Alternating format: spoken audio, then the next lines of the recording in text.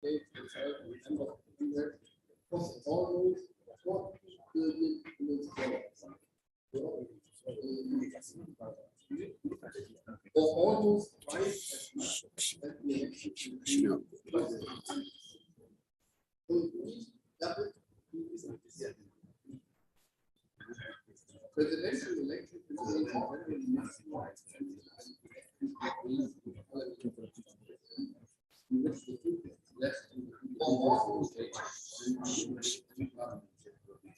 So parties campaigning and it would be ideal if parties could do all this without any financial support by the state, only in the state. But on the other side, this makes the party too much dependent on donors. As more a party is dependent, then the influence of donors is rising. In the end, the money. There's a danger that the money decides who will be the next candidate for parliament and no longer the vote of the member. This opens also the doors for feedback effect of corruption. As more a donor is giving, as higher can be her or his expectations to get something back when the former candidate is in power. Mismanagement and corruption shape the reputation of parties and damage the law, and damage the whole the democracy. In order to prevent this, it would be better if the state also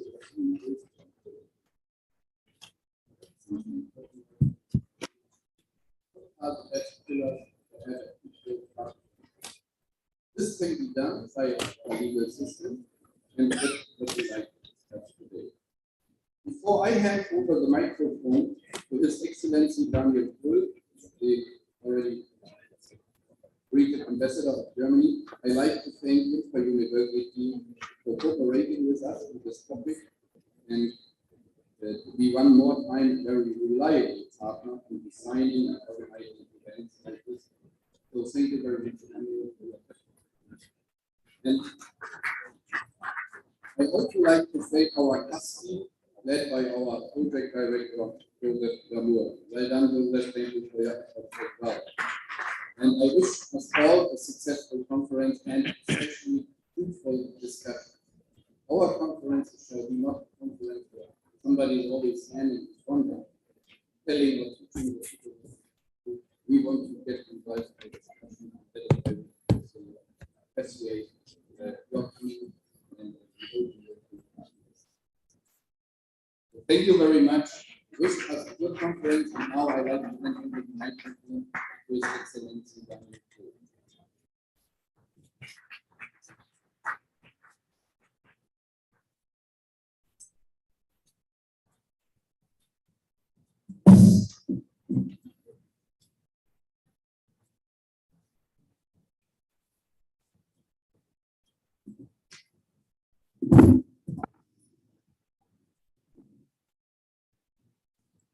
Good morning.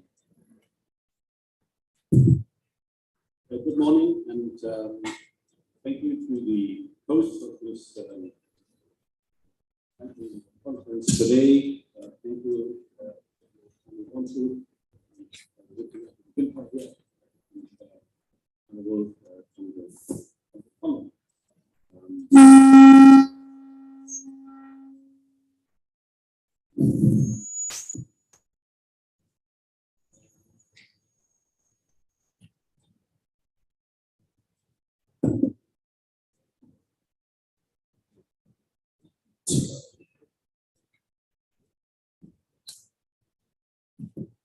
Special welcome. Party members, campaign experts from various parties. And we would like to start with congratulating our hosts for bringing together such an interesting and multi-party panel today. Topic.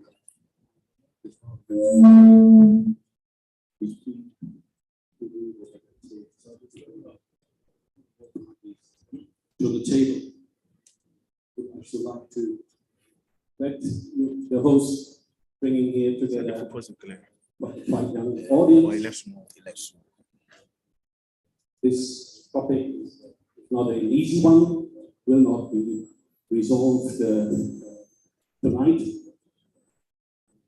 So certainly take time, but it needs your commitment to follow up and work on this topic, because it's about the future of your future and the future of Ghana. I'm very thankful to Conrad for taking this very, very important topic. Now, please excuse me if I take a little deviation that the information focus today. But it's for a diplomat these days very difficult to take the floor without making reference to the Russian war. And I will come back to our topic quite briefly. We'll see. Now, this war, on the one hand, might be far from Ghana. For us in Germany, it is very close. Distance from Accra to your northern border, Burkina Faso, is roughly the same distance from the eastern border of Germany to the western border of Ukraine. So it's for us, it's next door. But as you know, everybody knows when you go to the market, the effect of this unjustified war of Russia. You can sense that in your church. Effects on gas prices, the effect on wheat prices are very, very direct, and many African countries are suffering. We are very thankful for Ghana for condemning, together with us and other minded countries in the framework of the United Nations, the Russian war. Unfortunately, we also have to know that in Africa who prefer to say to abstain, and we would like to encourage our Ghanaian friends to engage in this debate, to make sure that we work together in defending the human rights and international law. Now, this external facts, this is one external factor that is blamed for economic difficulties, also in Ghana, with a certain justification. COVID-19 is blamed for causing disruption and a negative impact on economic performance. But I'm here only 8 months in the country. I'm still in the phase of observing. I'm not judging, just observing. And I think it is obvious that in countries like my own country, it's attractive for politicians to blame external factors, because then you are not responsible. It is coming from the outside, very little you can do about it. On the other side,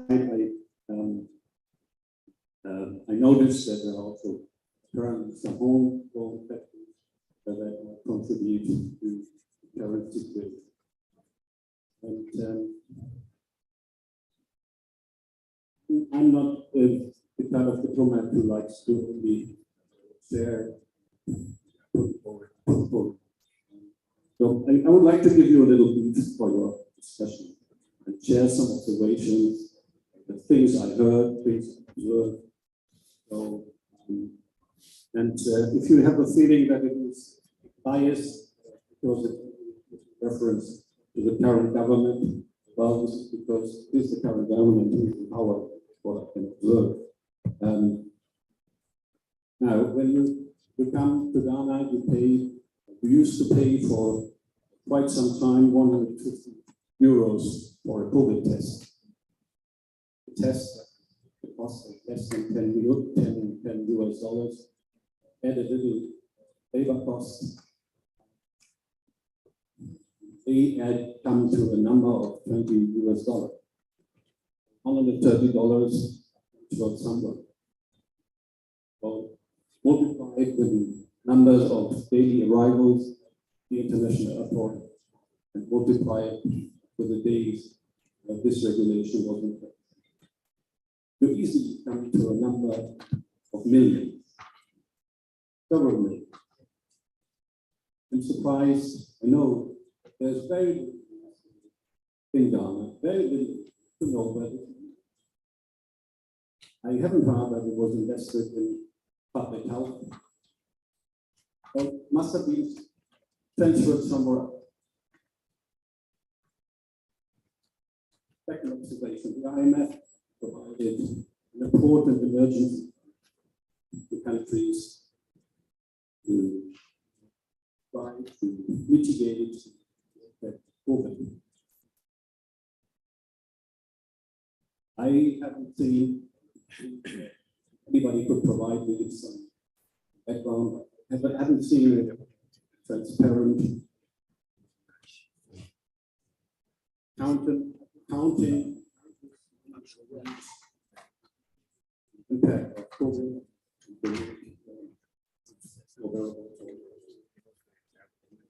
But ways was introduced the imports and used money.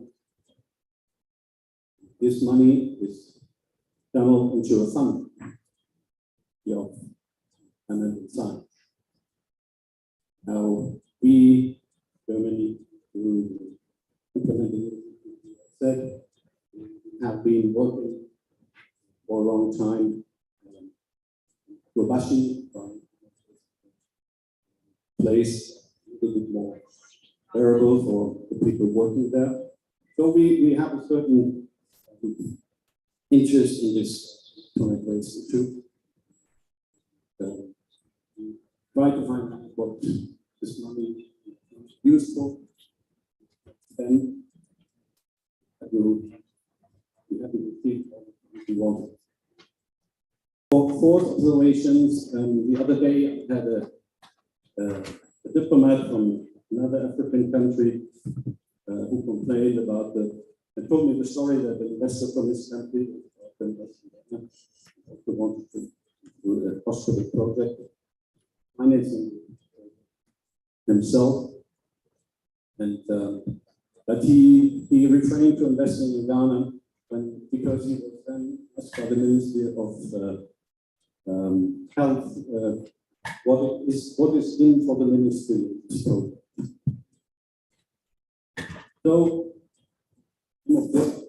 apparently there's a need for greater transparency and accountability. But, I'm surprised to know that given the size of the delegations which are around, the volume of the public calls for accountability and transparency is relatively low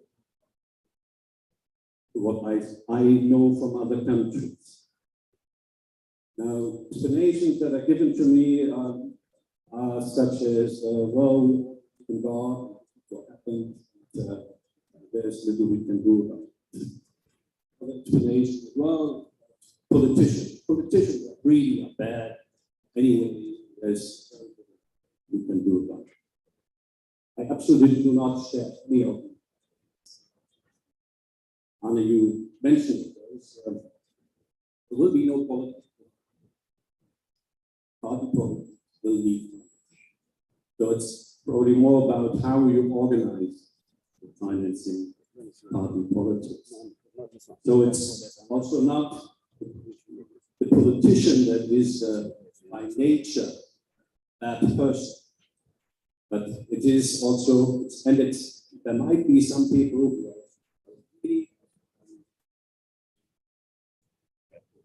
who may call it corrupt. I would like to stress also the fact that the structure of this society, which force to act like that. I like to call this the economics of it. And the economic of politics, I was told, as follows. you want to run for president, will cost you roughly 100 million euros. 3 or 4 times. For president, we are talking about €500 million. And for parliament, I was told it is at least US dollars that party MP needs to invest. So where could a normal citizen get this money from? You can get it from your own family if you're a member of a rich family, rich friends. Or you have rich investors to support you, who like to also get something in return. And if you don't do it with him, the competitor, the party, might join forces with him. So these are all very, very tricky choices for politicians. So it is, I think, very important to talk about the party finance if you want to overcome these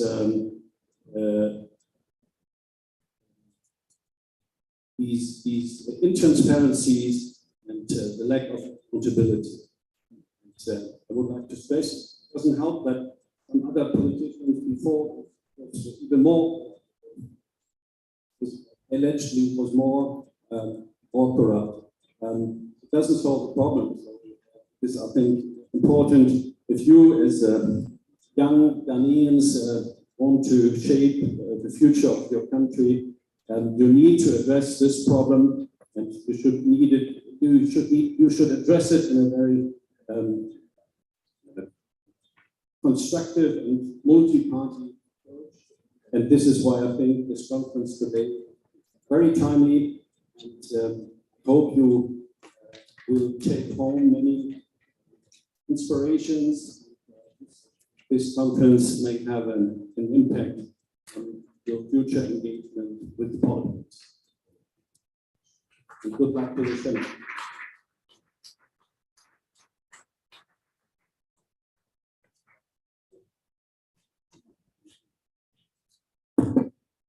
Thank you, Your Excellency. My name is Jemima Minu, and I am one of the moderators for today's program. Again, I'd like to welcome you all here, and I hope that you take something from this very necessary and very important topic of party financing.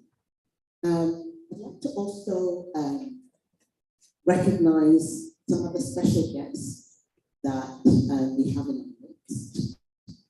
We have Professor H. Kwesi Prempeh from CBD. We have a round of applause for him. We also have Mr. Ivor Greenstreet from the Convention People's Party. Can we have a round of applause for him? And we also have Mr. Jake Oseyebua, who was one of our independent candidates, so you're welcome.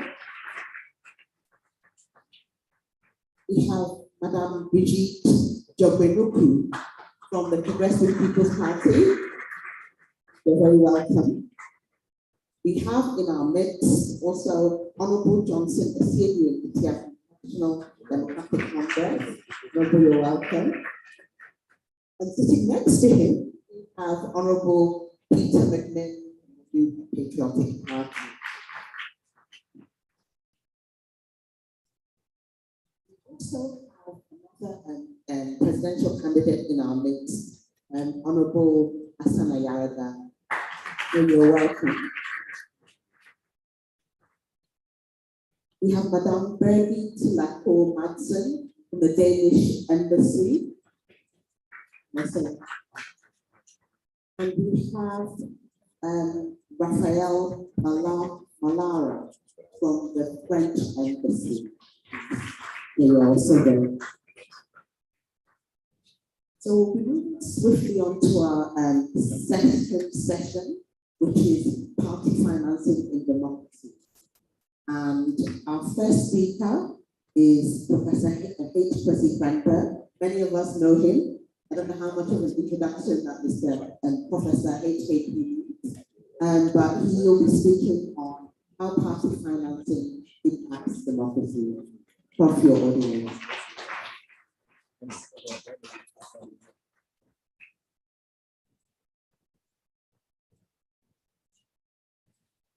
Good morning.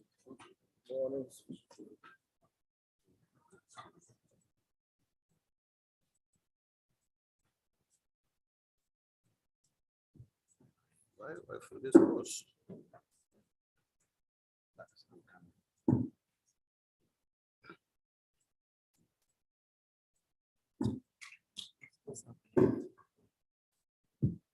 Good morning, Excellency, the German Ambassador, all other protocols observed. Good morning, ladies and gentlemen. And thank you, Gimpa, for inviting me to give these opening remarks in this conversation about part finance democracy. These are very trying times for democracies all across the globe. Democracy, salt, even in the most established democracies. In our own region, we are witnesses to what many have called a backsliding democracy. So in a sense, we in Ghana are fortunate. But I think it also means that this is the right time to take stock in Ghana of where our democracy is, where it appears to be headed, and how we might work collectively to preserve and improve it in other non-legal to avoid the fate that others suffer. And I think one critical area in which this sort of self-assessment has already begun in Ghana is in the area of money in politics, or what we call political party financing. The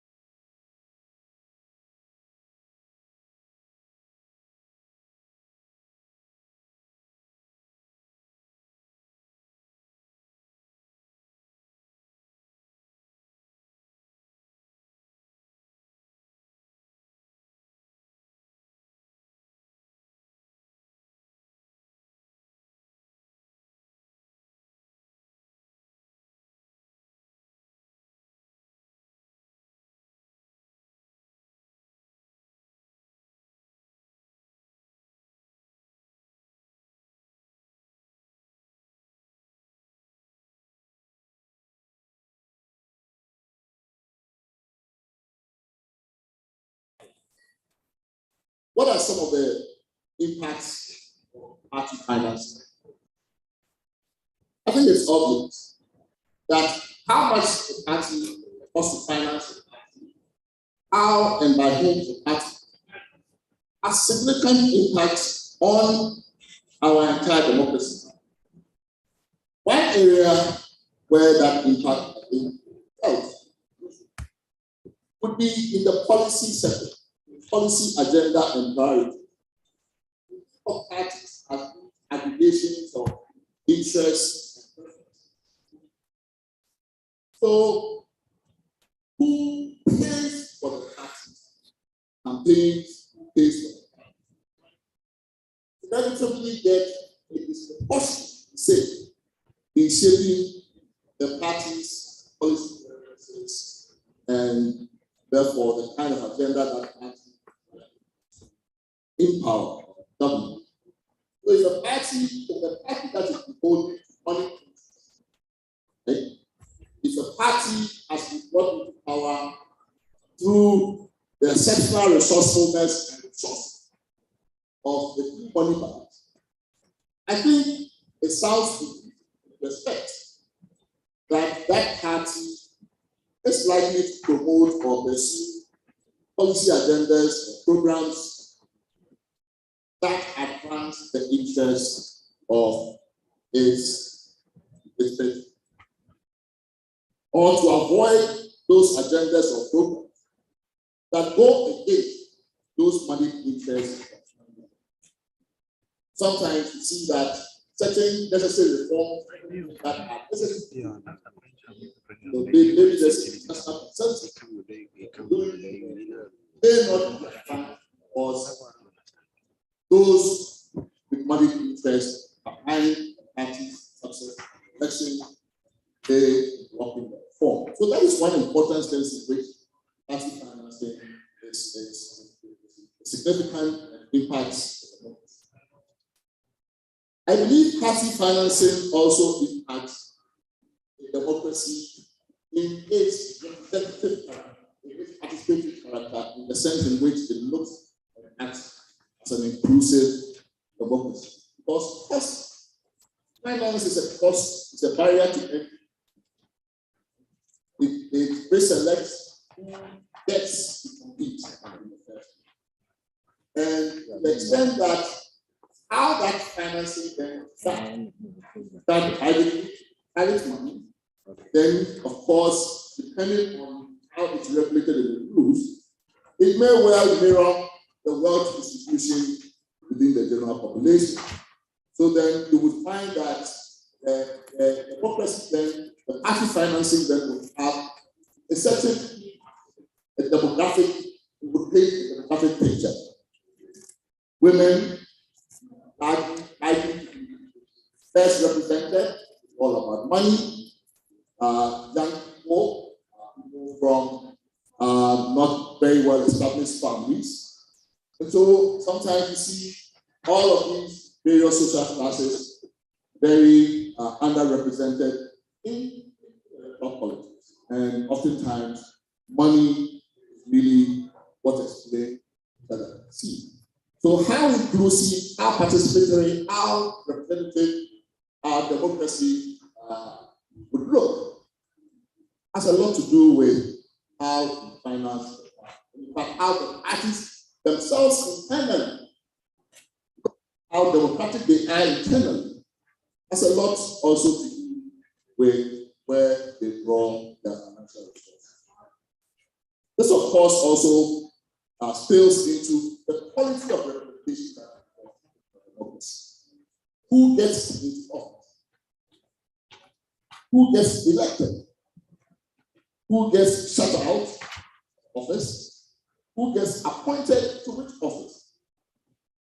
All of these are things that have a great deal to do with how a party and its campaign and by whom, where they draw resources. And as elected, giving the kind of time and interest that elected officials have on matters of public moment are oftentimes deeply connected. It's finance. So you speak to some of them and they will tell you, we have to spend constant amount of time outside of Parliament, doing attending all kinds of things, right? Because we need to raise so much money in the period in the election for a re-election, so that the energies that one would expect that representatives in democracy would actually expend, thinking about public solutions, public problems, dealing with public issues, would rather go into fundraising, would rather go into how they would survive the next election. So it does have a clear impact on the quality of the quality of policy making, on the quality of governance.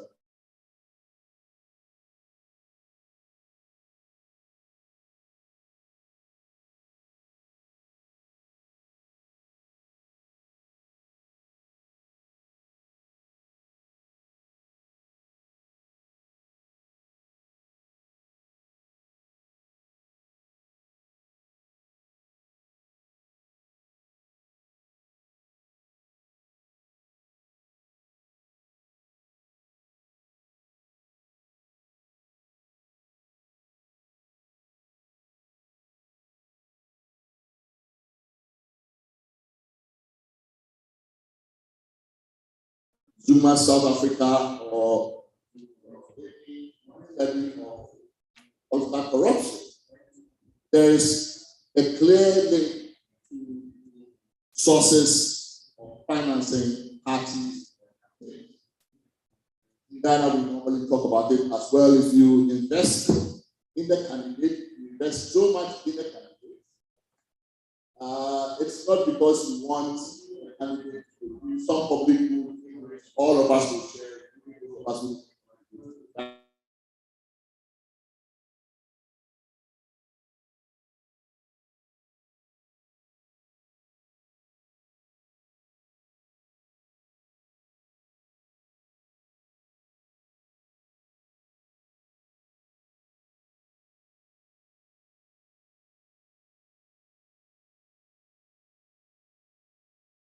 Essentially, the government is put in place by interest who then determine, essentially whose interest determine essentially what the government will do, almost across the board.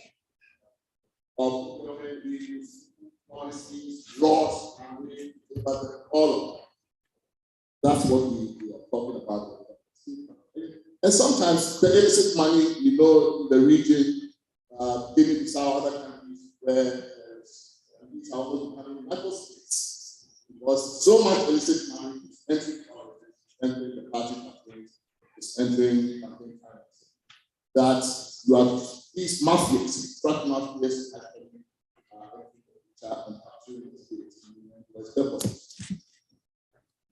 political parties, another role, I think that generally parties, we talk about something like checks and balances. We don't think of parties as playing that role. But one role, traditionally, in a classical sense, one role of the party is also check its own government. But how the party is financed,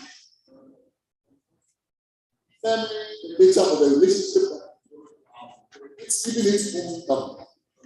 Imagine a party that has been financed largely by the candidate who becomes president. In other words, the campaign is really what. Now, once you get into government, how do you become an independent if indeed that person who now holds power in government are essentially the patrons you get? To win power as a party. So the relationship again, it goes back to the relationship between campaign and how a political party affects its own ability as a party to serve as an independent check of its government. A party that is captured by the person's who sits in the chief executive chair is unlikely to serve as a good chair of the party. You would then begin to see payments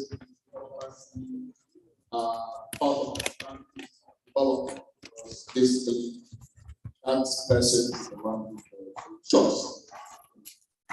I think it's also important in the point that was made in opening remarks the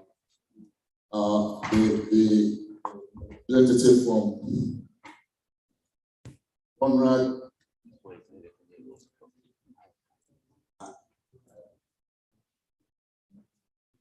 Giving me, I'm starting with so I'm skipping. Conrad, I was thinking the point that essentially how you finance, party financing has an important implication for the people get a sense that they have been excluded from power, from democracy, because the democracy is now serving other interests, money interests. People begin to lose faith in democracy. And in a sense, that is part of the story, the democratic recession that are experiencing globally. There is the rise of populism. Demagogy. How do we take advantage of the fact that more and more people are moving to with democracy? Excluded from. I don't know story. They think that the democracy is hijacked. I feel oligarchs in the finance, and therefore we don't have much of this. And even in Africa, we have seen the work we've done with Africa shown that even though support for democracy became very across Africa, including the country that we have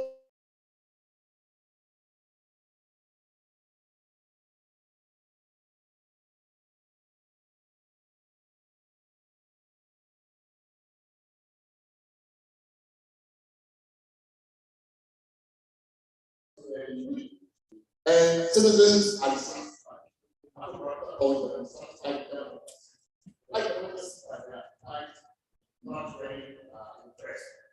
performing. And so you see the story of the coup d'etat that happened in the region and how citizens don't like what is telling us is not that citizens but when we do the surveys, we present them the options. Of all of these options, and they were understood. It was more a statement about kind of democracy we were getting under the regimes, right? As opposed to an endorsement of the regime. And we've seen in the post-coup period of this time that citizens are demand a return to some kind of democratic civilian order. But political party financing has a part to play in this story. Because how parties are who finances them, and where they get those resources.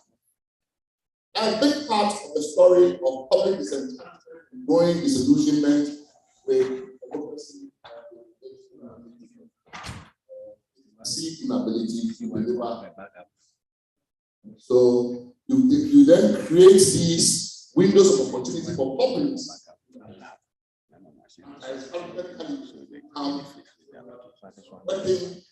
Have a solution. And then you see that it creates dangers for the stability of the legitimacy.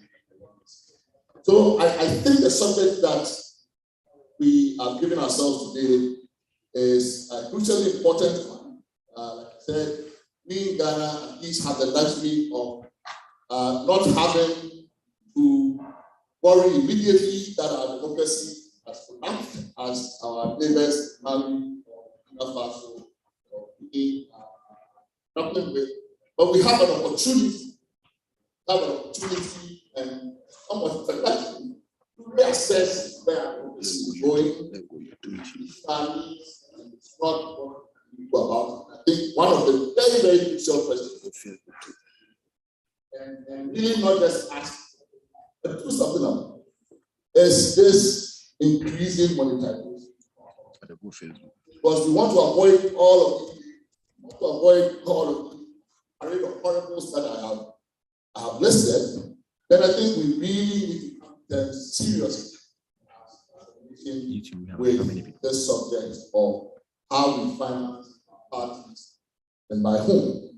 Because at the end of the day, people expect that the democracy will live up to its billing as a government of the people, by the people, for the people. Government is not for the people. The democracy is not for the people. And that is where I think the issue of money in politics and therefore political parties financing and my case, I say also campaign comes from. So I thank the organizers of today's conference for really putting this issue on the table for us. I really hope we already at CDB, we've already embarked on financing. We have a multi-party working group that has been looking at this issue for some weeks now. And we're really hoping that it will not be just a talk shop, that we actually will get some real concrete specific proposals that will address some of the issues.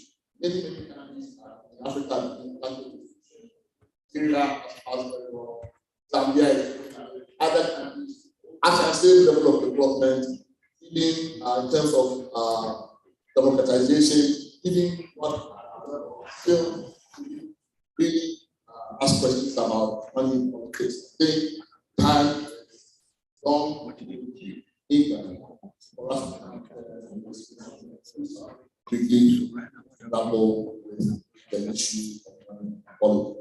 Thank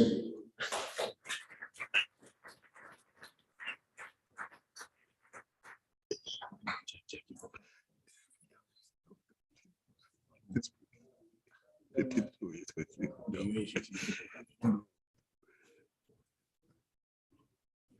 Thank you very much, Bob. We are almost there. Now we invite Dr. Shula, who used to be the CEO of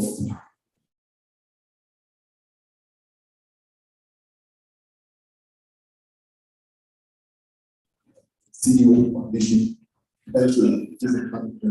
Leadership.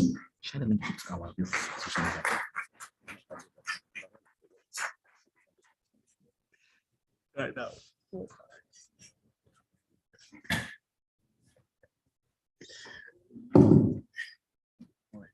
Good morning, everybody. Gentlemen, thanks to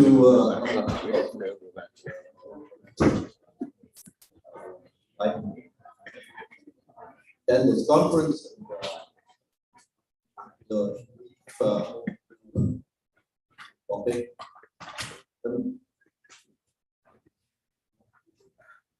Let's start with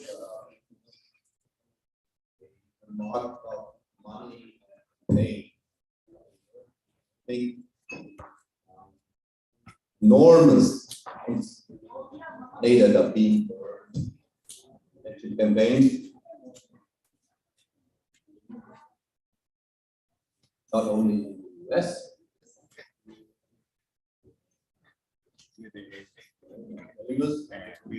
spending so-called ungodly money in election campaigns, but also in parts of the world. Let me tell you a story from I was there a long time, not only CEO of Germany's leading political party, Christian Democrat, but also served as the campaign manager for Chancellor Angela Merkel all her successful re-election campaign. And I spent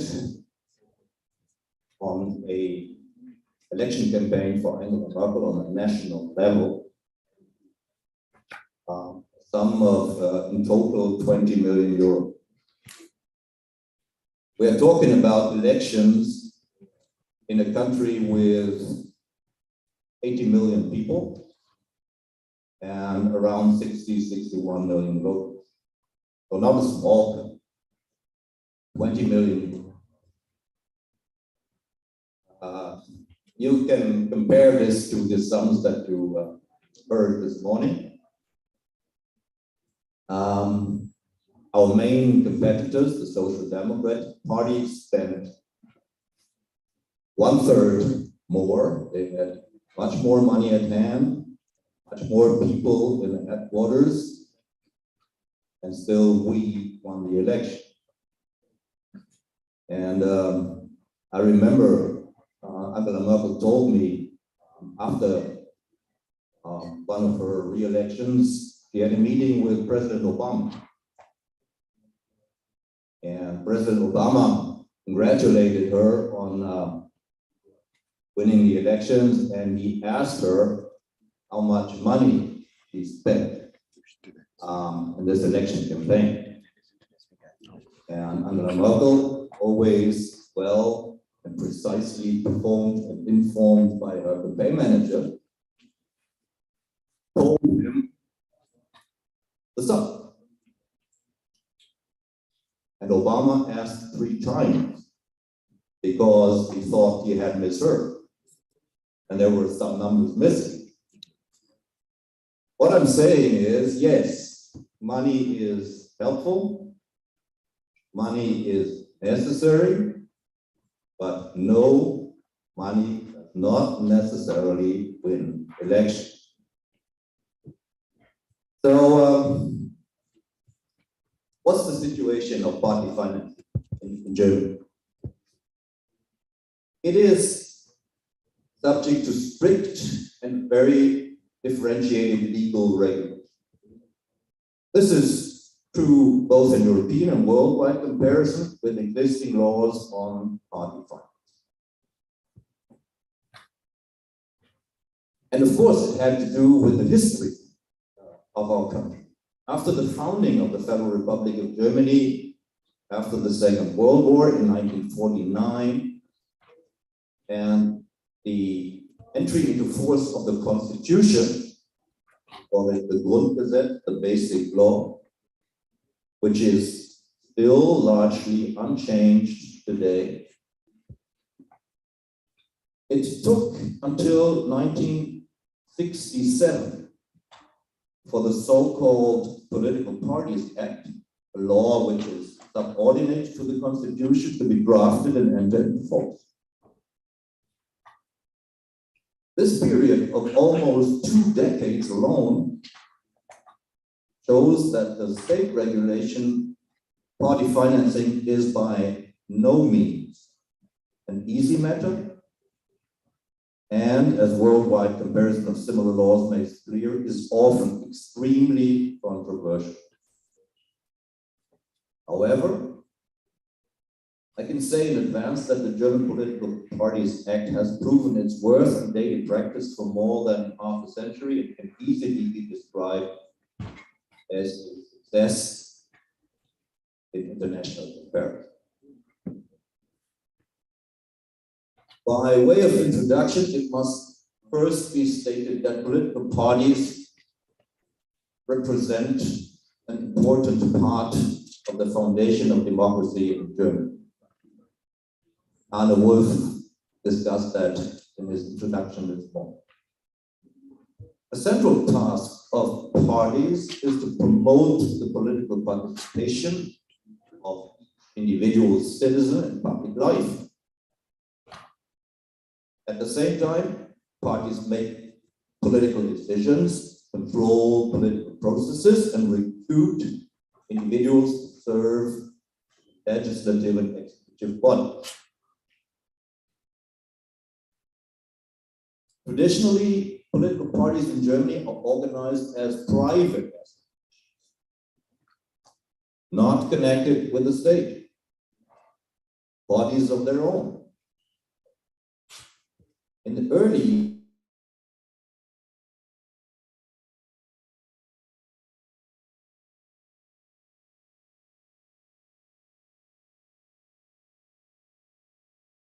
of the section of political is defined in the form of the privileged state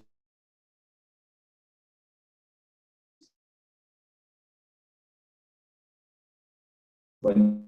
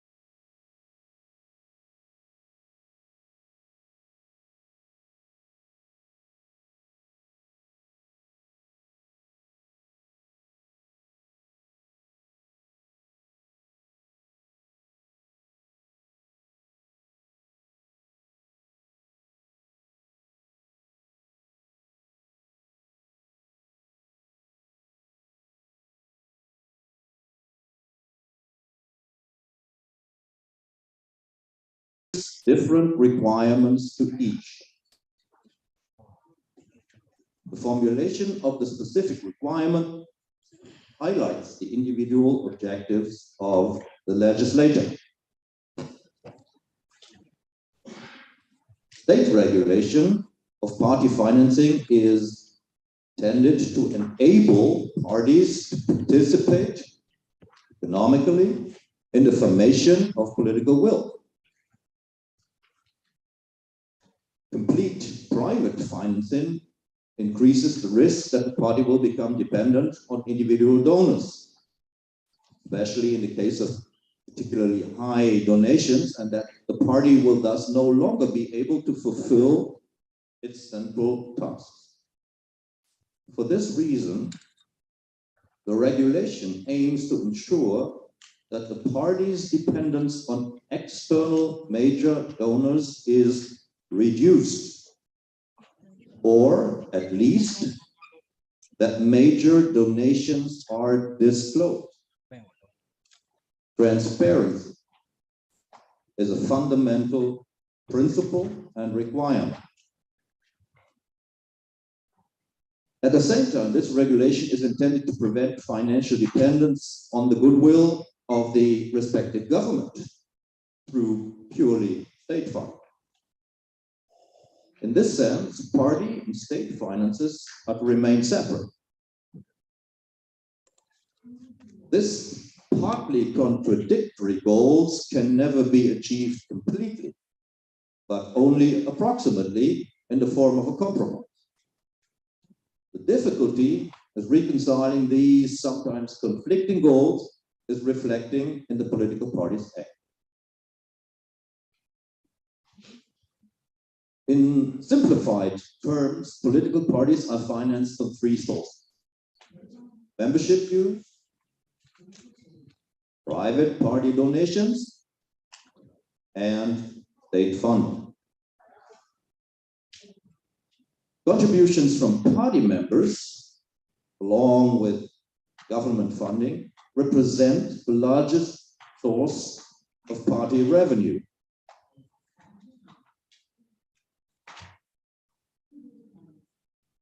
In the course of the years, Membership dues at the respective parties constitute approximately 30 to 45% of the total revenues of parties represented in the German parliament, the Deutsche Bundestag.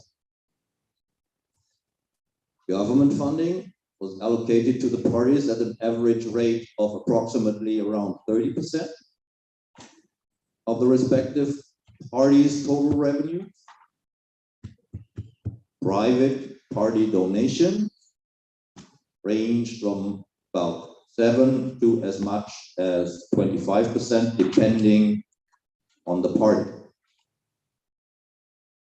These figures illustrate that private donations regularly represent the smallest source of income for parties, while the largest share is usually collected through contributions from their own members.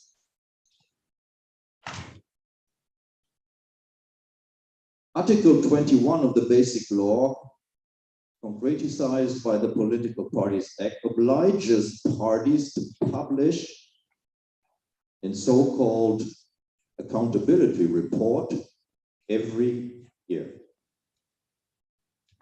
These reports provide very detailed information on the party's income and expenditure, as well as their assets.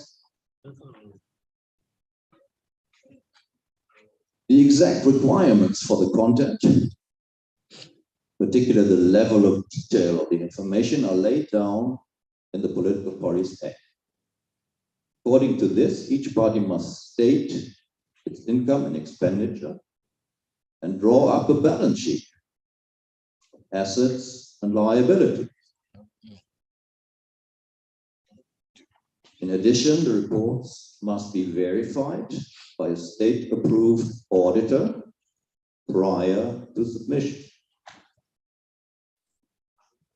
This duty to provide information covers every level of the party hierarchy, right down to the local party association, which is an awful lot of work, because, I mean, on the national level, you have professionals handling the business. But on the very local level, it's just normal members, non-professional. But even they are subject to the requirements. As the flip side of this obligation, parties face sanctions if the statutory disclosure obligation is not fulfilled or only partially fulfilled. For example, if the statement of accounts is not submitted on time or without meeting the formal requirements, the party concerned loses its entitlement to state party function.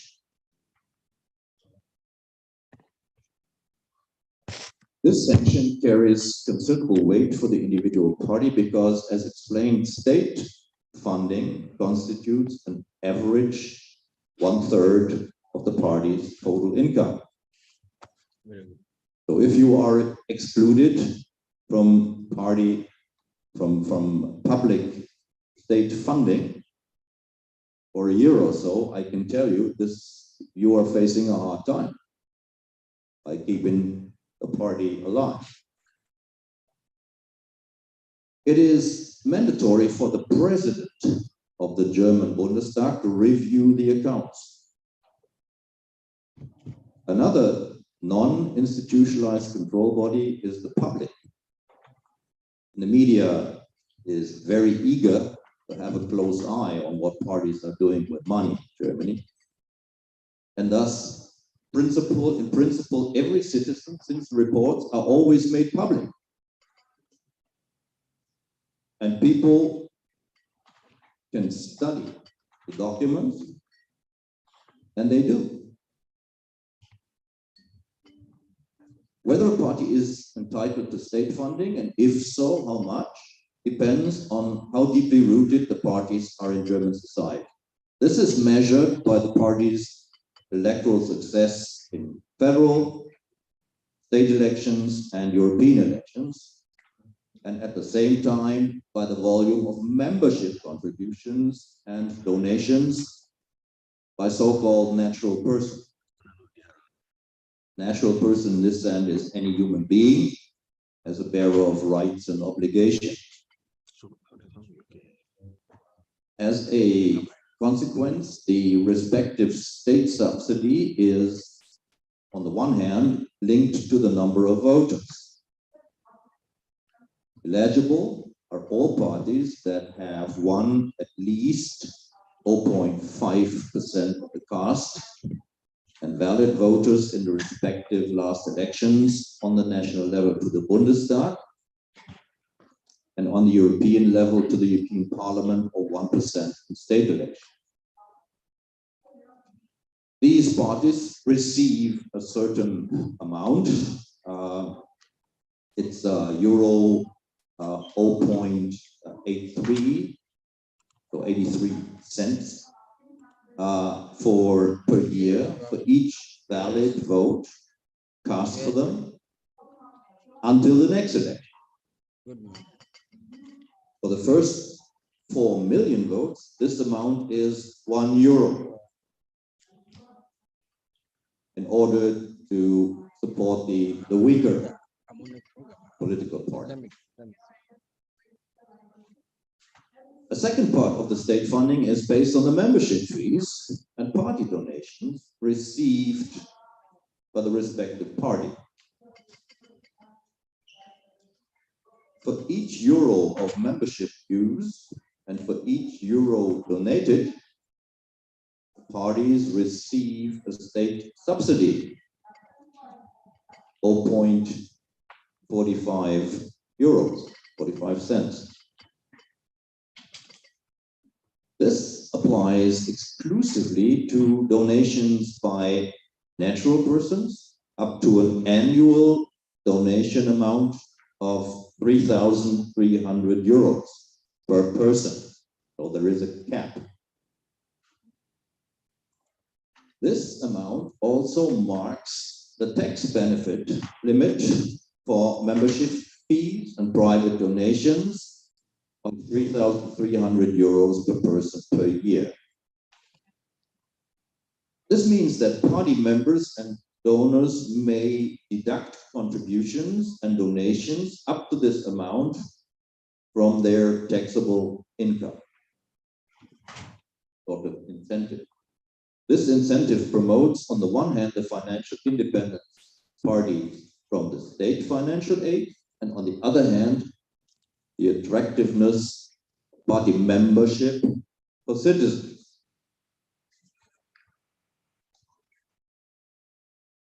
Donations from legal entities, this means from all actors that are not natural persons, for example, companies, associations, etc., do not receive any tax benefit from a party donation. Donations from public companies are prohibited in order to prevent any indirect influence of the state on the parties. However, this financial support of individual parties by the state is at the same time subject to an absolute upper limit, which the legislator has set in the Political Parties Act and continuously adjusts to the current price development. This refers to the sum of all the above mentioned payments to all eligible parties and amounted to a total of 197.5 million euros for 2020. So there is an absolute upper cap. And you might ask, well, not a small sum of money. If you have only, let's say, 4 or 5 political parties, that makes a fine sum for each.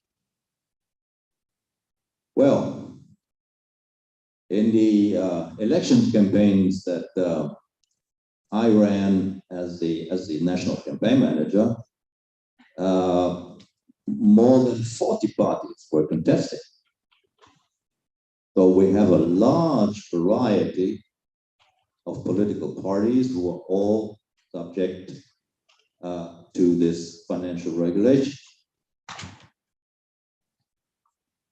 Therefore, if the calculation of public funding for all parties are presented, exceeds this absolute cap within 1 year, no funds in excess of this can be distributed.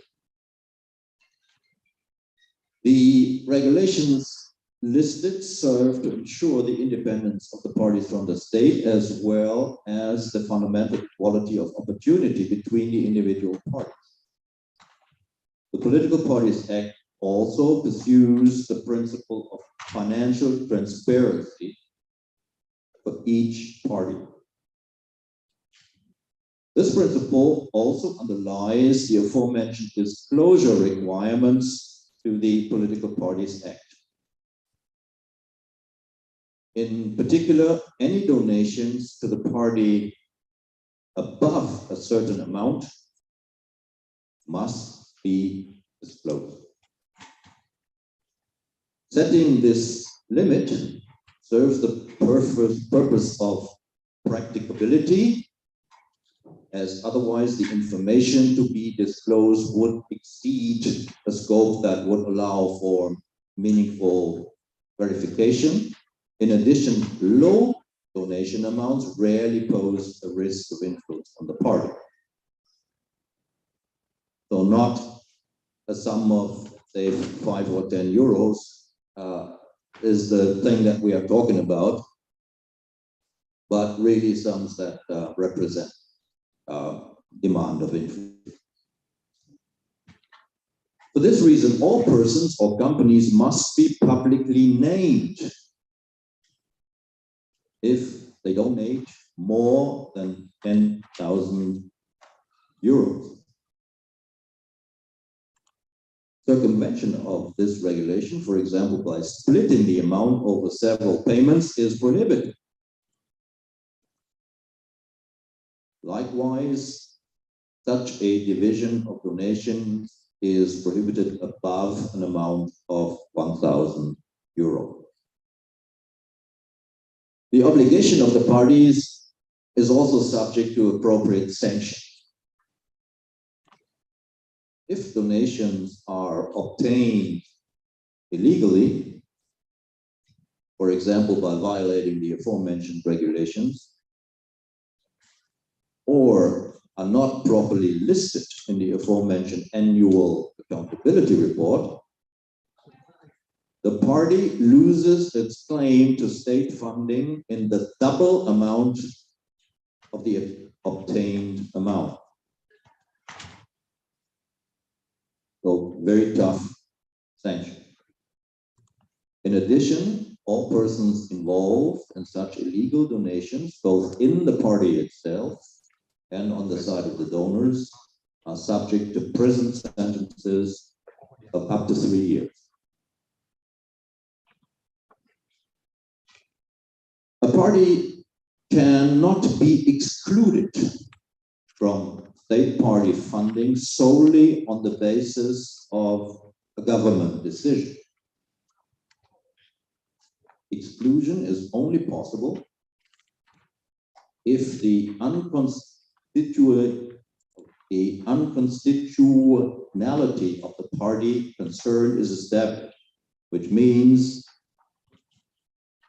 by law, by court decision, it is a fact, it has become a fact that this party is acting and working according to the basis of our Constitution.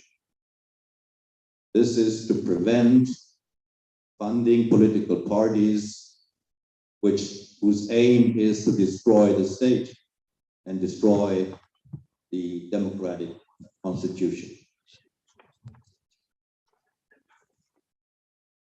So you must play by the basic rule of the constitution.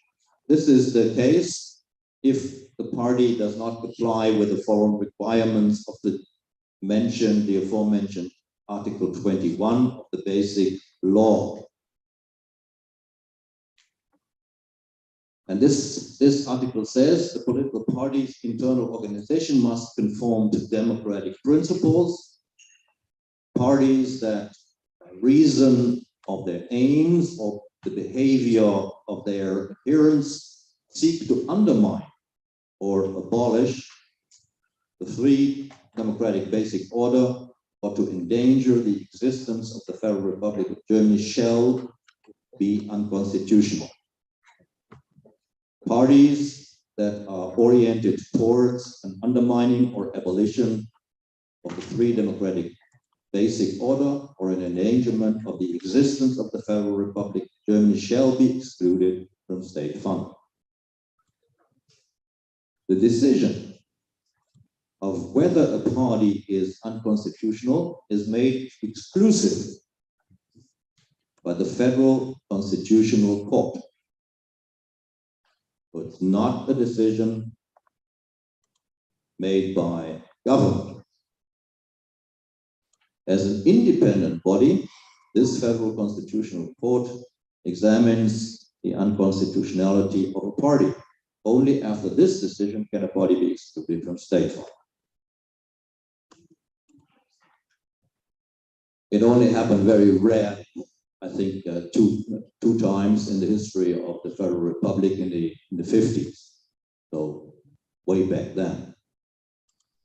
Party financing in Germany, which is only presented in outline here, serves one central purpose: to involve citizens in politics.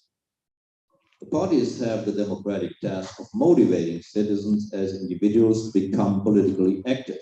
For this purpose, the party must have sufficient financial resources at its disposal.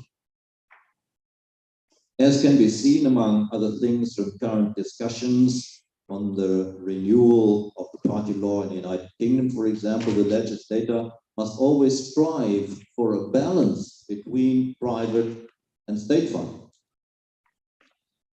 and at the same time regulate the composition of private funding.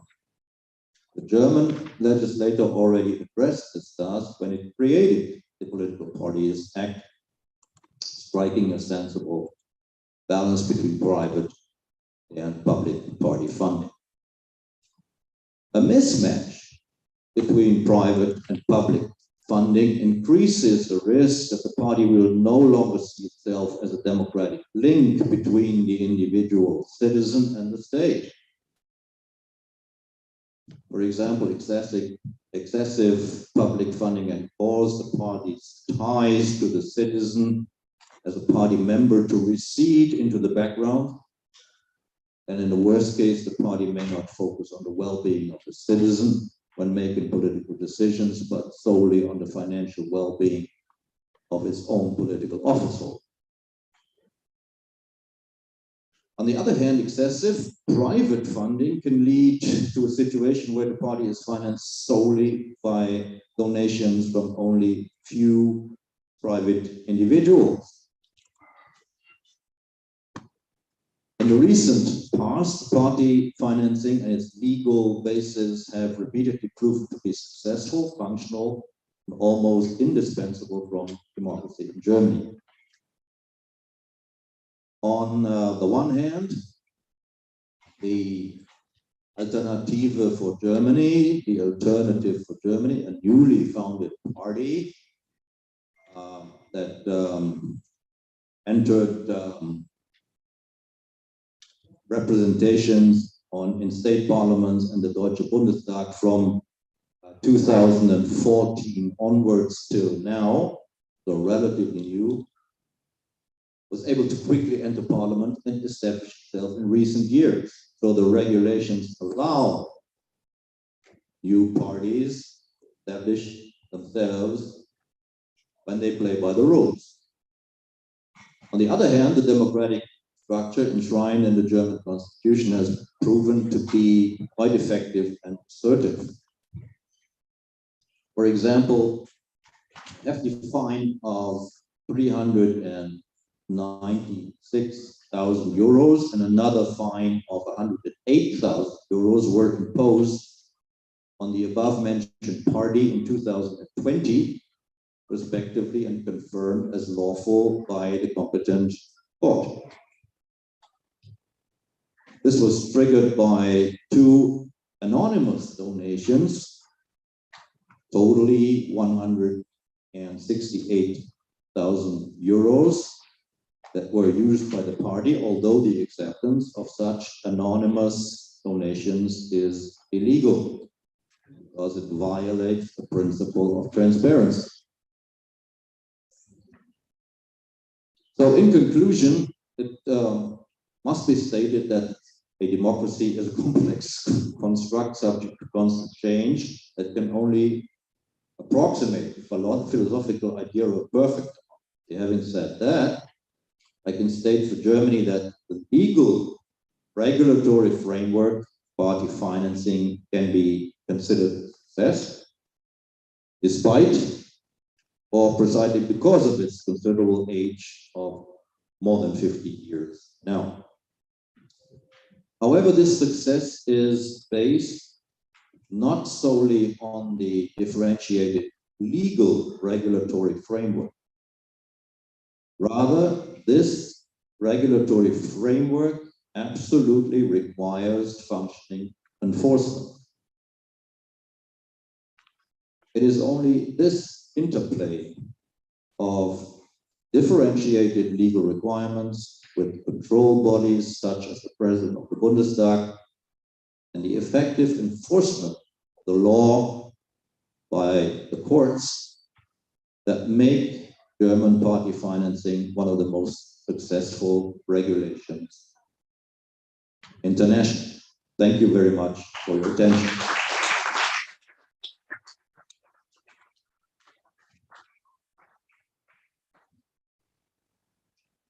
Thank you very much, Herr Schuler. Vielen Dank, wir sind sehr dankbar. Now, let's come back home. We've just heard the German perspective. Let's come back home and then see what we are also doing here locally.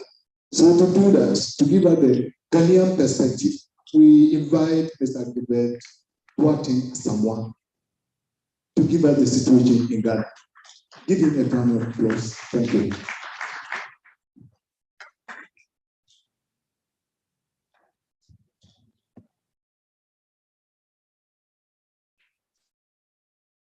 Thank you very much, the organizers for this program and all distinguished participants. So just to set a tone, political party financing in Ghana, I think it is right to just mention some few things to contextualize the discussion. So all of us know Ghana is a very competitive political environment. We have two political parties, 8 successive elections from 1982. And the key things surrounding our elections are that one, we have the ruling party usually taking advantage of their incumbency and using state resources to support their political parties and support their electoral campaign. Issues about party financing has been a key national issue since the early 2000s. In fact, in the lead up to the 2000 elections, political parties in Ghana had complained that the lack of funding was undermining their functionality. The issue provoked discussions and a strong push for public funding of political parties in the early 2000s. So we had the Electoral Commission of Ghana in 2003, undertaking a nationwide consultation on financing of political parties in Ghana. And from these consultations, the commission came up that public funding of political parties was a panacea to rejuvenating political parties in Ghana. But this initiative did not travel far. Again, we had some civil society-led initiatives to actualize the public funding of political parties, which also faced some roadblocks. As many of us may recall, we had the Institute of Economic Affairs Ghana Political Parties Program, which worked through and even proposed draft public funding of political parties bill in 2008. At this time, the political parties approved, but this bill was never debated in the Parliament of Ghana nor discussed at cabinet meeting. Key issues had come up when this proposed bill was drafted. Even though citizens supported this initiative, the support for this initiative was very weak. We had a slight majority of 53% of Ghanaians who supported state funding, while a significant minority, that is 43%, opposed that idea. This comes from a research that CDD Ghana conducted in 2004, looking at state funding of political parties. I will come back to the issue of state funding of political parties, but let me raise some of the key issues from this survey that we conducted in 2004. Citizens were asked about some of the key issues in relation to political parties and why they are not functioning at their best. Yes, they recognize the lack of adequate funding, which was the topmost. But again, they also raised issues about corruption and internal party conflicts, and also lack of adequate personnel. So in thinking through issues about public funding or political party funding, we must also address what and how citizens perceive political parties. So if the parties are perceived to be corrupt, will citizens be willing to let go the small fund that we have to support our education and health to these political parties? I think these are issues for all of us to address and think through. The key legal frameworks governing party or campaign financing in Ghana, you can refer to Chapter 7 of the 1992 Constitution, Article 55, and also the Political Parties Act 574. And if you look at the key features, or what the key features of our regulations are in relation to political party campaign financing. One, we address issues about private contribution, which states that only a citizen of Ghana may contribute or donate to a political party registered in Ghana. Again, we make provisions for public contribution or state funding. It doesn't come as a form of direct cash, but we have some in-kind or indirect resources from the state to political parties. One is the equal access, that is space and time, on state-owned media for political parties and presidential candidates. Again, the states in the past, through the election management body, the Electoral Commission of Ghana, provided vehicles to support political parties in the country. That arrangement no longer exists, but at the point, the states used to do that. We have some provisions on disclosure and reporting. which we probably will interrogate further in the course of our discussion. Political parties, by law, are mandated to report to the election management body on periodic basis their revenue assets, election expenditure, and audited accounts. Are they doing that? How best are they doing that? These are issues for interrogation. Again, the electoral management body has the power to audit or cause to audit the accounts of political parties at any point in time and revoke the license of a political party that failed to comply with the laws. But in practice, as you and I are witnesses, and looking at the current state of party and election funding, or casting your mind across Africa or other developing countries, you can see loopholes in our laws.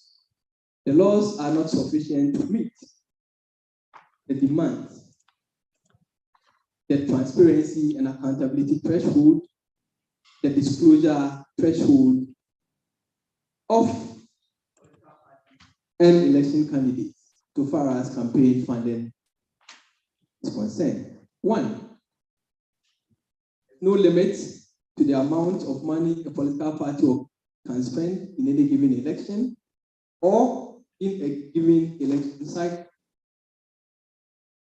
No law expressly prohibits the use of public funds or resources by government officials for party and campaign activity.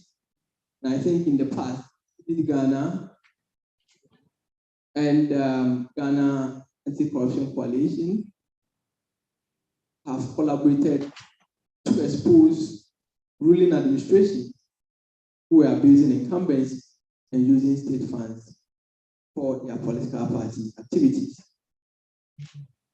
There is no limit to the amount of money a party or candidate can spend, as I said. Again, statutory disclosure and reporting regulations do not require disclosure of identity of donors or a disaggregation of donation. We don't have any threshold, which when a donor passes, that person can be exposed or subjected to scrutiny. There is no stated period for campaigning, and as we discuss the cost of elections, you may find it necessary to even think through whether there is a need for us to have a stated period for which we should campaign. Again, it is clear to you and I the weak enforcement and no demonstrable commitment to enforce laws. We don't have any clear examples in recent past, and even under the Fourth Republic. If there are, I'll be very happy to learn. Again, there is a lack of clear guidelines or legislations for regulating intra-party elections to make them consistent with democratic standards, even though the 1992 Constitution indicates that our political parties must conform to democratic standards. This is very important because of the state of campaign financing and what takes place during intra-party elections. So this may be a peculiar incident in the case of Ghana. It may not be a general incident. Why we should think about regulating intra-party electoral activities and the cost implications that come out of that. While these loopholes remain unaddressed, the problems have aggravated by the years. In fact, available evidence from previous studies by the Ghana Center for Democratic Development, GDD Ghana, suggests a worrying trend that threatens the long-term survival of our democracy. and something that should get all of us to act sooner than later. In terms of sources of funding, the most frequent and bulky source of funds to run political and electoral activities are contributions from financiers and the individual's personal incomes or savings. And this came out of our study 2018 and 2020. In fact, the least source of funding comes from the membership dues. That's the least. So you have prominent party sympathizers contributing about 52.5%, operations somewhere around 12.5%, party people, elected officials contributing about 20%, and the grassroots membership fundraising constituting about 12.5%. Other studies project a figure that is even lower. The cost of running for political office is excessive and it increases astronomically from one electoral cycle to another. And from the 2018 study that we conducted, we realized that the percentage increase in the cost of politics in Ghana from 2012 to 2016 was around 59%.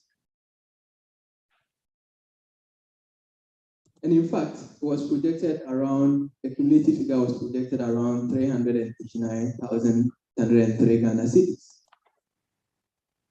The main components of the expenditure in this estimate include campaign, media advertisement, party workers, and donation.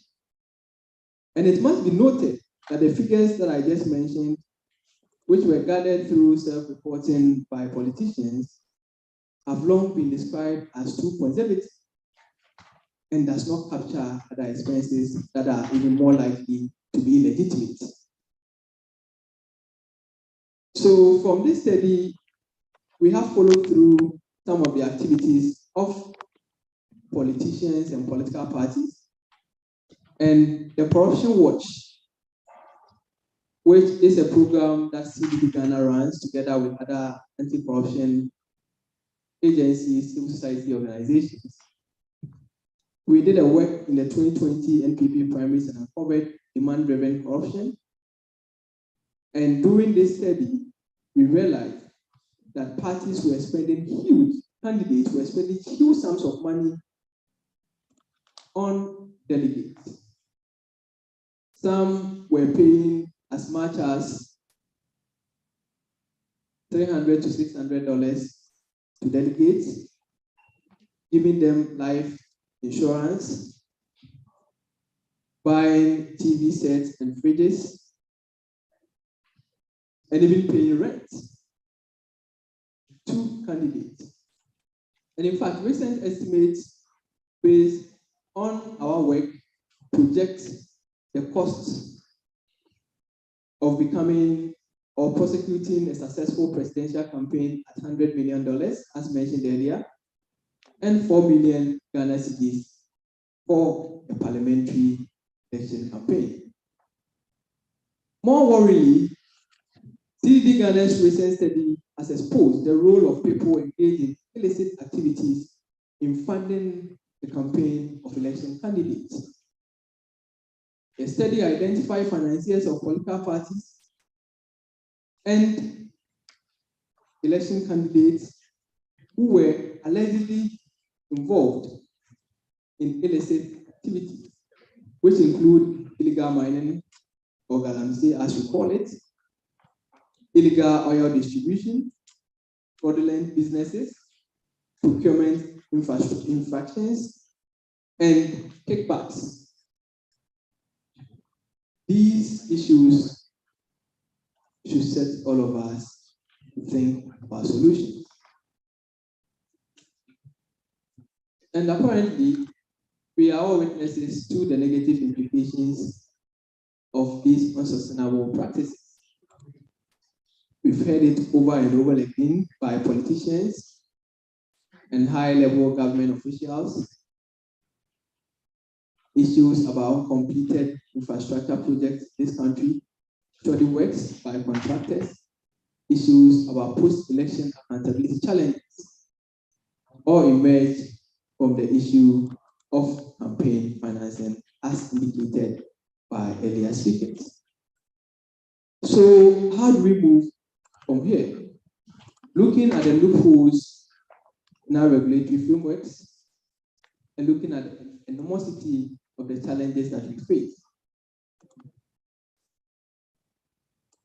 I wouldn't shy away from some of the reform proposals that have been indicated by earlier speakers living outside this forum.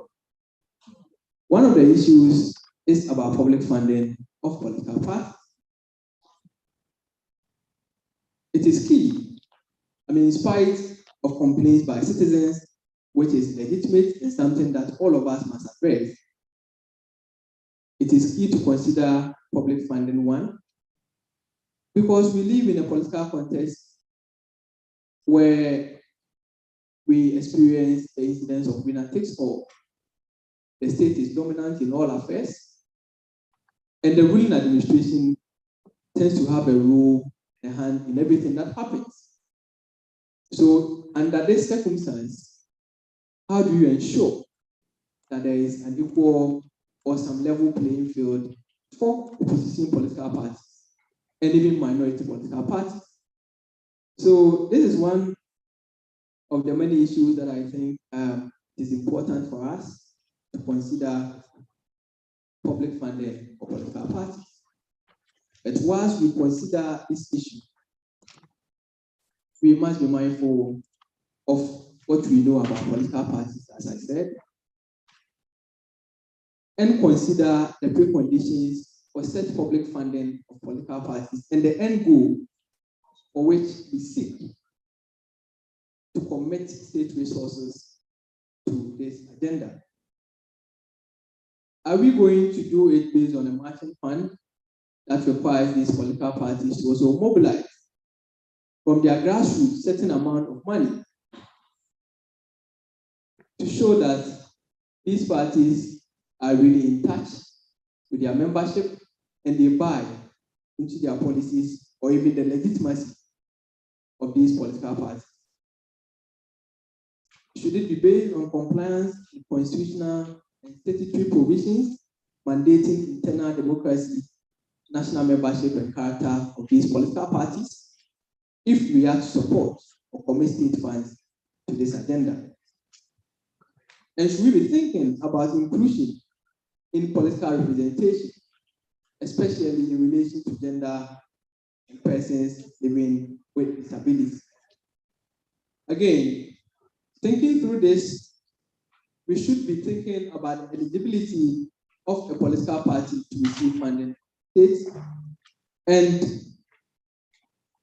do we think that independent candidates must be brought under this agenda? Should they qualify for funding of the state when we go on this route?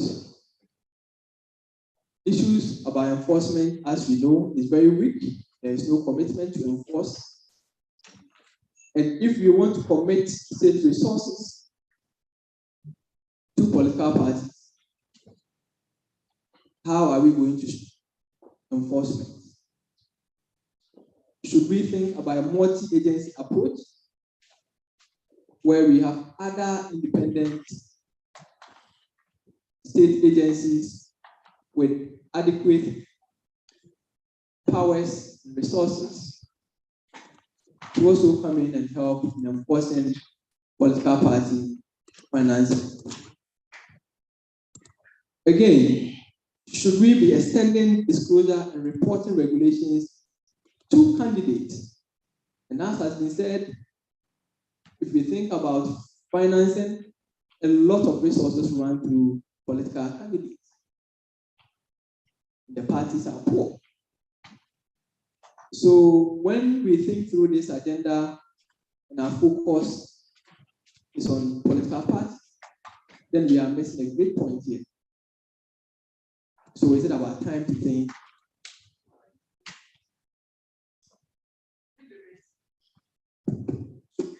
Campaign period, elections in Ghana, including parliament and presidential elections,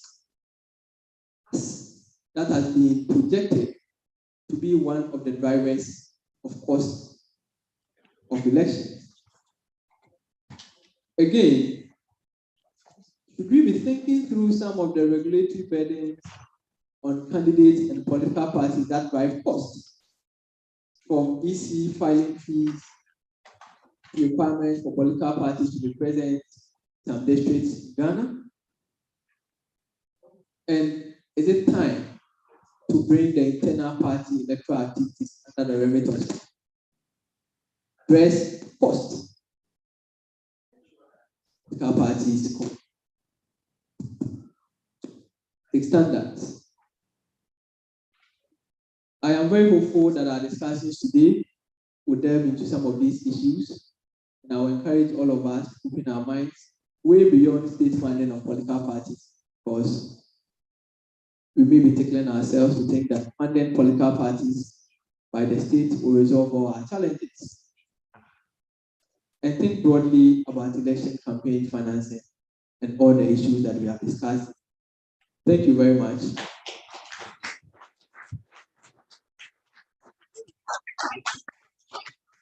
Thank you very much, Mr. Chairman from CDD Ghana. We have just let me remind subsequent speakers that we are very mindful of our time.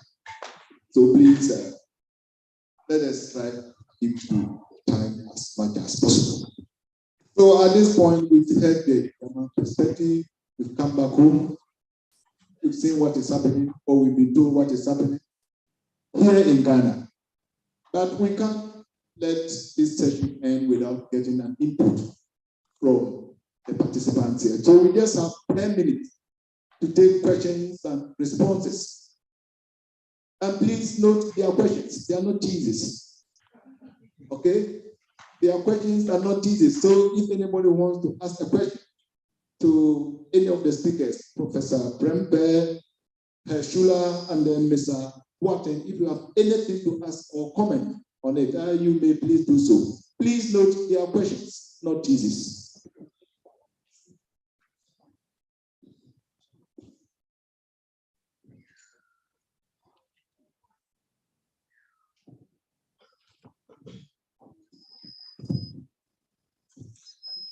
Yeah, thank you.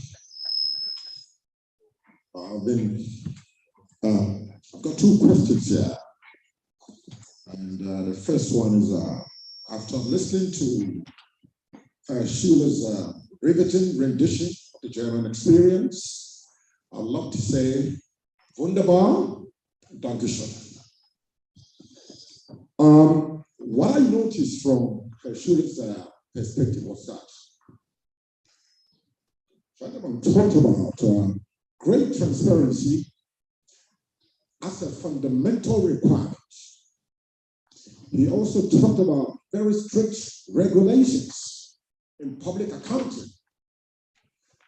This, compared to the Ghanaian experience, what I want to ask is, are we that experienced enough? And are we going to be as transparent as the German experience? To me, that's a problem. When we begin to talk about state funding of political activity in Ghana, I'm very worried. Are people going to be that very, very extremely honest? That's very key here. And does the economy of Ghana, is it buoyant enough to support political activity? When we have so many very important human activity not being funded, why do you have to commit money to political activity? Why? So we have to establish, and we have to be very honest with ourselves that yes, people, that there's some kind of argument that the state should commit some funding for political activity, but are we, after giving the money to the political parties, are the parties going to be very honest, going to be transparent, and are we going to have strict verification to make sure we are not throwing money away, which probably may end up in some people's pockets, as we are quite used to in this country. So to me, that's a worry. We should be thinking very deep about that commitment of state funding into political activity in Ghana. We should look at it carefully. Thank you very much. Thank you very much. I will also plead with you, please try to introduce yourself so that we know who is. Yeah, my name is Kofi Chimberma. I've been working for years with the only independent presidential ticket is Jacob Osayabo. I'm his campaign manager. I work in Mr. Yabo for about 7 years. So pick up the panel, the speakers who want to take it. It's one is my rendition was a suggestion, and secondly, I would love it if the last gentleman who spoke on the Ghanaian perspective can respond to my questions, please.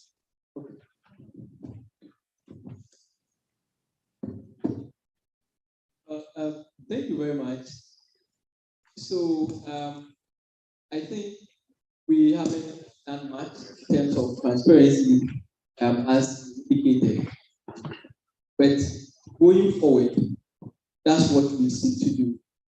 And again, the issue about recommitting resources to political parties. As I said, it's an issue to consider. If you look at the current terrain in terms of helping other minority parties to get some level playing field, in terms of also helping even the opposition to live in a context where when a political party is voted into power, they appoint all people. The state has a hand in everything. And those things are regulated by this ruling administration. So the opposition actually suffers. So the moment they go into opposition, they suffer. They don't get the resources. So you should be thinking about where do they get all these resources from? When they can't even compete fairly in procurement and win contracts and support their political parties. So I think it's an issue to consider. And again, we must also consider the issue about putting in place stringent mechanisms as the Germans have it, as other African countries have it, so that once you get state funding, then the full force of the state comes to you in terms of scrutiny as to where you get your resources and what you use those resources for. And again, we can also discuss how these political parties are supposed to use the resources that they receive from the state. And that resolves that issue.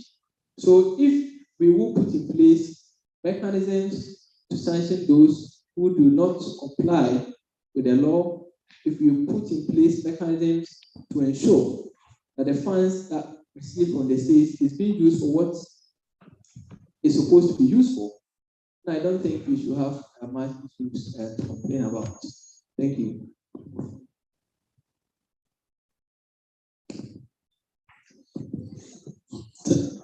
Thank you very much. I am Johnson Asili Katia, General Secretary for NDC. My question is straightforward. I want to ask Mr. Shula how political parties are registered and regulated in Germany, because I'm very impressed about this regime of ensuring accountability, ensuring the parties comply, and you mentioned the need for enforcement and so on. Who does all that? Thank you very much.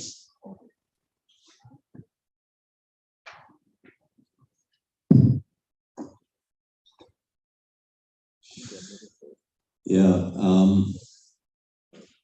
it definitely sounded more difficult than it really is. I mean, I would very much focus on the underlying principles, and these are only few. The details are confusing, as almost often is the case when legislators come into place.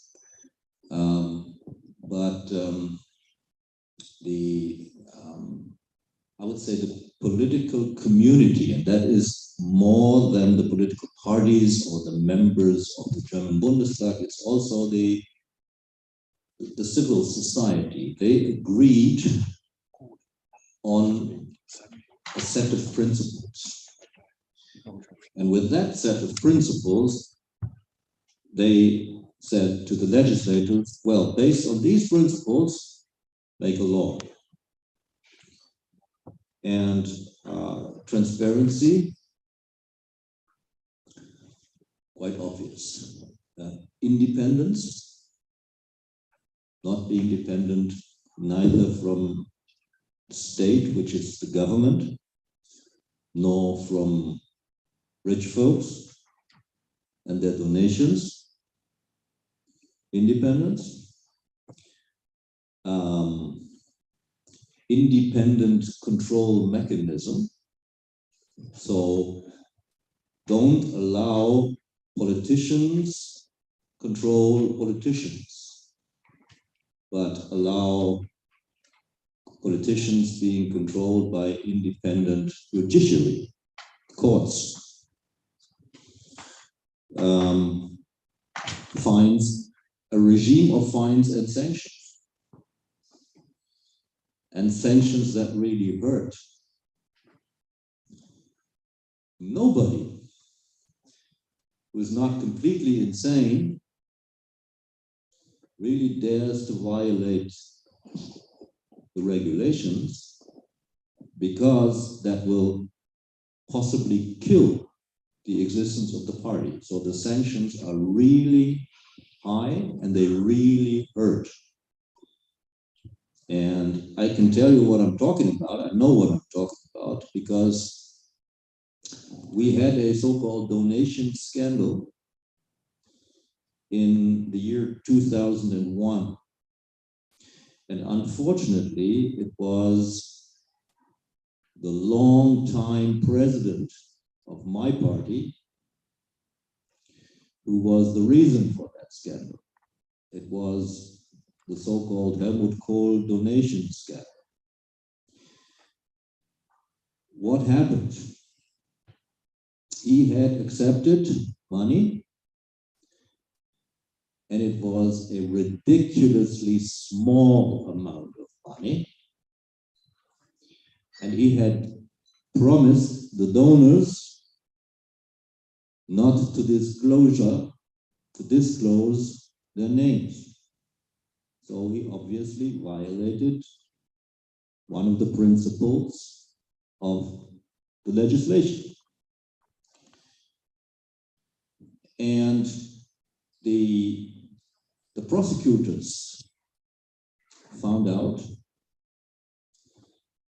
and what happened was, it was a sum of 2 million German marks at the time.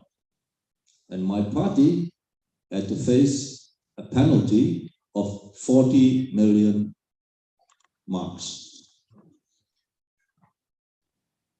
2 million, 40 million, right? The relation, it does not make sense to violate the law, because you are punished much harder than the benefit from just, hiding and not disclosing, not playing by the rules. And we had to struggle very hard to keep the party alive, because that may sound not much money, but I can tell you that was an awful lot of money. And it was not quite clear whether the party would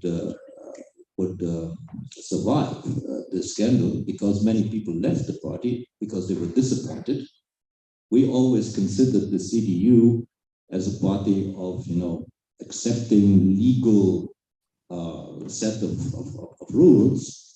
And now they learned that the former chancellor violated the rules. So that was a shock for many party members, for many voters as well. So we were punished by the voters as well, which meant that not only we had to pay high sanctions, but we lost elections and we lost money, because voters and members left the party. And as I told you, this has also a financial aspect, because you do not only lose the money from your party members, party fees, but you lose also state money, the subsidy that you get for winning votes. So that was a really critical situation. So a regime, an effective and really painful regime of sanctions is also one of the principles. from my experience, it's only a handful of these principles. If a civil society can agree that the political battles should be fought on a battlefield that has these principles, and they apply for everybody, I think then you have a chance that a set of, your legislators can formulate a working set of regulations. And to be honest, from my understanding, these principles are not difficult. They're rather simple. And I think that they are being shared by a lot of people. I would say this is the beginning of a chance to have a fair set of regulations that shows respect for the individual. My guiding line in my political career was the focus on the individual, right? Politicians tend to take themselves the most important people in the world, self-reference. But if we take democracy serious, it's not about us. It's about the individual, right? And that is a cultural development. But once you have crossed that line, then it's a question of respect towards the individual, that you give him the notion that politicians are not playing around with his rights. I mean, what are we talking about? We are talking about people's money, right? It's a question of respect that political parties deal in a responsible way.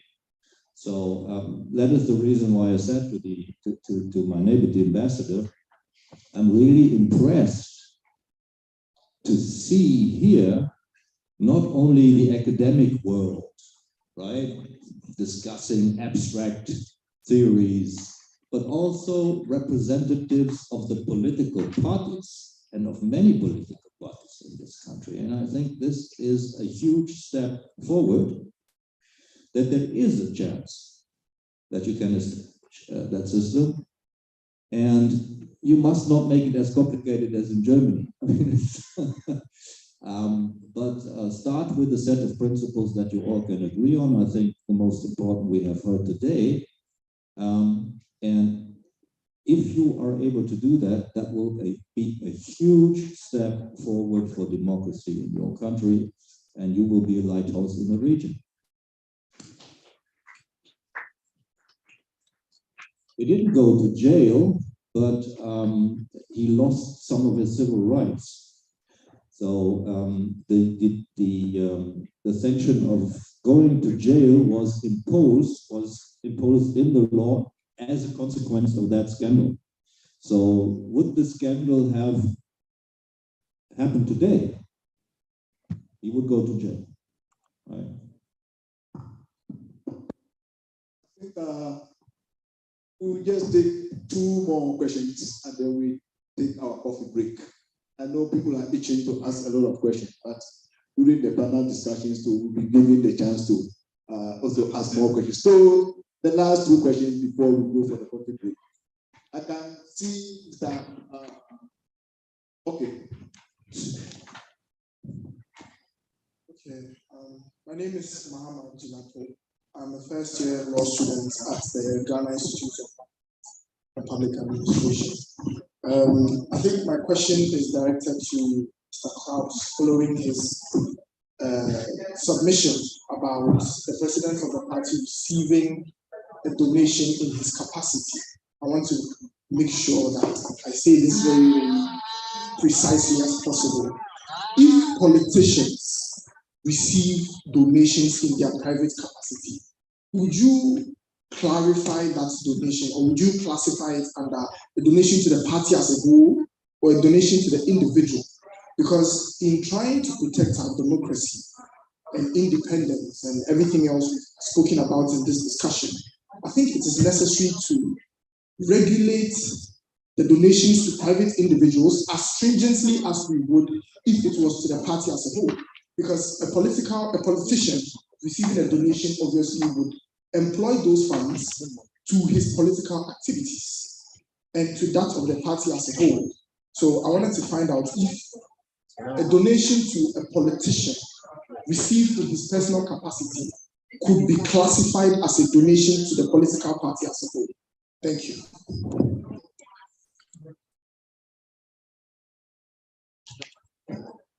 I think the answer is very simple.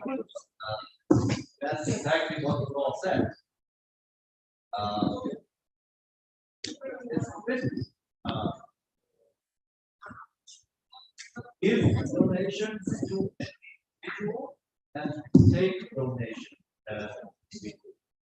Every donation that an individual politician gets is, legally speaking, a donation that has been given to the party organization that this guy represents. And it has to be treated under the regulations of the Party Act. There is no individual politician donation act or finance act. Everything is subject matter to the party. So what would a politician have to do in Germany? Let's say in my hometown of Cologne, when somebody comes up and says, "Hey, I like your politics. I like you as a guy. I want to give you some money." This politician says, "Oh, thank you very much. I'm happy to hear that, and it's really great that you want to support me. Here is this is the address and the number of the CDU Cologne, and they have a bank account, and we would be happy if you give your money, transfer your money to this bank account. Thank you very much." What is absolutely forbidden is that he takes the money, puts it in his pocket, doesn't tell anybody that he has received money, and goes away. That is subject to the regulations that I just mentioned before.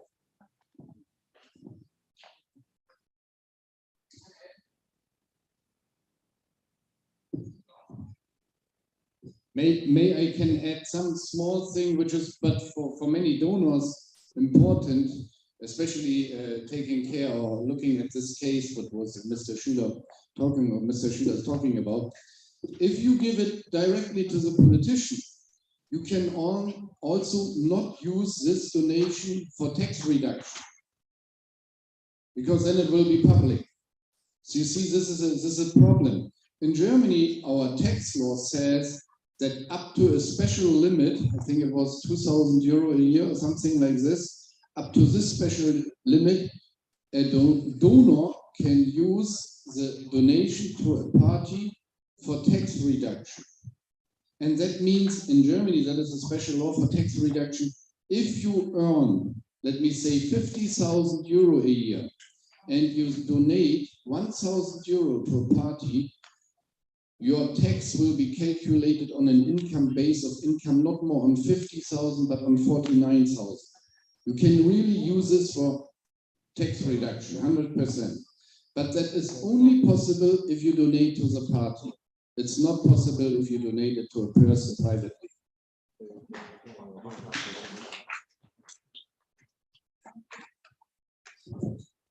Can we take the last question before the coffee break?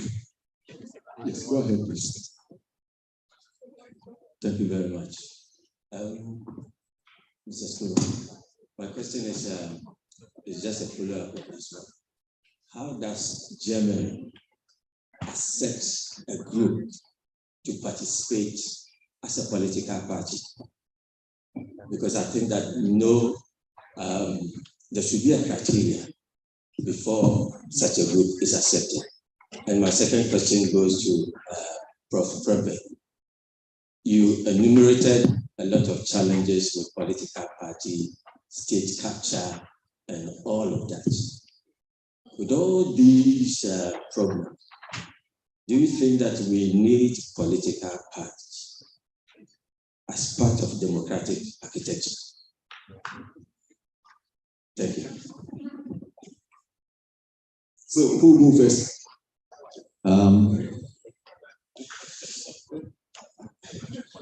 The fact that I mentioned that on the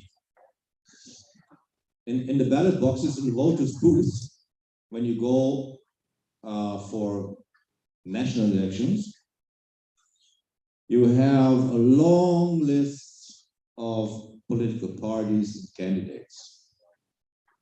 If everybody would start studying the list while sitting in the ballot booth, it would be necessary to have election not on one day, but in 1 week, which means we have a lot of, which means every individual can start thinking about founding a political party, but not every individual is a political party. So what I'm saying is you need quantity in order to be accepted. And there is an individual body whom you have to apply to get your acceptance as a political party. You need a number of supporters. So quantity matters. Second, you need quality. Quality according to the regulations of the basic law and the subordinate political party. So when you apply to be accepted and registered as a political party, you have to come up and demonstrate and show that you do not only have supporters, but you also have an organization that fits into the requirements of the law. So internal elections in the party, you have an elected board, you have an organization that is not only in your, let's say, in your small village, but to have relevance as a political party, you need to be represented in greater areas, right? So a lot of requirements. There's a lot of freedom about starting the process, but there is a lot of requirements to fulfill in order to get registered and accepted.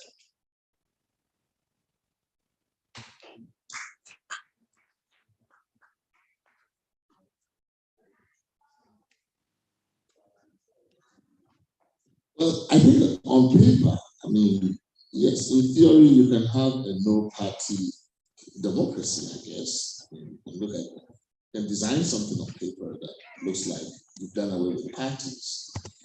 But I think as a practical matter, right? As a practical matter, I think it's going to be quite chaotic. To really, especially if you really intend the party to govern, to win power, go into office, and all of that. Ultimately, these parties develop, even around independent candidates, parties eventually develop, maybe organically. Say Macron, right? So Macron started off, he didn't have a party. He left the party he belonged to just an independent candidate. He had a movement around him. But for all practical purposes, the movement looks like a party, right? I mean, we've had governments, say, for example, PNDC, when it was in office, it didn't have a party, and it was not a party. Or at least that is how it postured itself. It didn't have a party, it was a no party. Right? At the moment we rang the bell for party politics to start, it had a party. The party had involved around it, right? I mean, so I think practically speaking, I mean, the idea of a no party stuff sounds interesting. theoretically interesting to me. But I still, as an empirical matter, just can't figure out how they're going to work it out. And that eventually parties will evolve around a campaign, around an independent candidate, around something.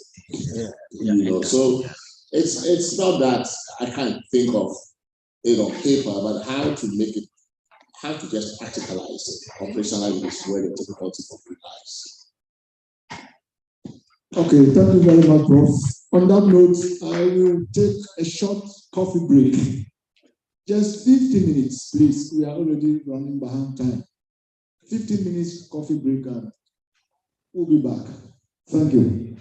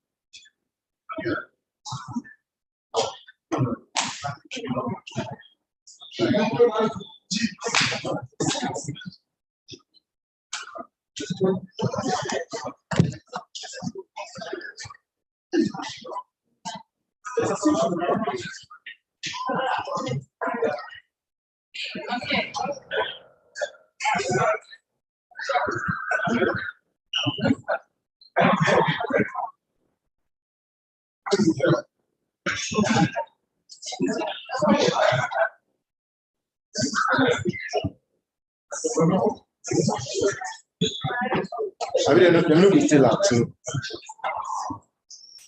maybe the chairman is also, they're not still out.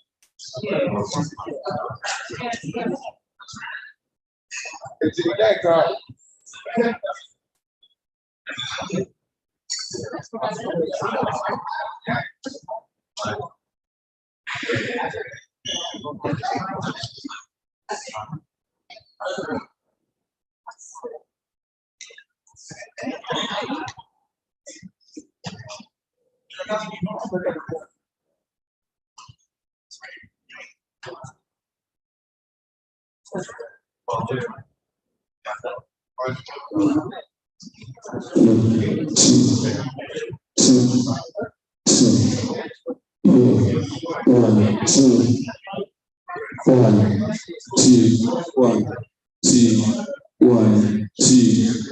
Just 1, 2.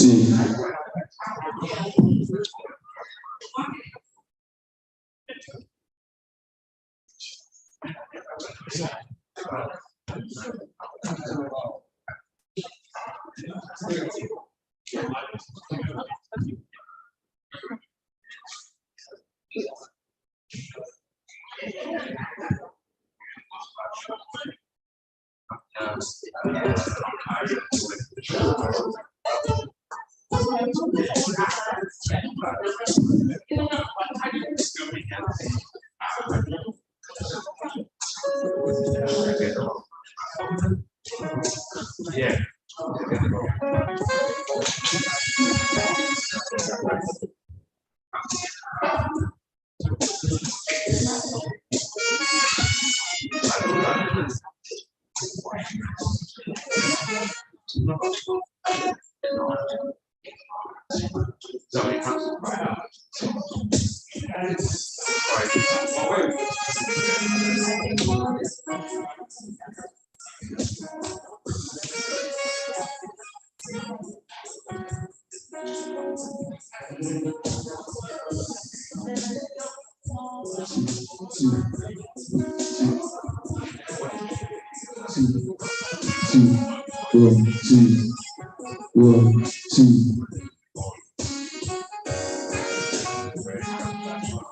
1, 2. Yeah, 2. Test 1, 2. Test 1, 2. Test 1, 2. 1, 2. 1, 2. Try 2.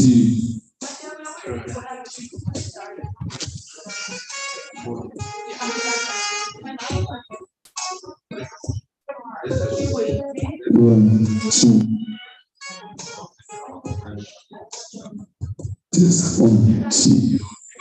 1, 2. 1, 2. Test 1, 2. 1, 2. Yeah, 2. Try 2.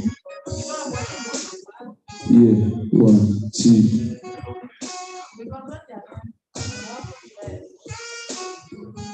Test 2. Yes, 2. Yeah, 2.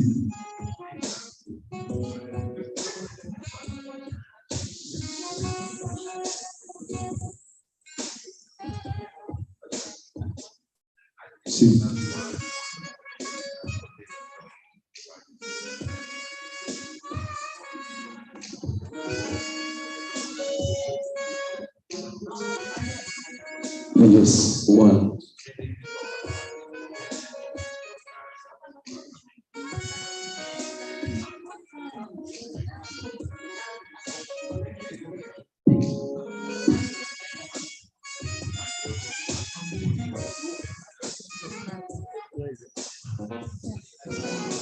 Yes, 1, 2. Yes, 1, 2. I go right now. Yes, 2. Try 2.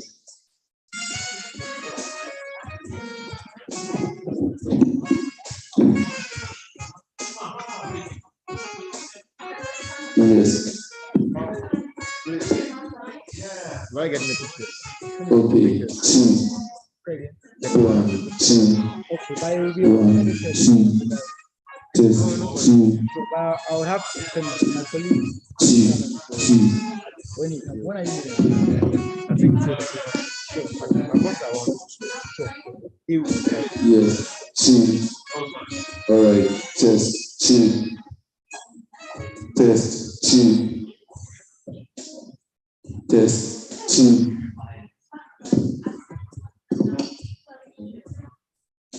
Test 2.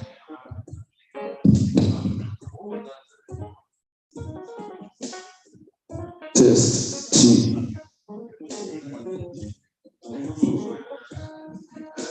Test 2. Yes, 1, 2. Okay, 2. 2.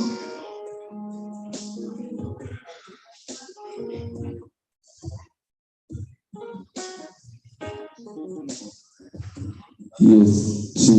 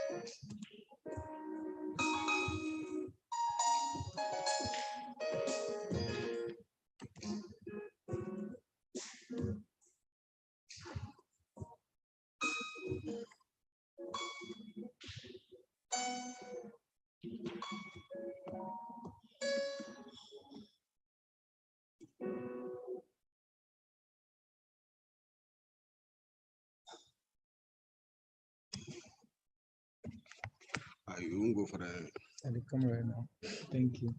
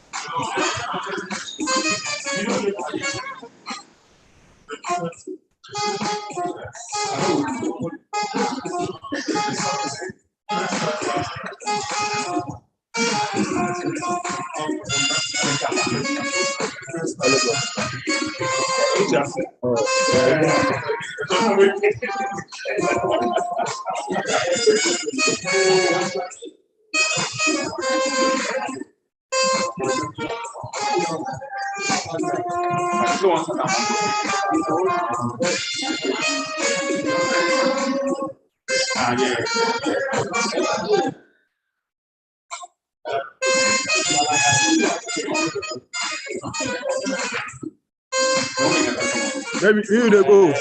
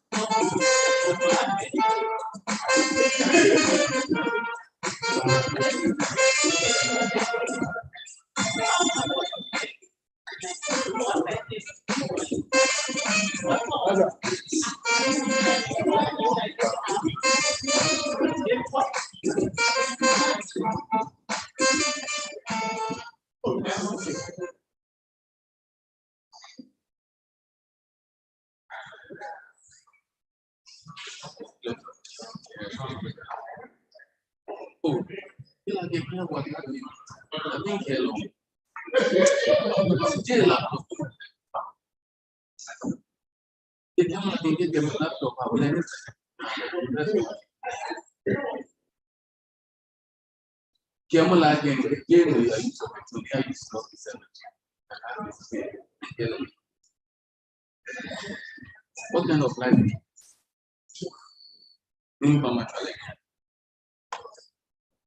Yeah, give me the question.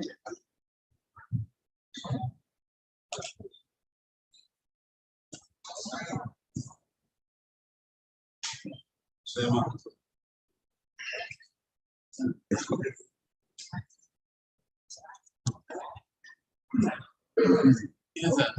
Yes, sir.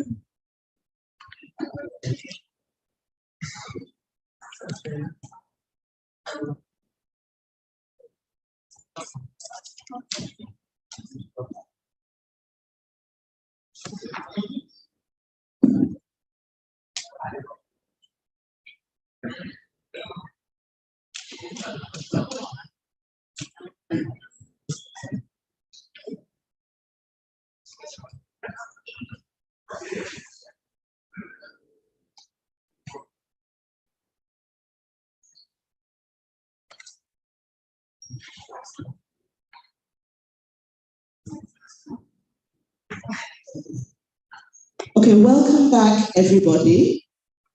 I hope you enjoyed your short break. Now we're on to session 3, where we delve deeper into party financing in Ghana and look at the practice and challenges.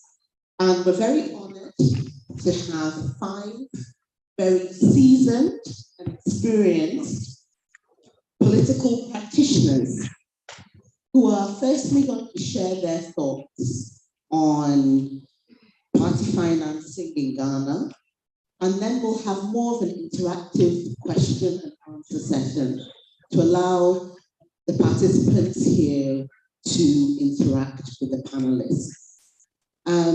So I'd like to introduce all the panel members to you before they share their thoughts. So we have Mr. Ivor Greenstreet from the Convention People's Party present. Can we have a round of applause, Mr. Greenstreet? Then we have Mr. Jacob Osei-Aboah, who is an independent presidential candidate. Mr. Joy. And we have Madame Brigitte Jobbernoku from the Progressive People's Party. Again, welcome. Then Honorable Johnson Asiedu Nketia, National Democratic Congress. And Honorable Peter McLean from the New Patriotic Party. So, Mr. Greenstreet, would you like to start on your perspectives on party financing in Ghana?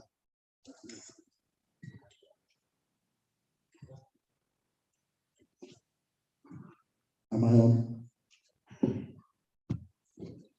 Good afternoon, ladies and gentlemen. It's a pleasure to be here, and I'm honored to be in the presence of my comrades and friends, many of whom I've known for years, those of us on the panel. Perhaps you would indulge me if I just briefly sought to identify one or two errors that I noticed in the brochure when I was here. And I think they're important errors which ought to be identified. The first one on page 15 of the brochure, and against the panelists Ivor Greenstreet, it states Convention People Party. You know, it is peoples with an apostrophe before the S. And you know, in Ghana, we can spend 1 week arguing where an apostrophe should be, especially if the word is founders. And so I noticed the same error is under progressives, but I'll leave that to Bridget to correct. The second error is even more horrifying. And you know, in Ghana, when you find something horrifying and shocking, an expression comes out. Hey. So when I saw this, I was saying in my head, hey, but because it was the first session, I couldn't voice the words out loud. It reminds me of a song. I mean, I like listening to live bands. So it reminds me of a song. I don't know whether this gentleman is still alive. Frank Sinatra has this song where it goes, fly me to the moon, let me walk among the stars. Let us see what spring is like in Jupiter and Mars. Because as I read down, did I say summary of introduction of Ivor Greenstreet, it gets to a point where it says the first African to participate in an international parachuting event. Hey, parachuting from a wheelchair from an aircraft to flying all the way to land. Well, I may be very eccentric, should I say, but I don't think I'm mad. And I certainly have never parachuted from an aircraft in a wheelchair, or at least whilst I've been using a wheelchair. I think before I wasn't. I think what they meant to write is para, as in Paralympics or paranormal, but they meant to write parachuting, as in SHOOTING, parachuting. And of course, that I'm prepared to accept as somebody who shoots as one of the sporting disciplines.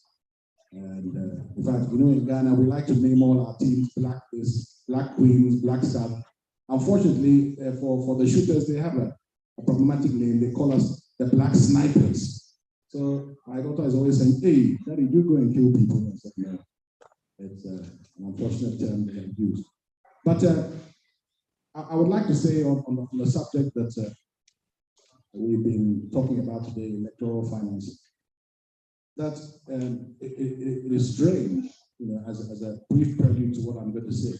But even when I was sipping my Milo during this break, I had a call from, ordinarily they shouldn't call me, they should call the General Secretary, Chief Administrator, like I see them Ketia here, but they happen to call me once in a while. And this call came from Gushegu, and you know, they didn't call me Ivor or Greenstreet, they called me Green. He said, Green? I said, yes. He said, Green? I said, yes. We don't have office, so we don't have office. Tomorrow, EC say they are coming to inspect our office. We don't have office, so they make me remember that even with the Political Parties Act, in terms of requirements for political parties, one of them is to have an office in 275 constituencies in Ghana. And that alone is quite a substantial financial burden on parties. Sometimes the offices are there, sometimes the tendencies expire. But it made me realize that from a practical perspective, there are certain aspects of expenditure apart from the obvious ones like campaign and things the actual ordinary running of parties itself is a costly enterprise. But I was very impressed, particularly, speaking as a lawyer, when I listened to Dr. Schuller. I believe that the detailed and stringent approach that the Germans have taken, for me, has much to inform us, much for us to think about and consider. I don't know whether it is possible to get a copy, not only of his speech, but of the act that the various acts that he was referring to, for me, would make very interesting reading. Because I believe some years ago, and I know that certainly Peter McMahon and Johnson Asiedu Nketia were involved in that process, as was I as secretary then. When the IEA came up with the political funding bill that was referred to in the discussions earlier, certainly I don't think it was anywhere near as stringent as that in terms of its perspective on sanctions and the entire approach that the legislation would use. So I think this is a very interesting approach. Whether in Ghana we have the capacity of our institutions to begin to implement laws like this is something that we have to seriously consider. I've always been of the view that a minimalist approach is important. There's certainly no point passing laws when there's no likelihood of them ever being implemented.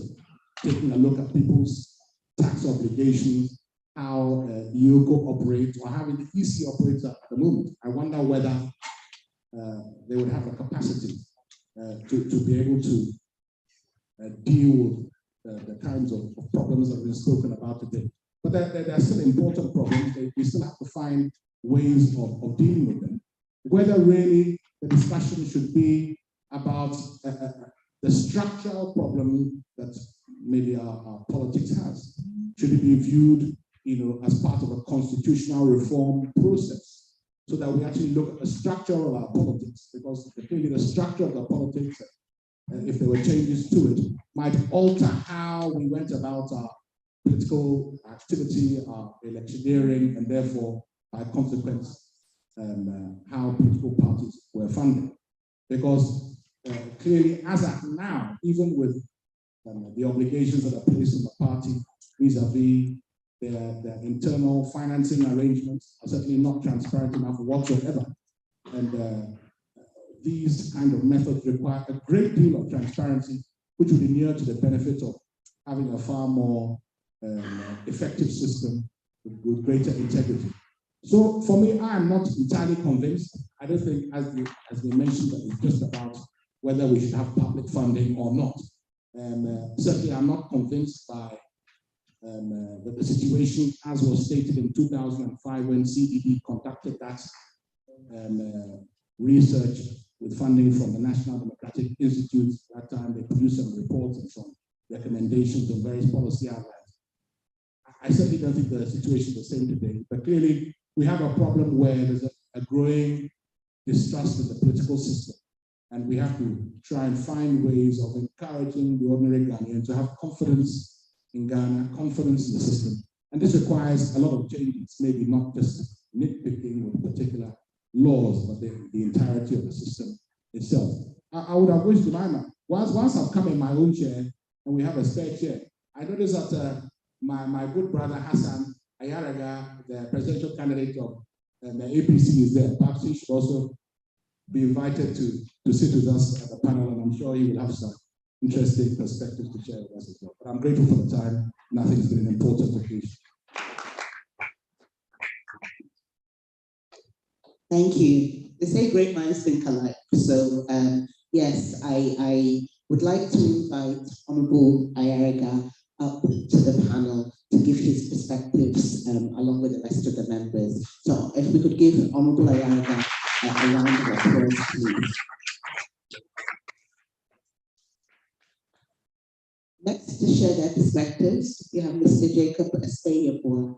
Please, Mr. Esteyabua, would you like to share your thoughts on financing in Ghana?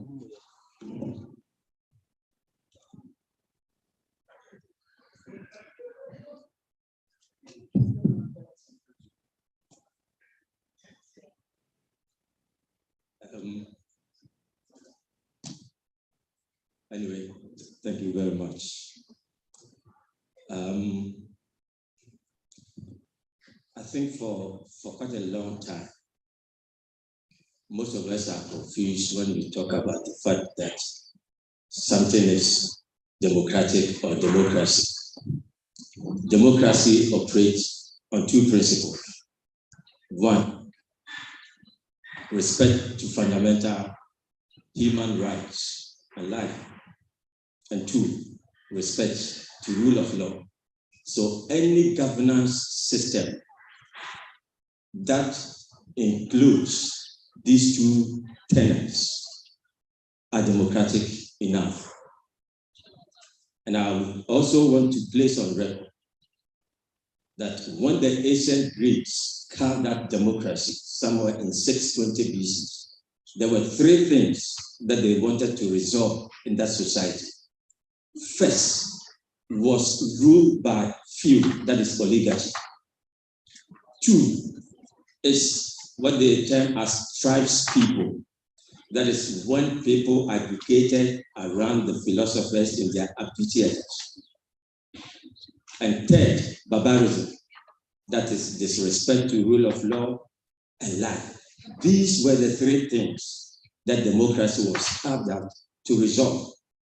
The tribes people are the aggregation of people that these days we call them political parties.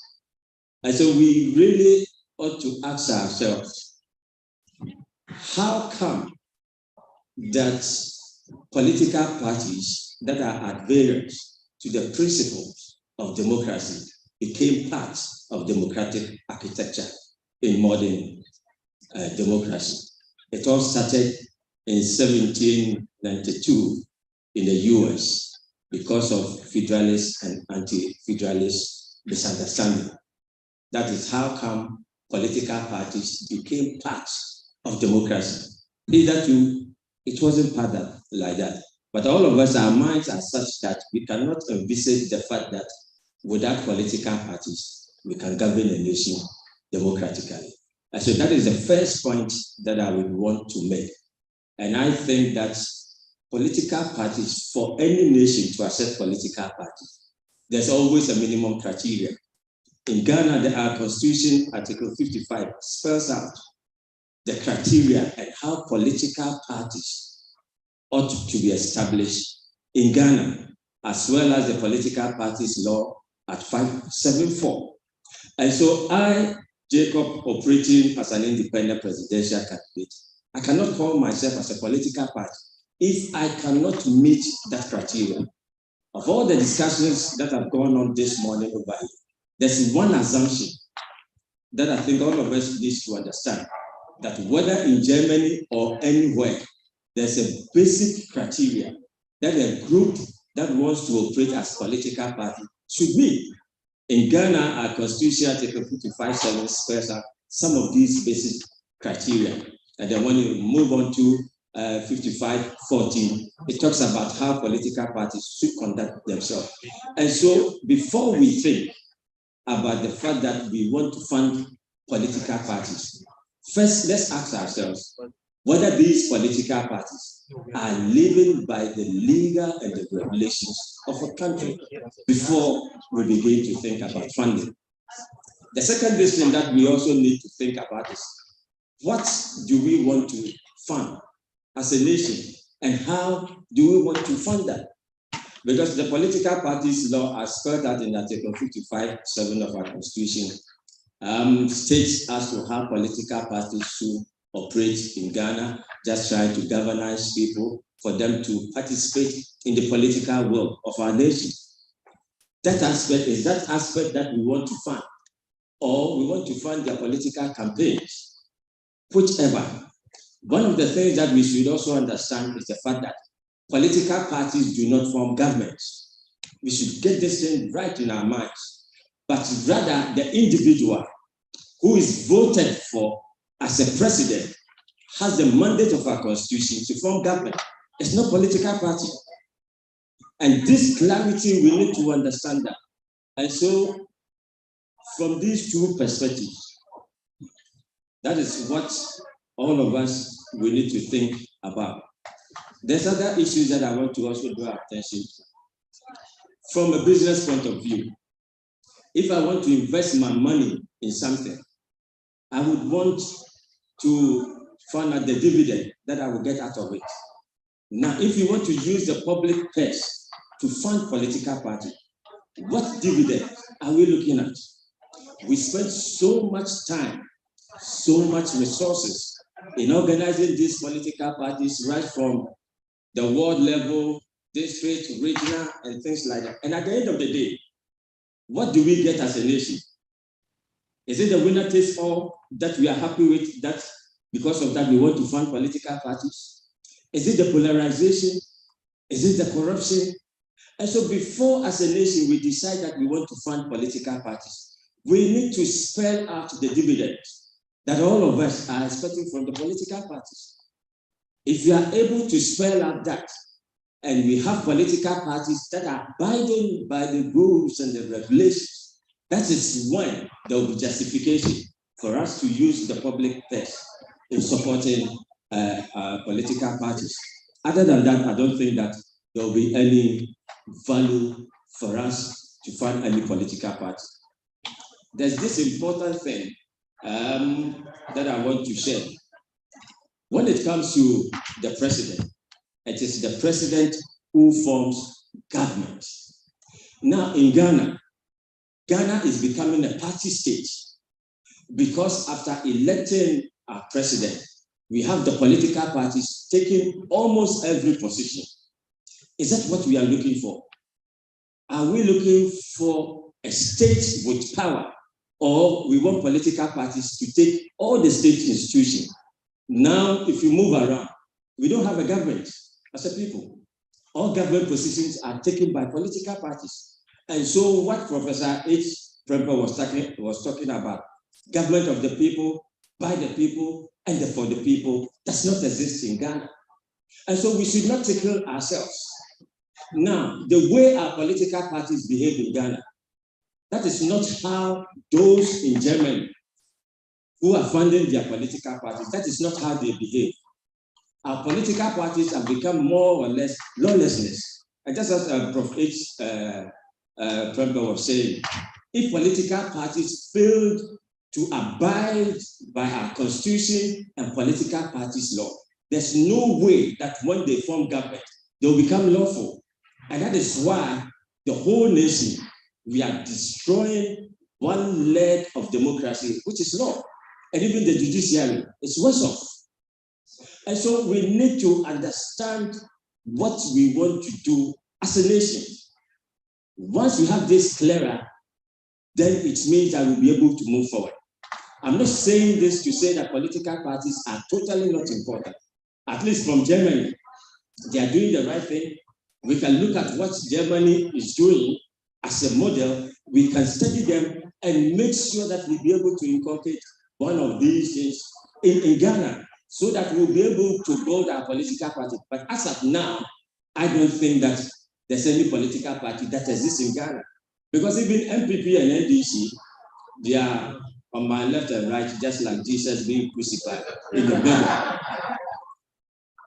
They have all the capacity, and they are, but one of the things, they don't present their reports, their financials, they don't disclose all of that, as the political parties don't require. And for that matter, and the minor political parties, that sometimes they want to bully me as an independent, they don't also qualify. And so far as in my eyes, there's no political party in Ghana that is abiding by the constitution and political parties law. And that is something that we need to help them, we need to lecture them, and ensure that at the end of the day, they will live by the constitution. That is when I can say that we now have political parties in Ghana. Lastly, in thinking about how to fund political parties, my last point, and then I'll, especially with the minor political parties, we think that we have about 275 constituencies. If we were to have the electoral commission building out some of these conferences, 275 conferences, whereby all these minor political parties or any political parties that involve in can go to that place and begin to work things out, I'm sure it's something that is actually going to support parties to come up.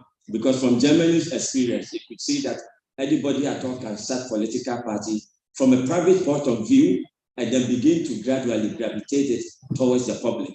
And so there must be that kind of interface that will continually support people with fresh ideas to come out with ideas that a lot of people will rally around, so that at a point in time, they can become a political party. There are a lot of things to share, but my time is up, maybe at another time. Thank you very much.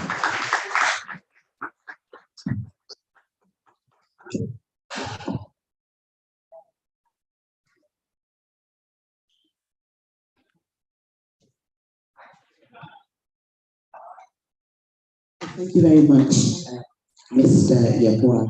Now, I would like to have the perspectives of Madame Brigitte Jobenoku.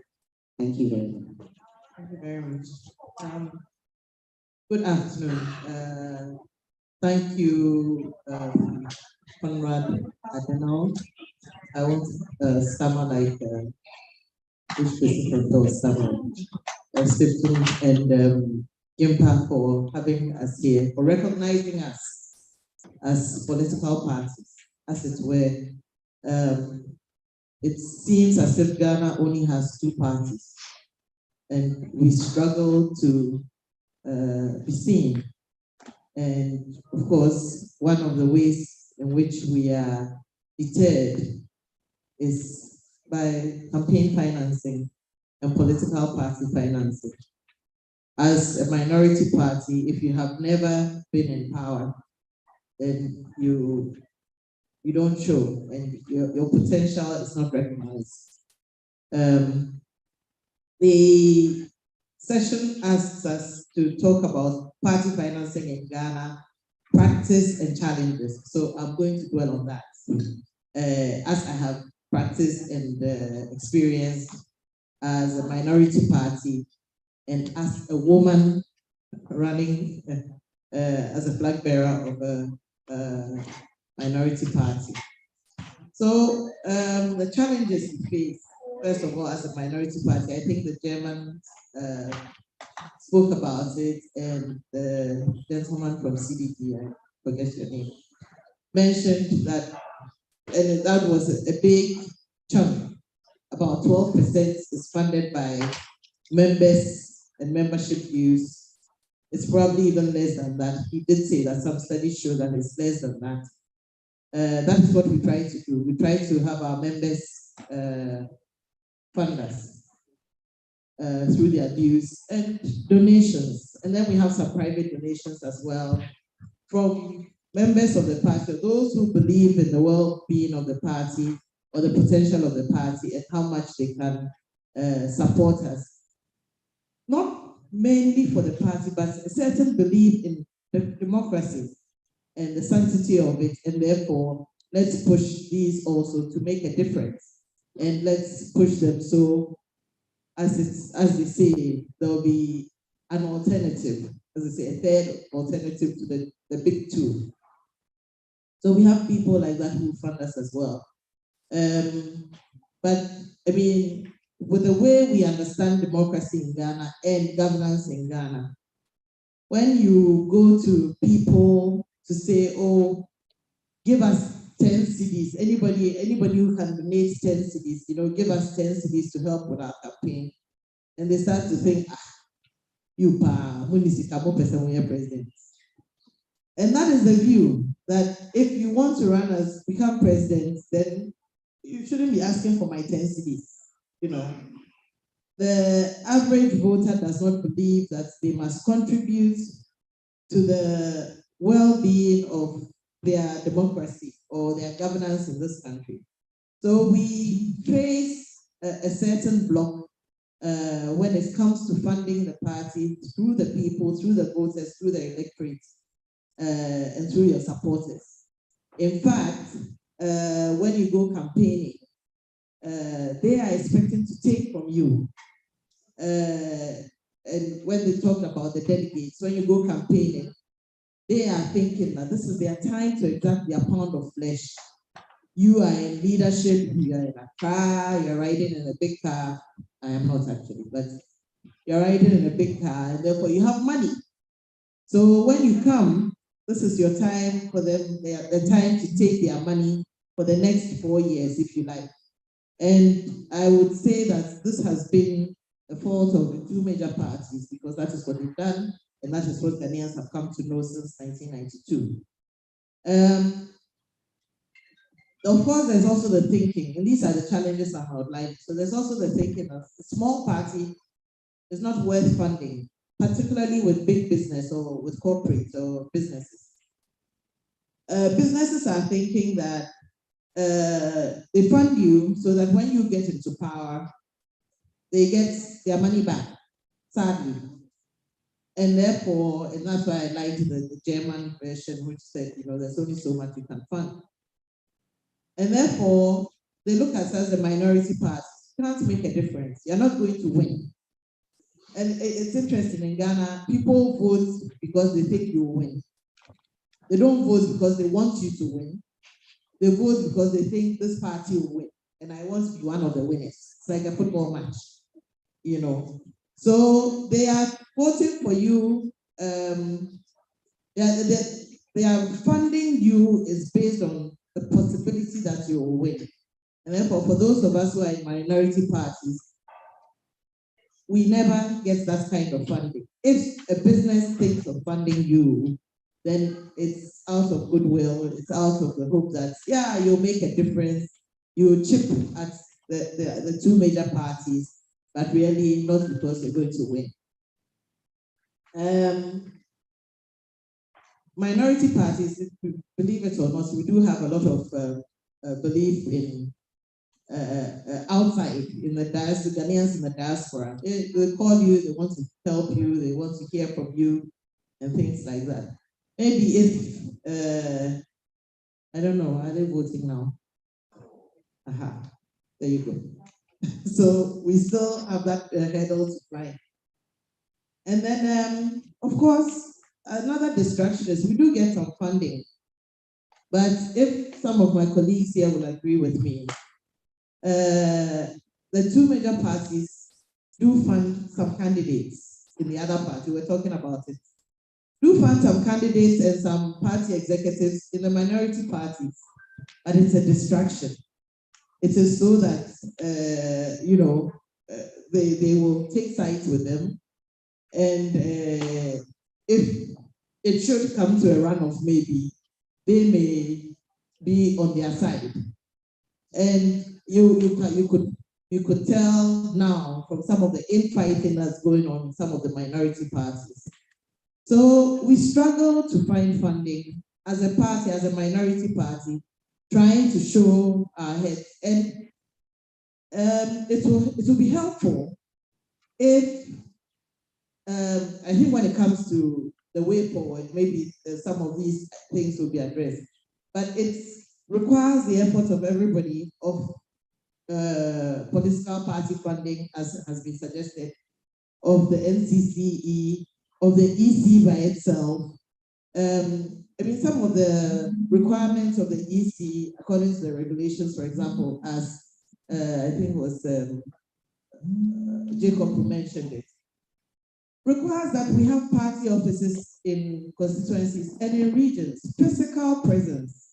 In this day and age of digitalization, we are still required to have these offices. And so I understand one of the requirements is to have a telephone and a fax machine. Really.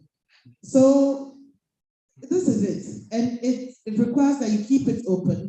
It requires that you pay, if it's rent, you pay rent, not to show that this is where we meet, and it could be anywhere, but no, a physical structure.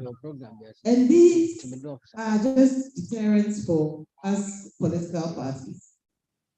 Now, I'll take it as a woman, and this is the gender, a woman running as flag bearer, and what the challenges are raising money to support your campaign. First of all, we all know it's a difficult terrain for a woman in this place. Look at this. I have 6 people here, there would have been more, and I'll probably be the only one sitting here. It's a difficult terrain. There's very little trust in women's leadership, and we, the women, need to work some more. And sometimes, if your campaign is just to say to women that, look, you can also come on board. We may not become president in the first instance, but let's keep trying. Let's just come on board and speak some more from the perspective of women. I mean, as a woman, if you're going to raise money, and sometimes it requires physical, face-to-face contact, there are all kinds of ulterior motives read into it. I mean, the patriarchy is just, beyond me. So there are ulterior motives seen into it. And there's quid pro quo. I mean, I'm giving you, what are you giving me? And it starts from, just, sitting down and have dinner with me, or taking it beyond whatever. But it is real. My time isn't up. Yes, thank you. Why? Does that bother you? Thank you. Yes, thank you very much. You see, that's another bullying. Bullying, the patriarchy. So, as a woman, it's difficult going out there, first of all, just campaigning, and actually asking, can you please give us some money to help? It can't be done. You put yourself in harm's way in many ways, physically abused, assault, and all that.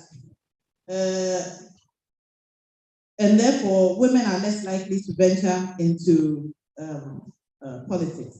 Historically, women have ventured into politics, but what do? I mean, somebody as Shikensha and all those popular women, they were in the background and they funded political parties. And today they are mentioned, but do they hold any role? No. Were they recognized as leaders? Not really. And I keep saying that, I mean, look at it, on our currency, something we use more than anything else. There isn't one woman. Some time ago, one of our old currencies had a woman carrying something. But today, you have 6 men. There's nothing, to support the women's leadership on our currency. So it's difficult for us as women to go out there to raise funding. There are some people who are benevolent and they will actually send you, funds to support you, but generally it's difficult. In saying so, like I said, there are generally people who are interested in the values and sanctity of our democracy. There are people who want to help. And it doesn't matter which party they are funding. There are people who will actually say to you that, I want to fund your party, but I fund this other party, I fund the NDC, I fund the NPP, but I will help you. God knows what the motive is, but there are few and far between. What we want to believe is that they want more than only 2 parties in the game, and I guess these are the people they call creative voters. I was told I have 1 minute. Let me just finish it very quick. Yes, the previous speakers talked about the regulations and the fact that the candidates are audited and parties are audited. But this audit is actually, by the EC, is mostly punitive. It is when they want to find a problem with you that you find that they start going into these audits and start looking at the candidates and start looking at the party and say, you didn't do this, you didn't do that, you didn't do that. And a few of us here have actually experienced being disqualified as a party because certain things have not been done. But ordinarily, the EC will not look at those criteria until they seem to think that your party is starting to be a threat to the party in power. It's happened on both sides, whether it's NDC or NPP. So that is it. This audit is not done or if it is done, I think Jacob said it. They don't look at it. We are asked to render personal, help me here. Pardon? Audited accounts, and from the personal, you disclose your assets. Yeah. You fill a form, you disclose your assets, you put it in a brown envelope and send it to the asset declaration, and you send it to the Auditor General. But it's not looked at. Nobody looks at it. It's not open. So if it's not open and the candidate is funding the party and putting lots of money in, where is the money coming from? And until you are in power, nobody cares. The moment you are not in power, it's used as a target against you. Anyway, my time is up. And the one thing I took away from the Germans was the fact that there are incentives for running our parties right and for looking for good financing. And then indeed there are sanctions as well. So I think that the EC or a regulator of some sort must look at these and ensure that the EC, for example, should ensure that the incentives are there. If we're a political party, maybe not necessarily cash funding, this is going into way forward, but resource, giving us resource, training, rooms to meet, things like that. What makes it difficult? Why can't the EC, for example, say our offices in this district can be used for your meetings, for example? It's almost as if the EC is just out to penalize rather than to encourage and to help. Thank you. Interesting perspectives there. Can we please have Honorable Johnson Asiedu Nketia to give his thoughts on party financing?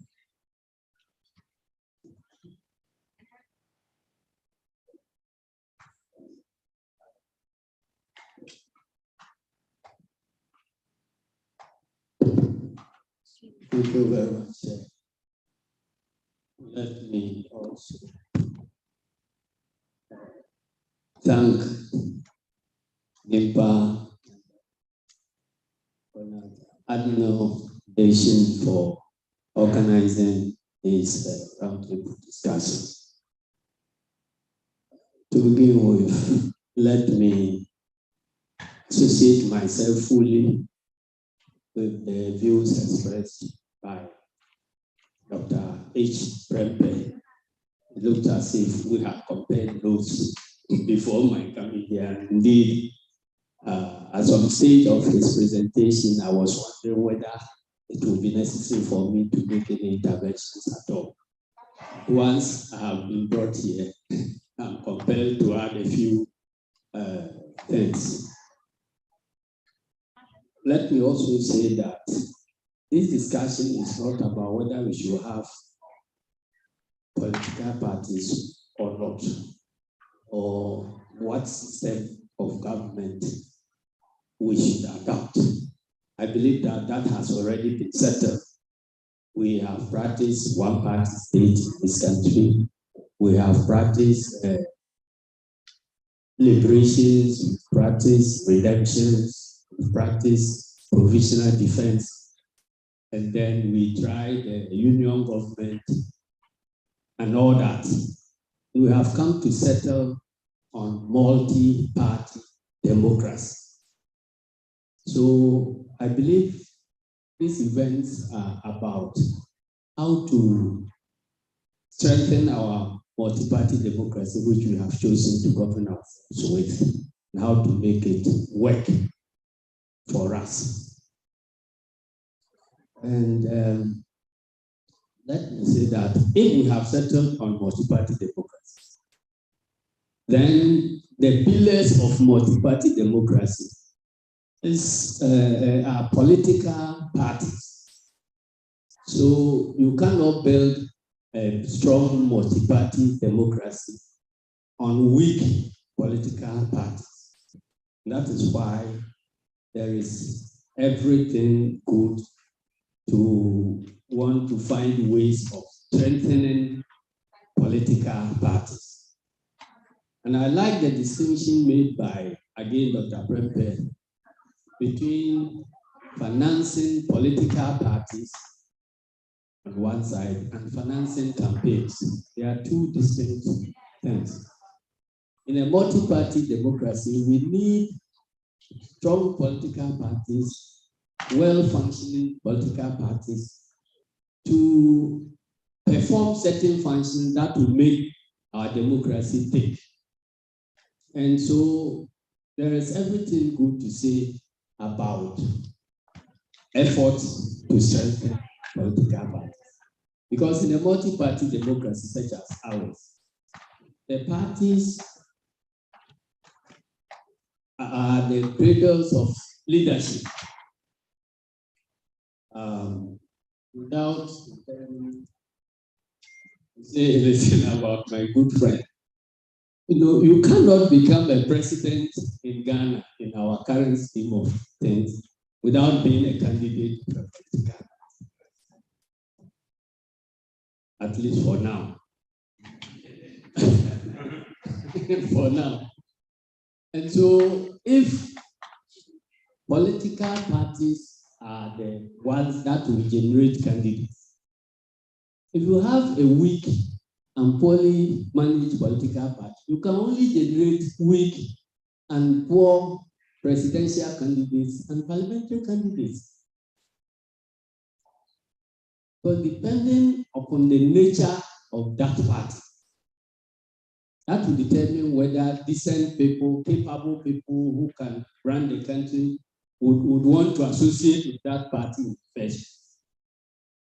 So if you are pretending to build a multi-party democracy and you don't want to invest in developing the political parties as institutions that will groom leadership, then you are joking. So if you have a weak political party, it will generate weak parliamentary candidates. And then the contest of parliamentary elections will be between one weak candidate against another weak candidate. So you can only end up having weak members of parliament. And then, I'll come to that. Then, if it is at the level of presidency, I mean, if the party is weak, we can only generate weak presidential candidates, one of whom will become. So I made this point when I was engaging the European Union Parliament. It was about whether donor funds to go into financing political parties. And my position was that yes, it's important because, as I have already stated, weak political parties generate weak leadership. And if that weak leadership comes to take your monies, they cannot apply it to be able to generate the desired impact you wish for our country. So if those monies are brought and they are blue, you can only have a compilation of debt and debt and debt, because they come to you for debt forgiveness. So if your intention is to support those countries and the peoples in those countries to upgrade their lives, because of weak leadership, the monies you contribute never achieve the intended purpose. So having said that, I am of a strong opinion that political parties as institutions ought to be strengthened in a multi-party. How do we do that? You can only do that partly through proper funding.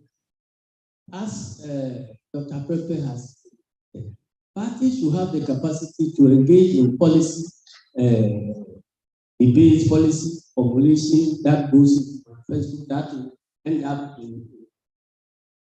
in national policies when that party wins. So if you have a weak party that cannot debate, they may win because of popularity.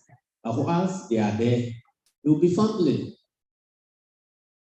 And so those who think that we should not invest monies, state monies in political parties, I strongly disagree. Because whatever happens, you cannot eat your cake. As I have said, quality leadership is it's a reason why you should evolve political parties so they can help evolve politics. Secondly, financing of political parties, and again, as for here, I'll add the campaign, financing of some state financing can be a strong anti-corruption measure. Those who think that, well, it is your party, you have decided to form a party, so find out how to finance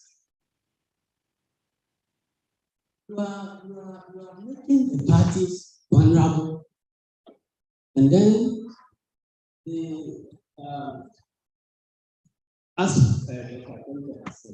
anybody can bring money, and if you want to look at the nature of government policy,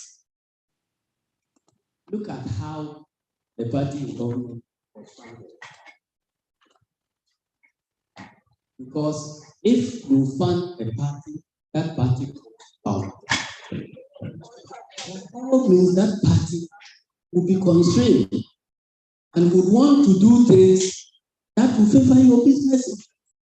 That is the beginning point for this winner takes all, the beginning point for contracts for sale and all these things. So whether we like it or not, we either open up and do some state funding of the parties so that the state will have control over how much to go into funding of the parties, and then the state can exert accountability the way the Germans are doing. If you leave it there and one party is in power, when there is going to be a party rally, the refrain is that we'll go and see the DC, he will finance the rally. Go and see this new fund. When you know that the salary of the DC cannot finance a rally, where is he taking it from? Taking it from your money. And you have no control over how much he takes because it is shrouded in secrecy. What about if there is some funding which can be made available so the state can make regulations determine how much money to be spent on and the extent of campaign that can go on, the length of the campaign period, the things that you can spend money on and those that you cannot spend money on. So if we need to put state money there, we all know how much we are putting there. If you send a party chairman to go and take money from DCE for a rally or for a regional minister or somebody for a rally, and that DCE contributes to 1 seat for the rally and it takes 9 seats, and you are in government, how do you hold that person? So, I think that where our democracy is, we have to open up some of these things and then tackle the bull by the horns. If we introduce some state funding, the state will have the capacity to regulate how much money is spent. Then the state will also have the capacity to prevent mushrooming of political parties. Because when you talk about state funding, some states of political parties, the usual refrain is that, what about if establishment of parties becomes a business activity? Dennis will call his wife, say that we have registered a political party, government investment. There are lessons across the globe as to how this thing can be done, so that parties will not just mushroom and take money.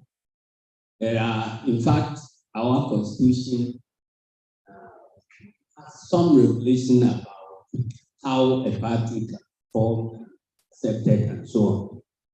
But we have relegated that responsibility for regulating the political party to the Electoral Commission, which has no time and resources to do that. That is why our parties are poorly regulated. The laws are not implemented. So I strongly recommend also that before we go into this thinking about how to fund parties, we must have a body separate from the Electoral Commission that will register political parties and focus on regulating them and ensuring that they abide by all the laws. So the problem with our democracy is not the lack of laws. The problem is about implementation of the existing laws. Nobody implements any law in Ghana any longer. And I think that is where we should turn attention. Even the existing laws now, want to implement them, will go far. But it's like, and our state institutions cannot be, we can't just hold up say that, oh, when we make this law, Auditor General will implement this aspect, the court will implement the other aspect, civil society will do this will do this.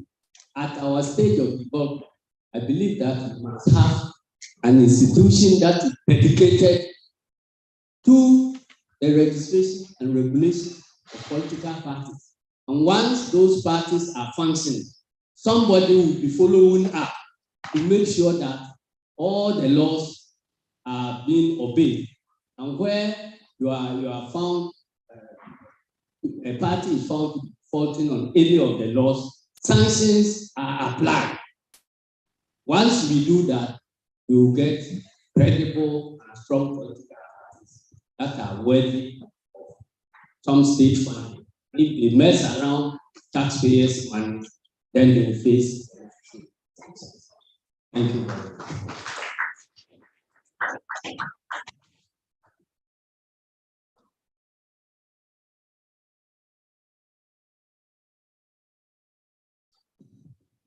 Thank you, Honorable. And our penultimate speaker is Honorable Peter McNally from the New Patriotic Party. Thank you, Dr. Newman. Good afternoon, everybody. And let me say a big thank you to Konrad Abner and GIMPA for having me on this program. I have the topic, party financing in Ghana, practices and challenges. So I'm not going to take this house into different areas beyond what GIMPA and CAF has given me. Practically, I have been a party chairman before and a campaign manager before. So financing either political parties or campaign is an area I have practically dealt with. So all what I'm going to do is to share my experiences in political party organization and management, the financial components, and then look at the practice and challenges, and perhaps beg Dr. Nunu to let me say a few about the way forward, which is not included in the topic. Way forward is not there. I'll tell you I'm reading about. I think that the previous speakers on the panel have spoken a lot about the need for political parties. And Dr. Prempe and Dr. Sheila and Mr. Siam have also spoken about the need for political parties and, for that matter, multi-party democracy. My good friend is an independent candidate, but he's also part of the democracy.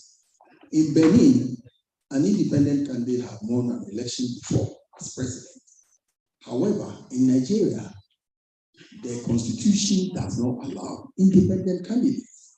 So the law depends on country to country and how they see themselves. In Ghana, we allow both multi-party democracy, political parties, or independent candidates. So I don't think we should belabor this point about independent party or whatever. The bottom line is that we want to raise key points about democracy, accountability, openness, transparency, etc. Those are the critical things that we must look at. So political parties, which is a free association of people coming together to pursue an agenda, is critical in a multi-party democracy. But to be able to organize, there is the need for funding. There is the need to go into the media space and do some advertisements. There is the need to travel from Accra to Damango to campaign. So funding is a major exercise for which political parties must undertake. And in fact, in the New Patriotic Party, we even train our members how to raise funds.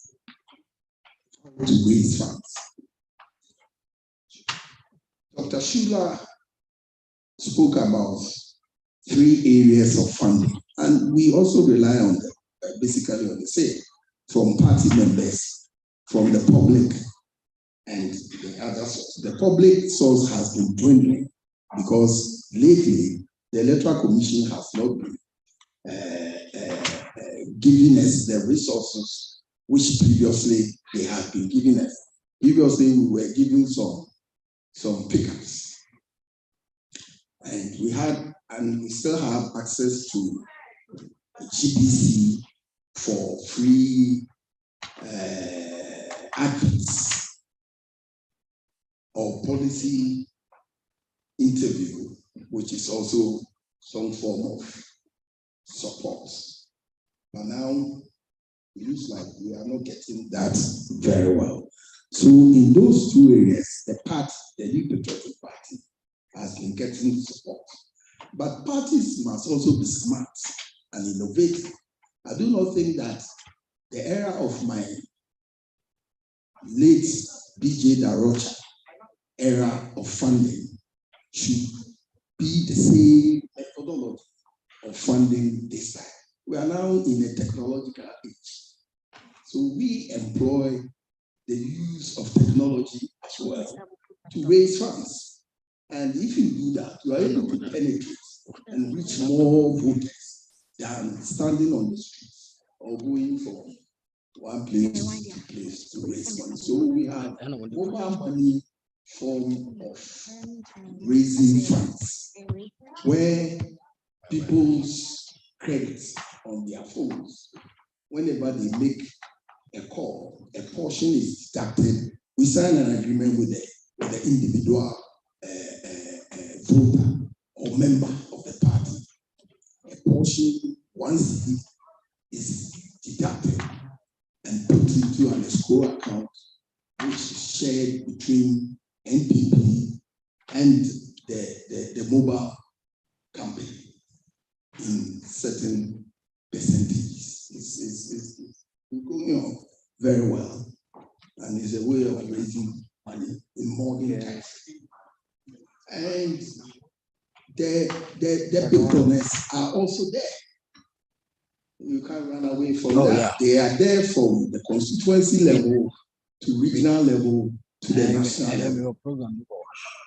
They have their interests. Some of them maybe are businessmen who think that they are coming to support you, such that eventually when you win, you can also assist them in their business by way of contracts. You must also look, and NPP was smart that in 2016 we also did this work. So if not Maclean, Ayaga, Maclean will branch that. Ayaga goes to the game to talk. And yes.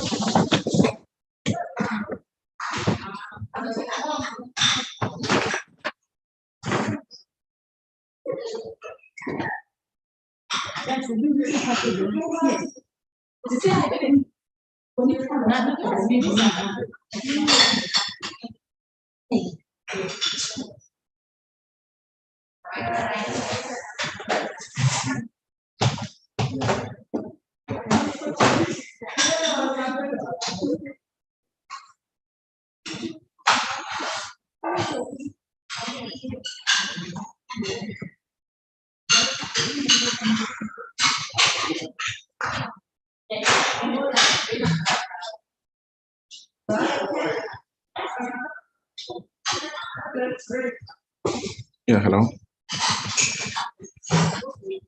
Yes, sir. Hello. Good afternoon, sir.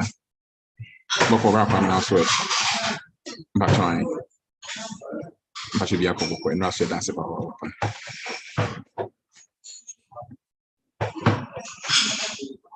There be any.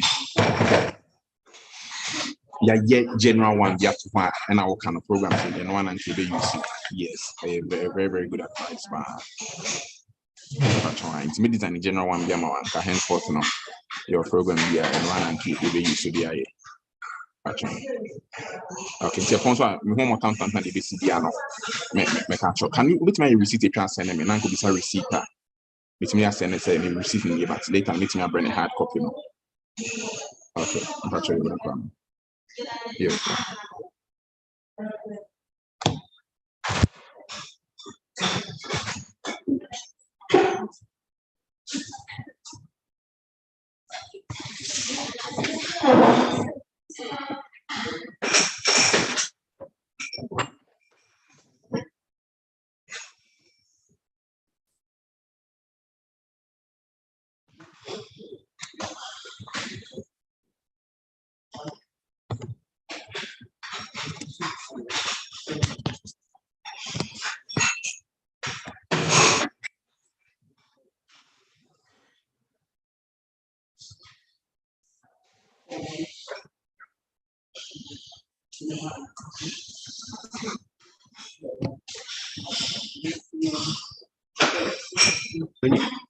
Who is in charge of this program?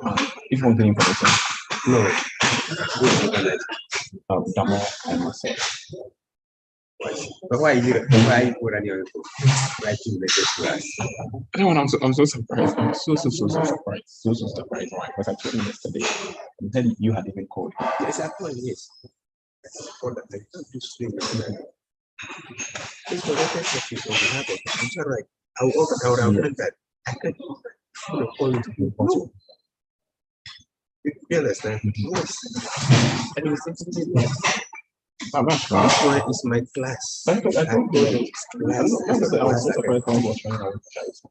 Okay, I can put it. But I can't pick it up. Usually I've come to your office. And the boy in your room, you.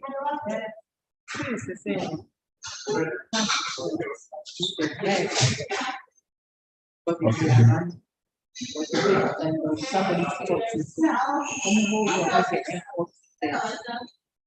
Because when they have one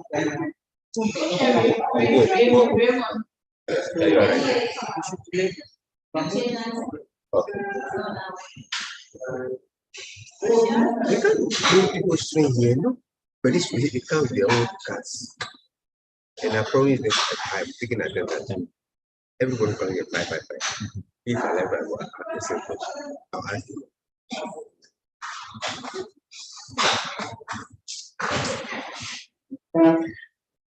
My child, let's give what do you call it? Right time and power him. Okay, if you have to be there, the lecturer that will form the public school, which will be easier.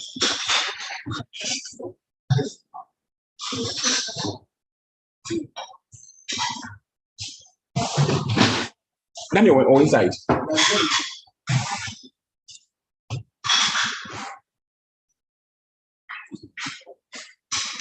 About a portion of us here. What's it? Oh, yeah. I hear you are using mine for the Zoom, eh? Kind. But if I minimize it, can I work in the room? Okay, then let me do it from inside. What's it? Oh, we are Zoom for something. Okay, then come inside. Let's see. So that's. Oh, I think yesterday I'm starting expanded. I will sit there and can you for your phone? That's what I extended. You extended. So maybe you also need to put in good enough.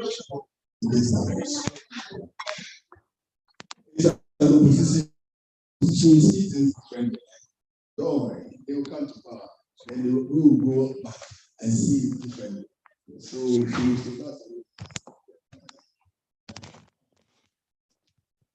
also, we do internal elections. This is in consonance with Article 55, I think 5 of the Constitution, which says that the operations, the organizations of political parties must be democratic. But being democratic entails a lot of elections along the way. You will do polling station elections, you will conduct electoral area, you will conduct constituency, and next week we are going to conduct our regional elections across the 16 regions. All these entail a lot of money, a lot of campaigning. So the issue is, are we campaigning throughout all this period, this cycle, or campaigning should be limited to maybe 3 months, 6 months to election, as is being done in other countries? Because if campaigning is left open for the entire 4-year cycle, it costs a lot of money to do that. So it's something that we have to be looking at, and we spend a lot of money on that. I think Mr. Sema spoke on that. He mentioned that in his presentation as something that we have to be looking at. For us, we will continue to deepen the internal party democracy, which is also critical for leaders and new people to emerge, or those who are doing well to be retained as part of the democracy, as part of it. And we think that if you spend money on that, it's worth it. But we have to find where we're going to get the money from.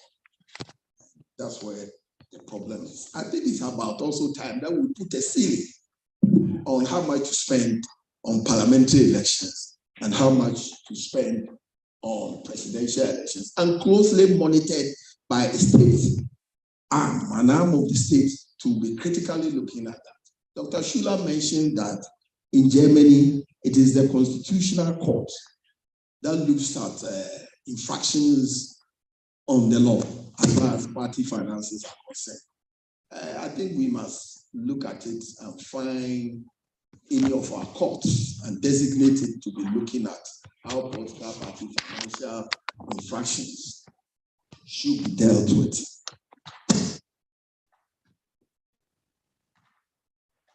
And when Dr. Shula said that they spent 20 million euros in Germany and CDU won, though SPD, Social Democrats, spend more but lost. It's happened in this country several times.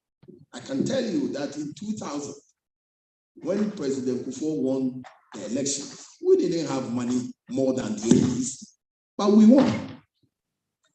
So in this country too, it's not always having money that can win you elections. I can assure you that it's not only having money in Ghana that can win you elections. Otherwise, in 2000, President Kufuor could not have won the elections to become president of Ghana. Equally, when NDC went into opposition in 2008, they didn't have money, and they could not have come to win President Mills to come and win the election. So what Dr. Shula said about CDU winning the election despite spending less is equally applicable to us in Ghana here. Because I have seen a CDD survey saying voters saying that they will take your money, but they may not vote for you. And it was a whooping, I think 67% of the respondents who said that. So the Ghanaian voters can take your money, but it doesn't mean they are going to vote for you. So we should be careful when we are spending on campaigns.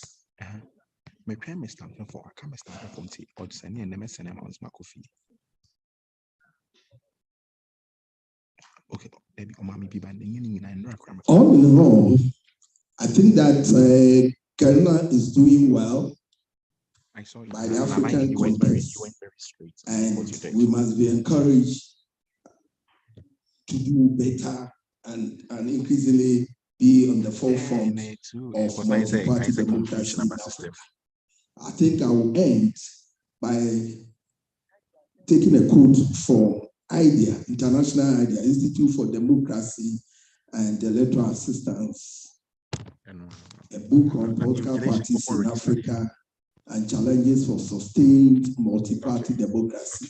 It says in the conclusion, and I'll quote, well-functioning, responsive, and genuinely representative political parties are central for sustainable democratic institutions and accountable governments. So if we want our governments to be sustainable and accountable, it is not populist ideas that will do that. We've gone past that. Jerry Rawlings did it. Where are we? It turned out to end in National Democratic Congress after all. So why didn't we go the National Democratic Congress way all that time? We would have matured better than we are. So let us forget about populism and understand that Rome was not built in a day, but every day work was done. Thank you.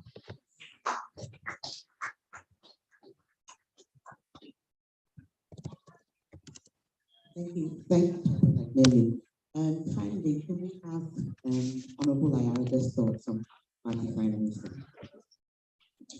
Thank you. Good afternoon, ladies and gentlemen. First of all, I want to thank Jimper, the rector is here. Very grateful for the opportunity and organizing this event. And Conrad Adenua, I guess most of them have left. We wish they were here to also hear the side of political parties and their views, because it's about political parties. Thankfully, I'm the only founder and leader here among them. I can see that they are all juniors from their political parties representatives. And grateful I'm the last person to speak. So they won't have any rebuttal if I start talking. Go. They say I'll bully you. I'm not bullying you. I'm your senior. Just accept that. Monkeys play by silence. So first of all, I formed APC, solely funded by me in 2016. I spent $6 million to form the party. I paid over $1.2 million just to buy t-shirts. Only t-shirt. A t-shirt at that time was just $1.20. And we bought over 1 million t-shirts. We printed posters, we printed flags and all that. So in forming a political party, it's a whole lot of money. We bought pickups, we bought motorbikes, even bicycles for some members and all that. So forming a political party is very, very expensive. Democracy, I would say, is expensive. Ghana, as at now, we have over 30 political parties. Almost 30 political parties, 29 to 30 political parties. And out of the 29 to 30 political parties, only 11 are active. The rest of the 17 or 18 political parties only are represented on a piece of paper. I don't even remember the rest of the political parties. Those I know is the APC, which I am the founder, CPP, my good friend is here, PPP, they are here, NDC and MPP, who think that the political parties are weak. But it is better to weak than to be corrupt. So, first of all, I want us to know that the APC, we believe that funding political party by government is a no-go area. It's a no-go area. You want to be president, you should be willing to sacrifice some resources to be president. You want to be an MP, you should be willing to campaign to become an MP. If we decide to fund political parties, like General Secretary said, mushroom party, we will see millions of political parties being formed. Not because they want to rule, but because they want to get the resource from government. Because they want to be given the money. As you are aware, there are two political parties, I don't want to mention their names yet. They are in court fighting because one political party in power are giving them some small resources and they are fighting over it. So I won't mention the name of the political parties, but I know that some two parties are in court fighting that. But let me be very clear. Where we are as a third world country, we have limited resources, very limited. We have issues of education, issues of healthcare, issues of water, and many basic amenities. We are unable to handle them. Then we have corrupt parties that have been in power, and over the years, they've made our political landscape to look like vote buying, which is already vote buying. The NDC and the MPP goes to the constituency, they buy vote because they have failed over the years. And because they have failed, the only way they can win power is by buying votes. So if they sit down here and say that we should either sponsor political parties or not sponsor political parties, remember when they are in government, it's very easy to steal the money. And they will take much of the money because we cannot regulate how they are going to disperse those monies to sponsor political parties. And that is a big problem.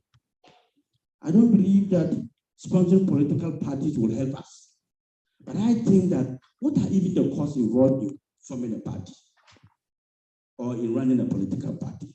T-shirts, posters, vehicles, fuel, flags, and then hotel bills. These are the expenditure we need to incur in running political parties.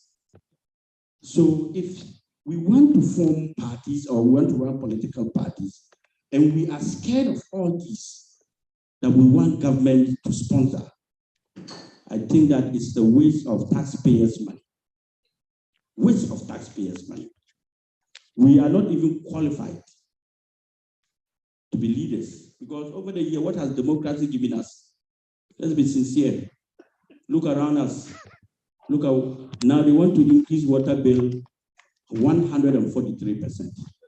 that the leaders will want to use our money for, or they want to increase fuel, what do you call it, electricity bill by 344.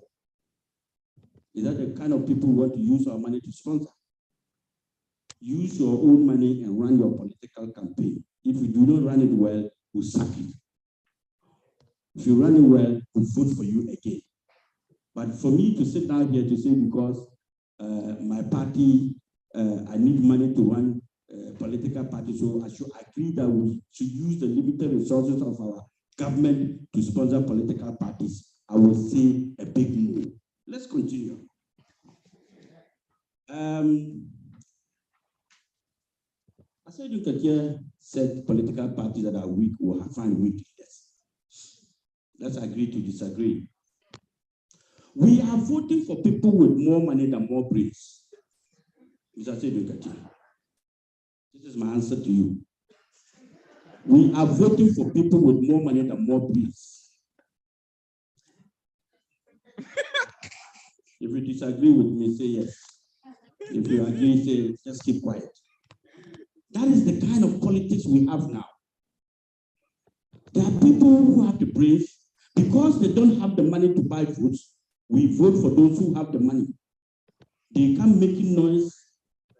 You will see the NDC, MPP boys, when they come to you and they stand in front of you that they want to lead you, you ask them, what have you done for their communities? Nothing. Today, the NDC and the MPP spend more money in campaigning than developing Ghana. The money they spend in campaigns is more than the money they use in developing Ghana. Disagree with me. You agree? Yes. This is how far we have gone as a nation. And now we want to add more money to them again, to waste. And my good brother, who is an independent candidate, who also wants to be part of this game, my brother. My brother, this game is for big boys. If you want to run with the big boys, you have to know. You'll be running kitty kitty kata kata. So look for money. I have 1 minute. Say true. Nobody has said I have 1 minute. You want to listen to more. Madam, you have 1 minute. Oh no, I didn't see that one. I can't see. I don't have glasses, so I'll read it from afar. So I think that this whole matter is debatable, and I think that JINPA has done so well to bring us here to discuss it. And I believe that if you go to the streets and ask many Ghanaians whether they should use their money to fund political parties, 90% of them will say no. I want to disagree with my brother from the CDD who said 57 people agreed that they should fund political parties. I don't know where you went and did that survey. 204. If you do it today, I'm not sure you get 20%. Because even Ghanaians are tired of political democracy. It will look like democracy is not helping them. They prefer the military regime where people will do the right thing. There's so much indiscipline in this country with political leaders. Indiscipline. So much. We just misbehave because we have one power. We think that the country is for us. We can't do the right thing. Compare our country to those who came and sat here, the Germans. That's where I live. I lived in Germany for 16 years. Do you think they'll behave the way we are doing as political leaders? Yes. So the way forward on campaign financing, I think that from now onwards, we should discuss with the EC, the Electoral Commission. First of all, they should cut down on the cost of filing fees, because the high cost of filing fees is not giving political parties the right to choose good leaders. And that's why I said that we are voting for people with more money than more brains. Then we should cut down on cost of campaigns. We should reduce the monetization of political campaigns. It's getting too much. And we, the voters too, we should stop taking money from them. My father, when he was an MP, when I was very young, I'll finish right now. Those days, they used to bring food to our house. In 1979, my father was an MP for PMP. Today, it is the opposite. The leaders are now sending money to the people. Those days, they were doing good things. So the people were rather acknowledging them and supporting them. But now, one political party wants to give 500 Ghana cedis to everybody. They buy motorbikes. I told your car, your party, some people were buying cars, Uber, and giving people. Anyway, when Hassan Erega is voted to power, many people go to jail. Thank you. Thank you, Honorable. On that note, I'd like to thank all the panelists. There's a slight change in the program, so that we're quite behind time. So we thought that we would actually ask the panelists for session 4 to please come up, have a session 4, and then have a general discussion on the presentations by the panelists, all the panelists on sessions 3 and 4, so that we're able to wrap up on time and go and have some. So I hope that's okay. Yes? Okay, because we actually don't want to break the flow. So I'd like to welcome Dr. Kojo Pompuni Asante up from CDD. Dr. We welcome him with a round of applause, please. And also Dr. Charles Dramina. Dr. Charles Dramina. Are you also around? If you have seats for you here. Oh no, you're to remain there. You will get your questions soon. Session 4 is on strengthening democracy through party financing in Ghana, the way forward. And in some of the presentations that we've already had, we've discussed the way forward. So it fits in rather nicely. And I'm going to also hand over to my co-MC, Dr. Anani, to take over from me here. Thank you. Thank you, Jimara. So we decided to make this slight change because we've already run behind time. But there are a lot of questions people want to ask. So we want to detain the first panelist just for a while. And then we allow the Dr. Lee Asante and then Mr. Dr. Dramina to do their presentation. They are going to take us through a very interesting topic, strengthening democracy through party financing in Ghana, the way forward. We've had a lot of discussions, presentations, and then we want to see how we can strengthen our democracy. Because we've all agreed, and it has been established that there is a direct link between democracy and party financing. So we want them to help us the way forward within the Ghanaian context. Thank you. So I'm starting with Dr. Kojo Pompuni Asante to give us his thoughts, how we can strengthen our democracy through the way we fund our parties. Now the floor. Let's speak from here. Good afternoon to everybody, and I know time is fast spent, so I'll try to convey my thoughts as quickly as I can. So first of all, just to say that we cannot have democracy without democracy.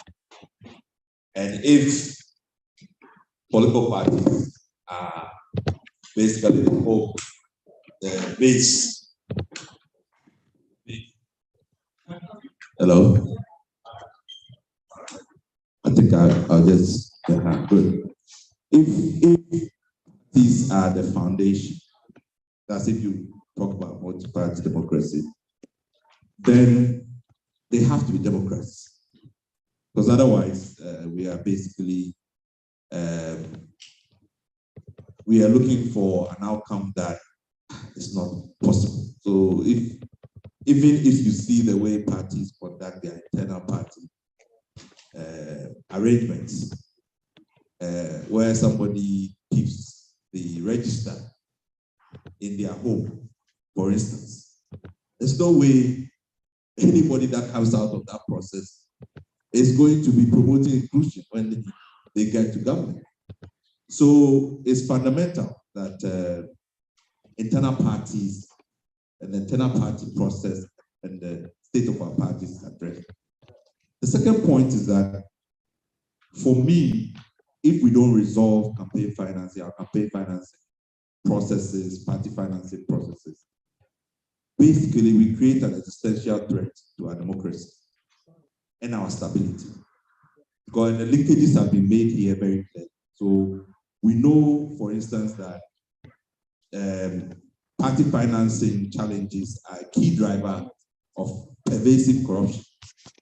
You cannot solve corruption problems if you don't tackle campaign financing issues. They are the drivers of institutional mistrust. We mistrust government, we mistrust political parties. Every arrangement within our democracy, we have a mistrust of those institutions because of what happens with financing. We mistrust the whole political system. But I think what is even more damaging, it is the policy incoherence that it generates. That leads to very poor development outcomes.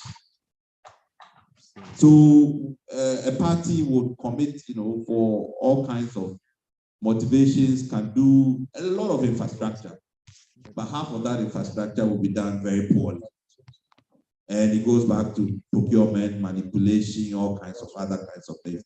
So the negative effects of the whole foundation of party formation, I think, is very, very damaging. And that's why we have to pay serious attention.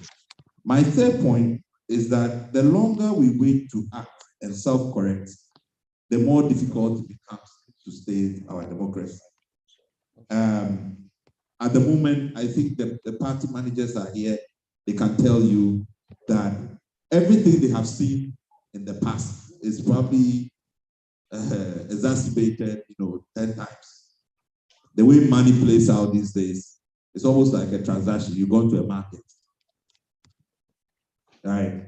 And so the longer it gets worse and it becomes part of the political culture, it changes the structure, the interest, the power dynamics within parties. So we don't have time and we have to act as quickly as possible. At the moment, I sense that we are in some sort of a tragedy of the commons.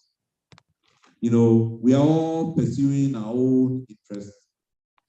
I think the political class in particular probably are the biggest beneficiaries of the 1992 constitutional arrangement. If not for anything at all, just political careers. If there's anybody who wants to save this democracy, they have to be at the front line because they've gotten the most out of it. The public and the citizens have also gotten some, but compared to them, I think they have really done well.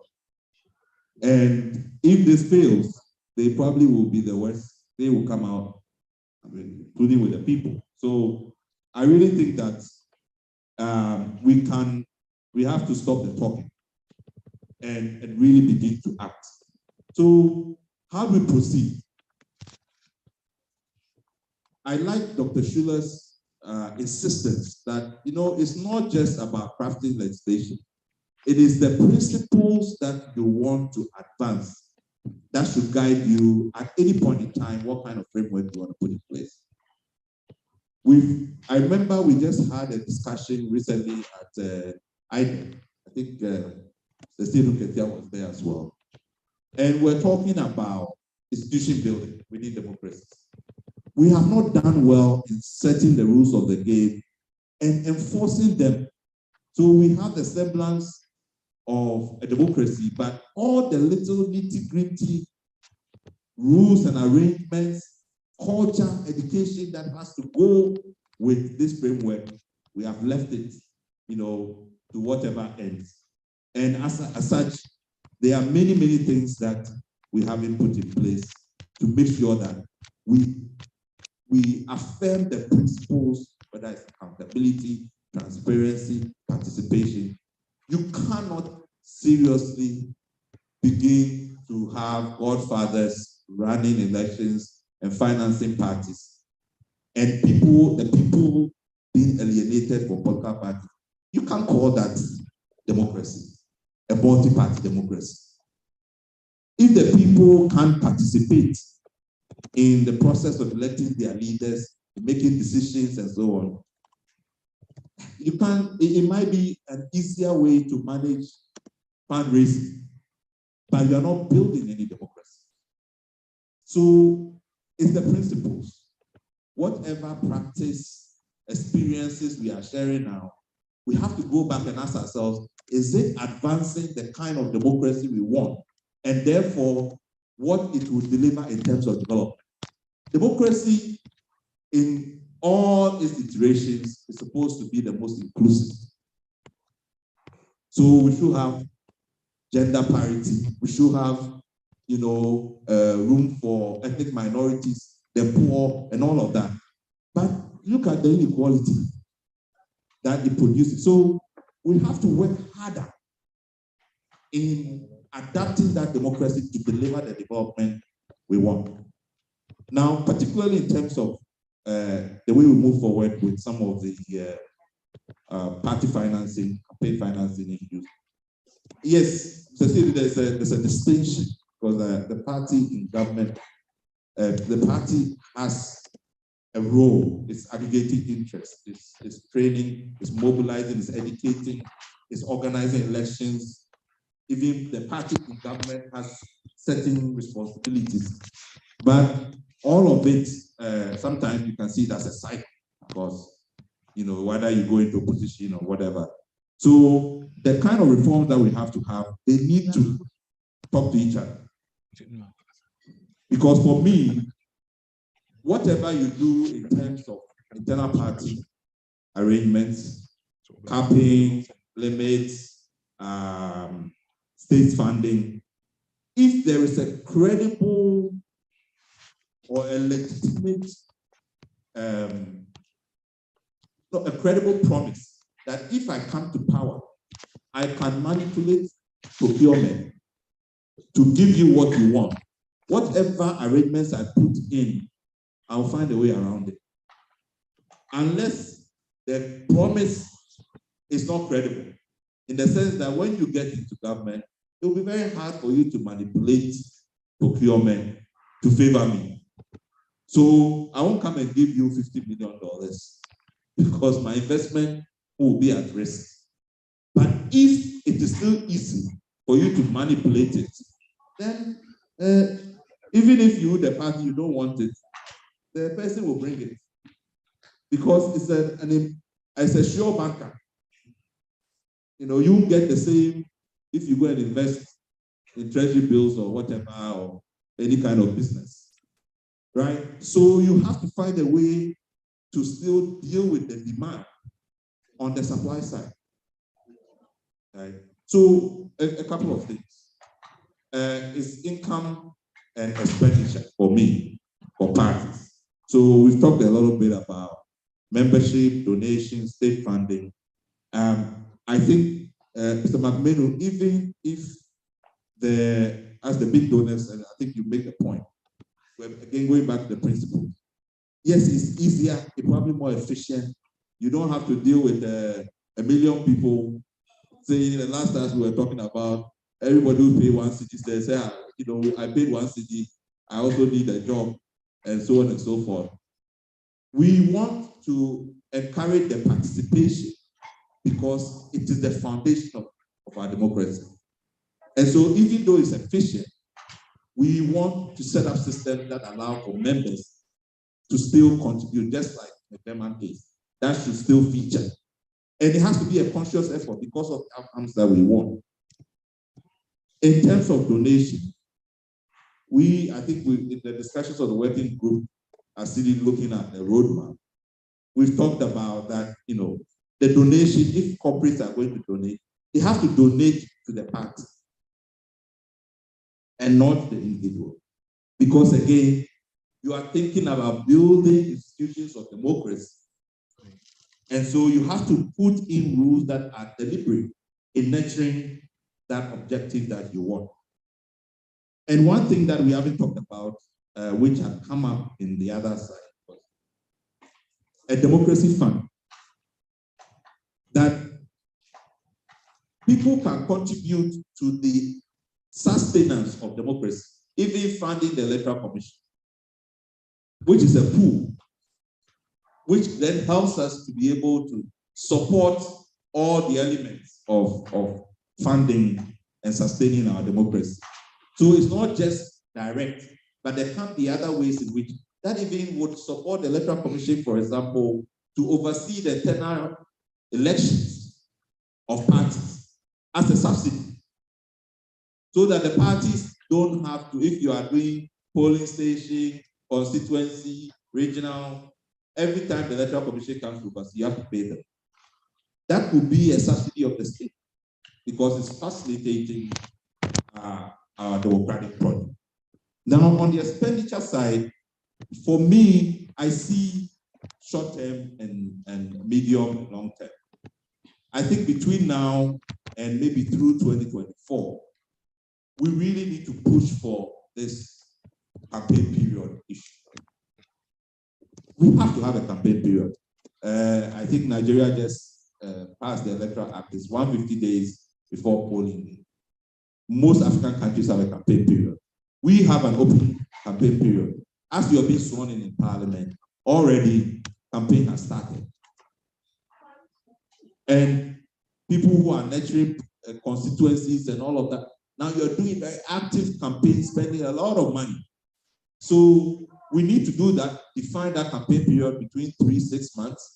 Within that period, what are some of the things that we can deal with? So, for example, even donations. And this might be a cultural element as we adapted these things. Donations at funerals. And donations at funerals to churches, which is a big part of the expenditure. We are saying that, well, in our context, this is a big thing. You actually can lose an election because you don't. I mean, I think somebody said President Kufuor was, they said he won the 2000 elections by going to the most funerals in the country. It was just to signal that you have to go to these things. So if that is part of our culture, right, and a politician cannot ignore that, there has to be a cap as to how much you can donate at the funeral. It applies to everybody. So it's a cap. You can donate less or just at the top of that cap, but at least it allows us to regulate these kinds of things and the expectations from the citizens. And one more example that we can reduce cost is that the use of public spaces for party activity or campaign activity. We've had in the past, when we monitored incumbency abuse, the government in power can even tell you that, if somebody comes to midwives, whatever, their hall to come and hide, don't give it to them. Don't give it to the opposition. We can actually make that accessible for parties at a subsidized, rate. And it applies to everybody. The rate card can even be provided so that the cost of even hiring a hall is reduced.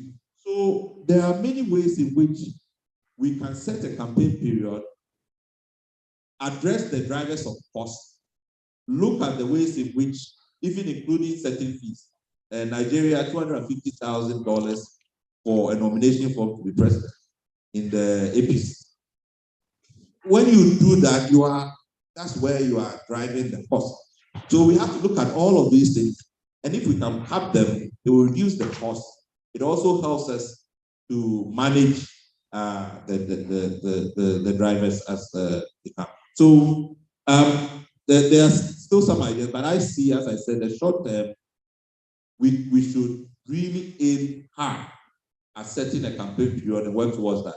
After the election, we can go deeper into looking at a campaign financing law, which institutions should handle it and all of those. But that would be my thoughts.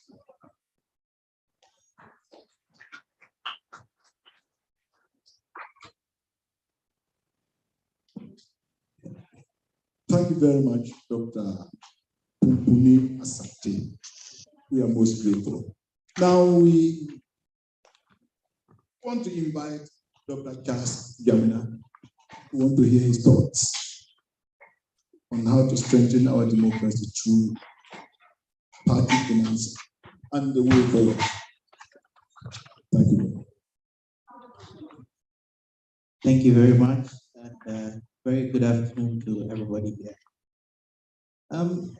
Being the last speaker for this session, I'll make it as brief as possible, because I can see things in our faces this morning. I believe that listening to speaker after speaker today, can't help but get to the conclusion that the survival of political parties are very essential in sustaining democracy. It is especially true in our case. And I also believe that for democracy to be enhanced through political parties, we should look at ways of making funding of political parties more sustainable. We've talked about a number of things. We've seen the German step where they rely more on funding from membership dues. And we've seen the Ghanaian side where that part of membership dues is probably the least of our funding sources. The question therefore is, if members are carrying their political parties in other parts of the world, and we all believe that is more sustainable, why can't we have same in our part of the world? Why can't we have a system or a situation where members of political parties in Ghana will also take it upon themselves and carry it forward, sustain the party financially, and by so doing, be enhancing democracy? But there are fundamental issues. I've had the opportunity of working at one of the leading political parties at its headquarters in charge of finance. And as a diplomat, I've also had the opportunity of seeing how other political parties in advanced democracies manage their situation.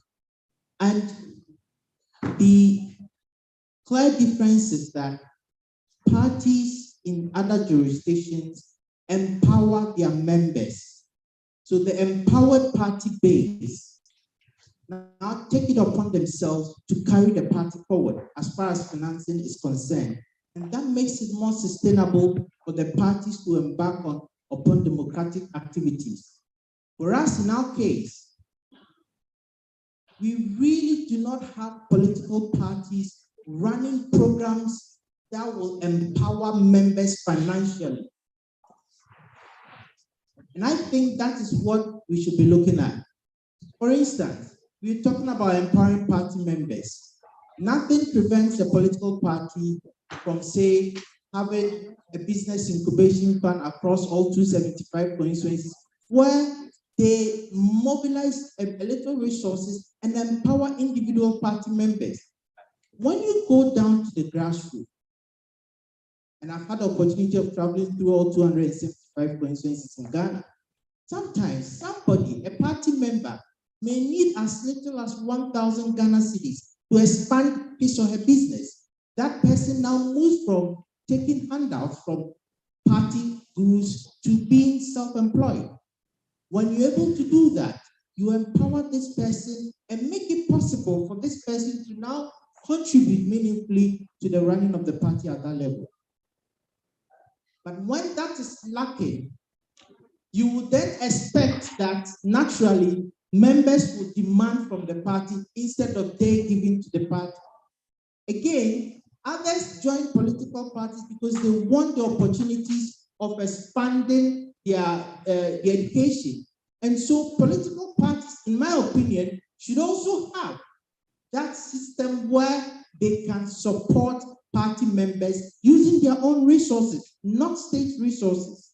If we have a system where political parties are contributing in their own small way towards the education of their members, members now become beneficiaries, direct beneficiaries of political parties. And so when it gets to the point where they have to chip in something to support the running of the party, they will be hold back.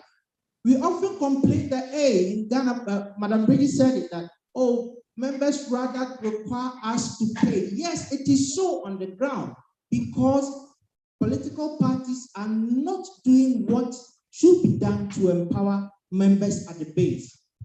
These same members who require political parties to give to them instead of they contributing to the party will join local associations in their neighborhood.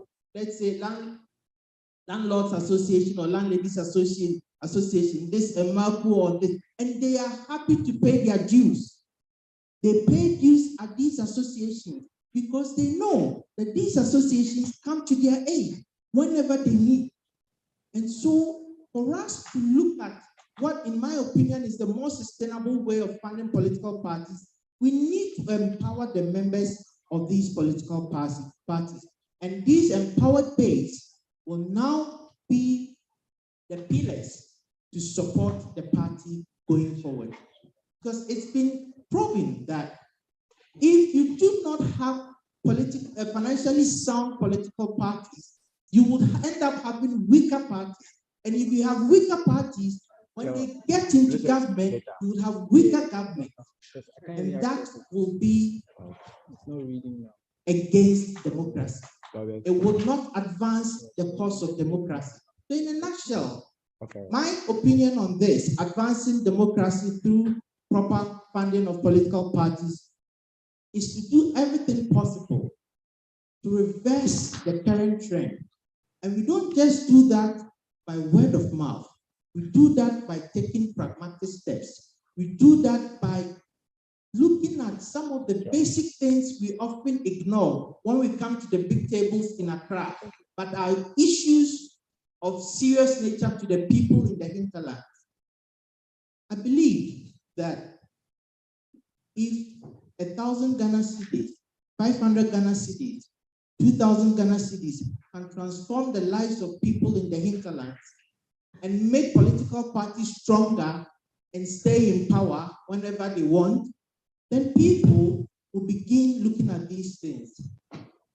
And I also believe that for democracy that we currently have to be protected, we need to do everything possible to make our political parties stronger.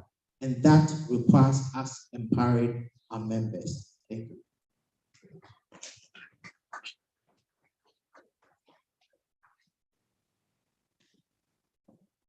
Thank you very much, Dr. Jamina. We are very grateful for your thoughts. I hope the political actors here would take your suggestions into consideration. Thank you very much. Ladies and gentlemen, all too soon we'll be coming to the end of this program. But there's one important thing that we need to do. Per my program, we're supposed to have an open discussion, questions and answers. And we are going to be very brief. We just have about 25 minutes to do that. And all the questions that you have in mind, the panelists are still here. That's why we deliberately detain them so that they will be in a position to answer your questions. So now we're going to open the floor. Once again, I wish to remind all of us that we are not asking for teases. If it is a question, just ask your question. If it is a submission you want to make, keep it brief and to the point. So who wants to take the first question? Yes, please. First, introduce yourself and be brief. We don't want a whole autobiography. Something brief about yourself, your name, that's it, and the institution you represent. Okay? Can you go ahead, please?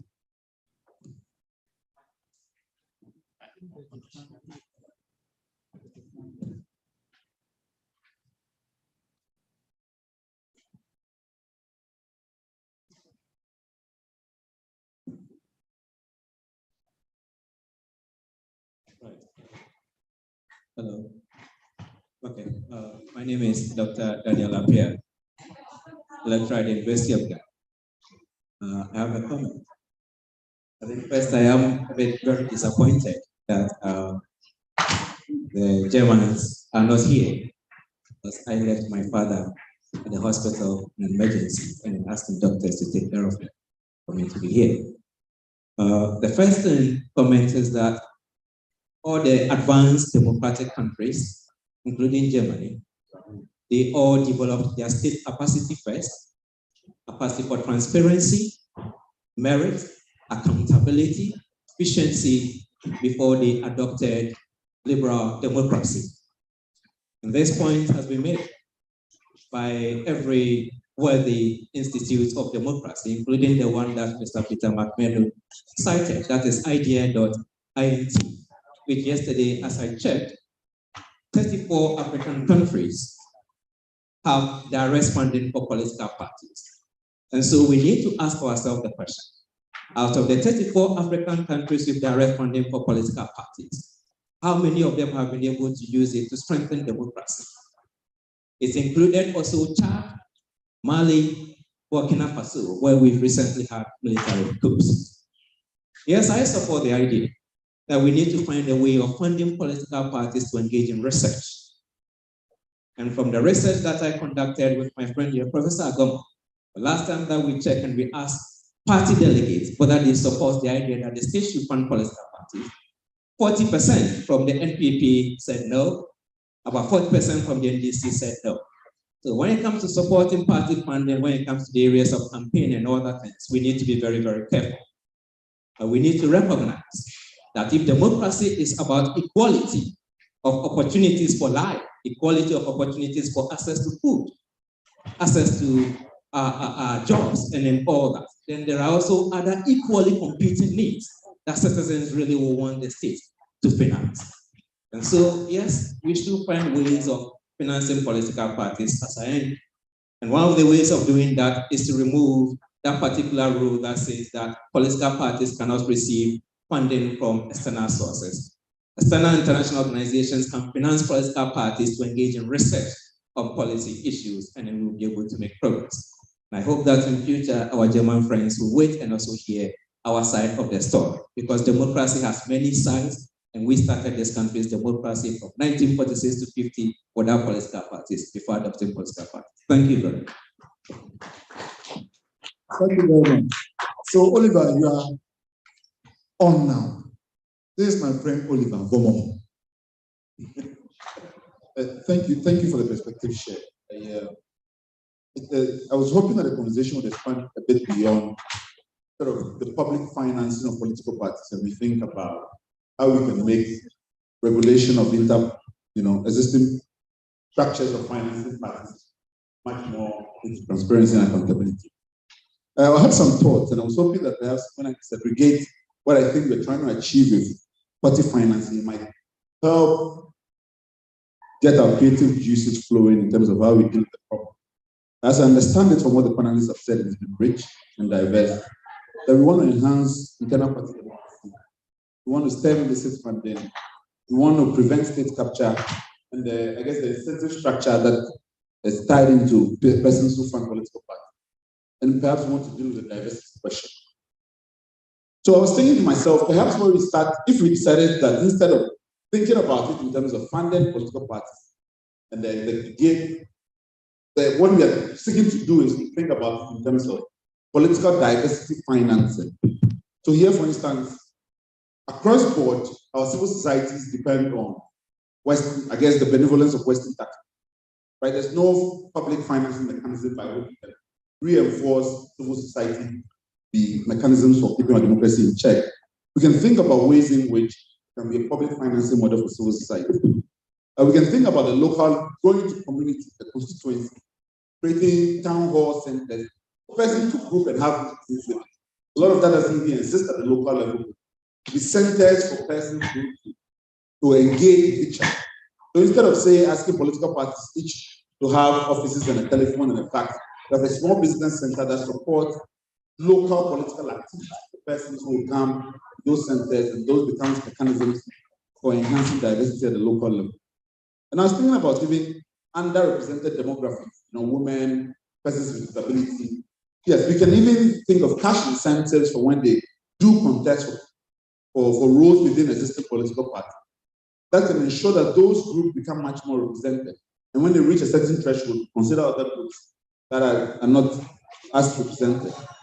Even in terms of think tanks affiliated to political parties, state funding can go into think tanks which are affiliated, which enhance knowledge production and policy production that informs political parties, I was thinking. The final point I wanted to make is even the sort of the institutional and legislative framework we are thinking about. One of the ways in which we can think around the issue is how we make politicians agents of reform. So a lot of times our laws overemphasize criminalization of conduct. So if you don't like something, you want to penalize them in terms of going to jail. But perhaps if we did it different, we decided that instead of that, if you gave money to a delegate, you can be disqualified. You would see that candidates will start snitching on each other or sending people to see whether or not the politicians will give money to a delegate and then use that to seek disqualification. That way, through politician whistleblowing and private litigation, we check conduct better at that level, rather than saying that the prosecutor should come in and prosecute people for that. And then I was thinking that in terms of regulation of who the regulator is, the EC now has organizing election, creating district and constituency, and then having to enforce certain party financing rules. Definitely, there has to be certain reforms around whether or not we can disaggregate this mandate and give it to another body, like General was saying previously, can be another way in which we can create even much more stringent rules around transparency about who gives money to political parties. How do we enforce that, and which bodies do that enforcement? That's some of the ideas I was thinking about as I was listening. Yes, any other thoughts?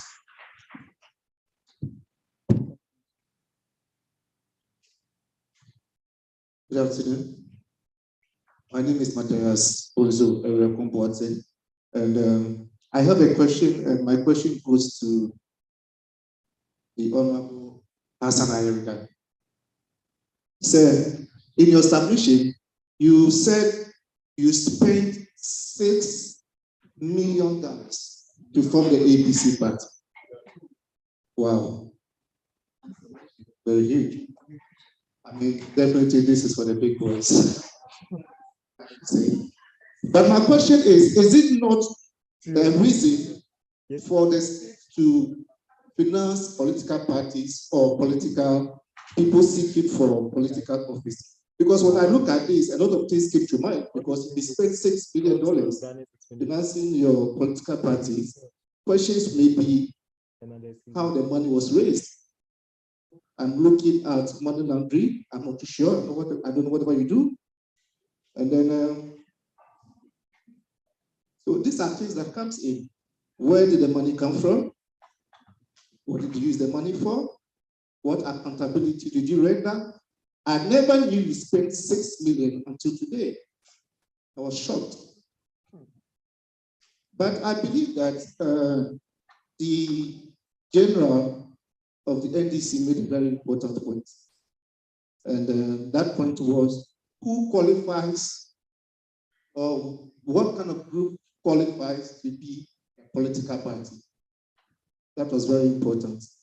And I think that when I look at these two, I may suggest or agree to the fact that political parties must be financed, because there are rules and regulations that when we listen to the Germans, we realize that it is not just anybody that can get up to say, I'm a political party or I want to run for president. No, if you are able to see, if you are able to know exactly people who qualifies to be political party or to be to contest for election, I don't see why the state must not be able to finance them. Because I know what I know, and that's that I know is that in Ivory Coast, in Cote d'Ivoire, once you are able to file or to pay for the fees that you need to pay to contest for election, the state helps you in doing some of the things. So my question again is how this 6 million was raised to form this political party? Thank you. Please, once again, if you have a question to ask, go straight to the question and ask the question. I said we don't want teases and abstracts. So go straight to your question and ask your question. So Mr. Hassan Yariga, Yes, yes. he said, where did you get the 6 million? And how did you use young it? man, first of all, at age 16, I bought my first car. I lived and worked in Germany. I had a fleet of restaurants and a chain of restaurants and fleet of trucks working for me. I'm a businessman. I have a college company. I do import and export. I do a lot of business. So 6 million was just like peanuts to me. And hold on. If you're not a businessman, you won't understand. But let me continue. I was invited by the IOCO when I made this statement in 2016. IOCO invited, that time NDC was in power. And IOCO invited me to come and give accounts of how I raised the money. And I went and gave them the accounts of how I raised the money and how I spent them. I don't think government money was missed to the tune of 6 million. So if government money wasn't missing, I do not work for any government agencies or any government office. I've never worked for government before. I'm a businessman and I do a lot. Age 20, I made my first $1 million. So if at age 40, I'm presidential candidate, I think I would have made so much money to that age. Now, let me tell you something. You see, forming a political party it's not a kid's job. In 2016, Madam Charlotte Dosel was very, very, very tough in forming political parties. Throughout her period as chairwoman, no party was formed because she made sure that you have 156 party offices across Ghana, branded with computers and TV and everything inside. I did that to be able to be given a certificate. So you imagine that you are going to put about 200 offices and each office will cost you a minimum of 10,000 Ghana cedis. Multiply that by 250 offices and then just look at that one alone. And then you now come to branding those offices. Sorry to cut you short, Mr. Yariga. Yeah. Honorable, I think you've answered the question. Thank you. Thank you very much. Any other question? And he asked a second question. What is the yardstick if we want to fund the political parties? On what basis are we going to do the allocation? Number of representatives in parliament or? No, yeah, I think of forming political parties. No, I think that question was directed to General. Oh, okay. So, General, what are your thoughts? What should be the yardstick? What should be the basis upon which the state-funded monies will be allocated to political parties?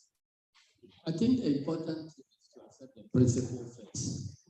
The details, but there are several country experiences, like the Germans have stated. There are other country experiences, so it is easy to craft the legislation. And the key thing is enforcement of the rules. I believe that if we craft the laws and enforce them, we will have an efficient system. Okay, we take 2 more questions.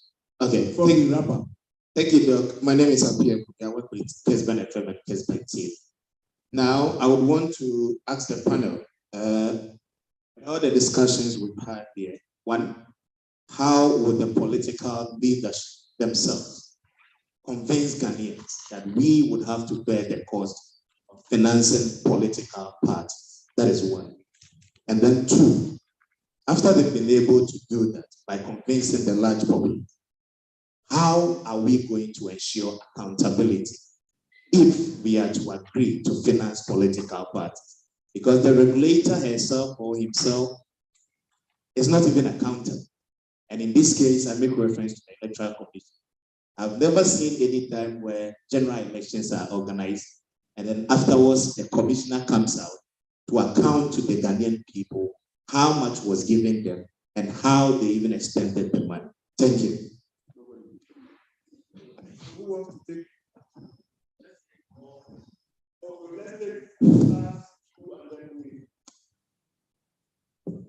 Yes, sir.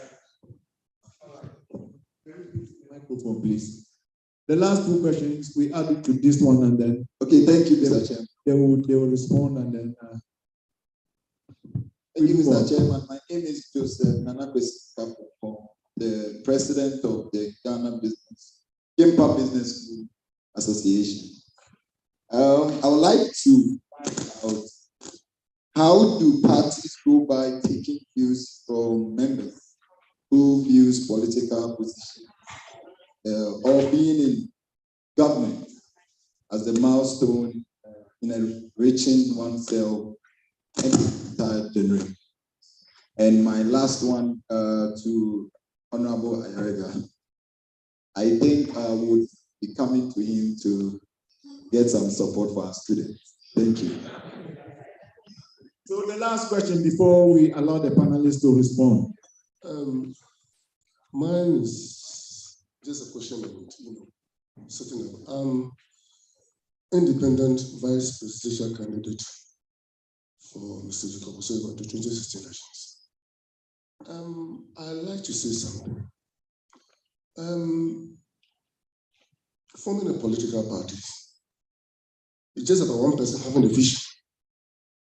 And when you have the vision, you need to share your vision. People who buy into your vision to run with you. That is, I understand, to form a political party. Now, secondly, on your own private way, by not thinking that you'll be a politician, what can you do to help this nation? So that when, like how my brother said over there, that people can trust in you. Let me set myself example. In the year, I think the President Kufuor region, because I was born in a fishing community, I took my time to make the research. The research that I made was, for about 25 years, these fishermen governed by and subsidized. And we knew some of these harbored into that they used to feed fishing. The suppliers are not Ghanaians, but they are some Arabs, and they are making so much money. But then I talked to this woman, bless her memory, Mrs. Gladys Asma, and I took myself on travel to get something that will be more cheaper to a fisherman. But then I'm not a politician, but I'm just businessman. So even I brought that thing. When I brought that thing, I just want to break down monopoly. Those Arabs have.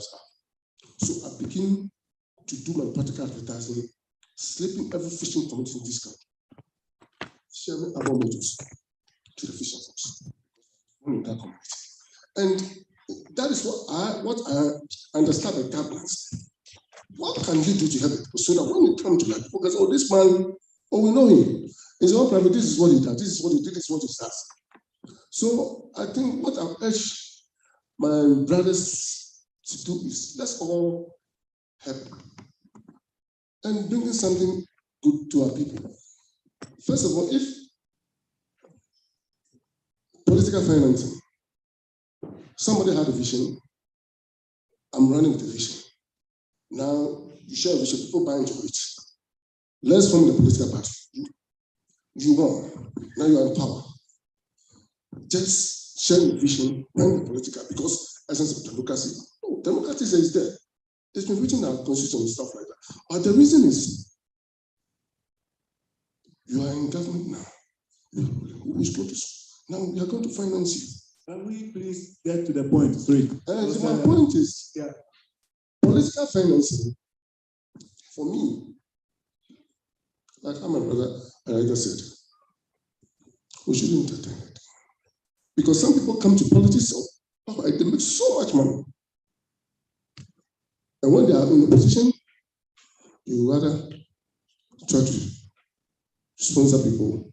And those smaller political parties, then maybe it will finance, but not the big political parties, like the NPP and NDC. Those smaller ones, that's the coming. So on partners, those smaller ones that are coming, they need to be financed, but not those who are running for over 30 years. Thank you very much. So your position is that the bigger parties need state funding. We should rather support the smaller parties. Who the first question? I want to react generally, not to first question, but this issue, first of all, Dr. Damna made a point, which is, it's got two sides to it. When you say that the political parties must invest in the communities in which they are, I mean, Dr. Papakwesindo, the classic example of how many communities he actually invested in, GM Bank and everywhere. What happened now? And also, if you take the amount of investments he made in a place like KE, Elmina, and yet he wasn't, the people were not winning there. Why weren't they winning there? Because at the end of the day, whichever party would win there would go and pay a lot of money, during the campaign. So it's one, regulation, and two, education. The regulations must be in place. We must come up with certain principles and regulate them. And two, educate the people. Say, you know what? If you're exacting your pound of flesh now, you're only hurting yourself as democratically. I myself am a victim of that. I sell palm oil. I always use it as a platform. Honorable Ayariga has bought up, he eats my palm oil in his house.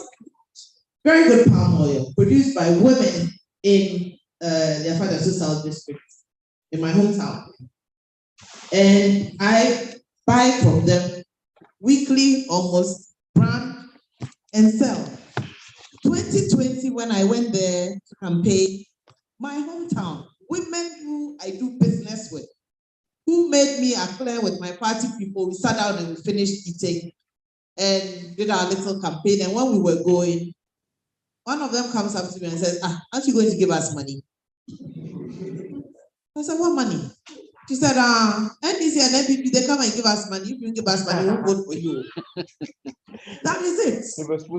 So we want to empower the people. And I say to my party members that, listen, pick up something that is going on in your community, a choir, a dance troupe.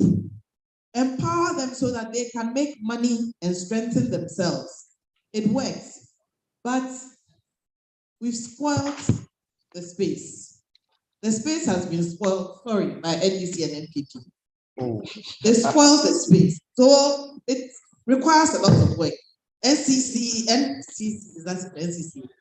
And the electoral community, there's a lot of education required of the Ghanaian voter to understand that it's for the good of your governance and your democracy. But then the last thing will be, we talk about it all the time, the people. Our constitution needs to be looked at. And if for nothing at all, let's start from voting at the local level for our local leaders. I know that the two parties are in agreement with this. They want us to do it. But when one is in power, they find a reason why we can't do it. And then when they go, the other people come and they find a reason why we can't do it. But we need to start from there. Because when we even at that level, if we can vote for our president and vote for our parliamentarian, why then will we not understand voting for our DCs and our MMPCs? It's even easier. And that would be the beginning of the education of the people to understand that good governance and a good democracy inures to their benefits. Thank you. Thank you very much. You see, there's difference, in my opinion, between investing in the community and investing in the members. Now, I'll give it if you invest and empower your party members, you take, for instance, in a polling station where there are so many people and the party wants to set up a business incubation fund, you select Mr. A, you empower Mr. A, because Mr. A has been attending meetings, is very active in the party. Mr. B is a bit on and off. That in itself will ginger Mr. B to also set up. Now, Mr. A gets so empowered that when it's time to make a contribution to the party, Mr. A will not hold back, because Mr. A is a direct beneficiary of empowerment from the party. And I'm saying that this way of funding our political parties, yes, it wouldn't turn overnight, it wouldn't change overnight. But when we make conscious efforts to push along such lines, we will eventually get to the point where political parties will be more sustainable as far as funding is concerned, because it will come from within.